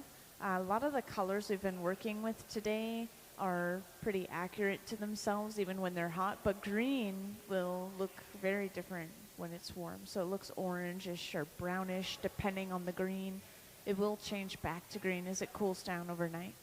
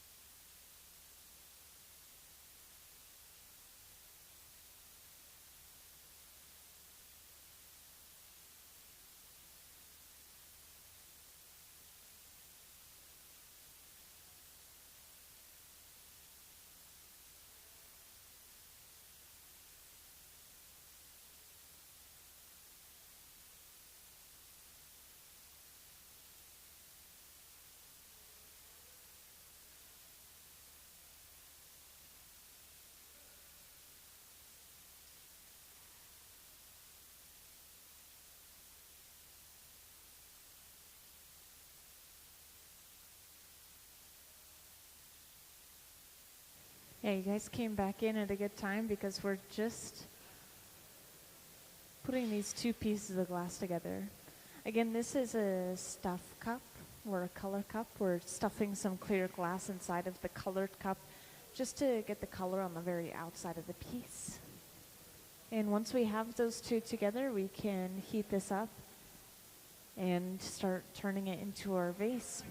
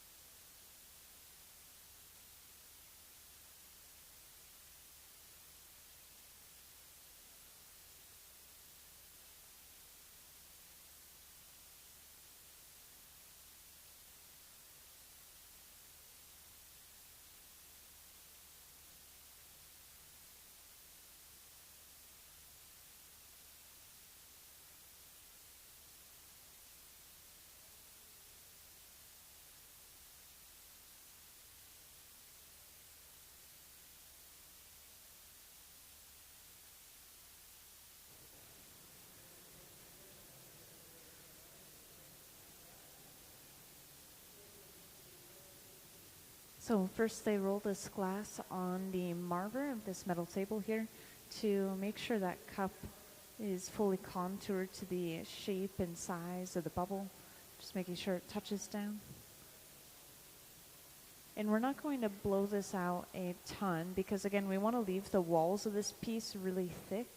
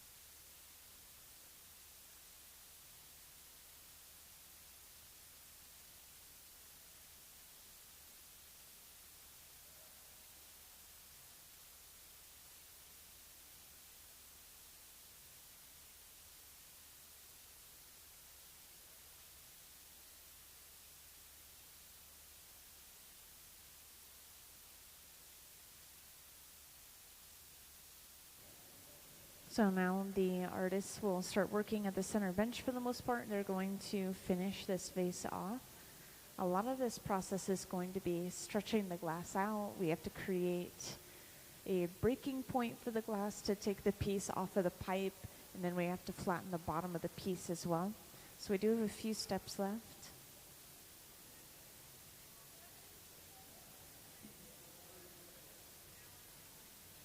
That one we finished, and it's inside of, yeah, the annealer over on the right wall.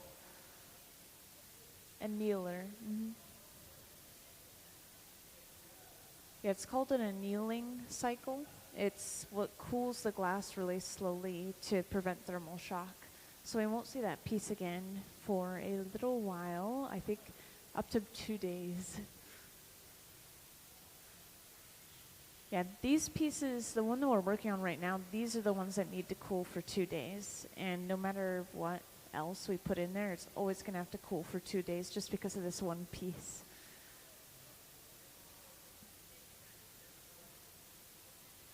Yeah, exactly.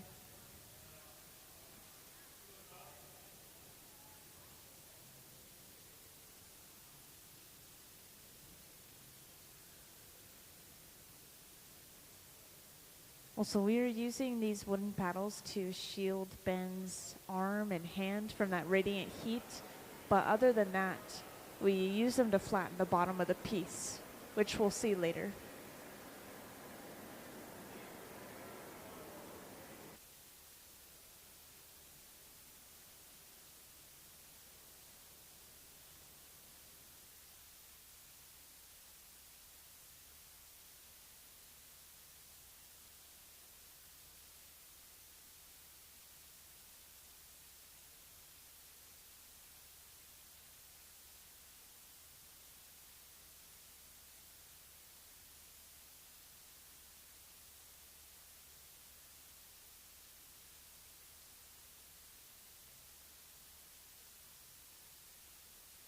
So the artists come in a little bit early to turn the equipment on and to get things set up and prepped, but they leave when the museum closes.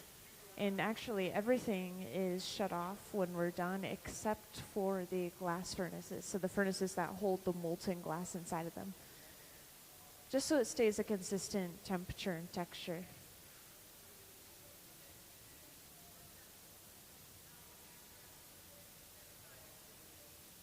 Technically, we can do that. We usually try to finish things in one go, so usually 3 or 4 hours, and then we take a lunch.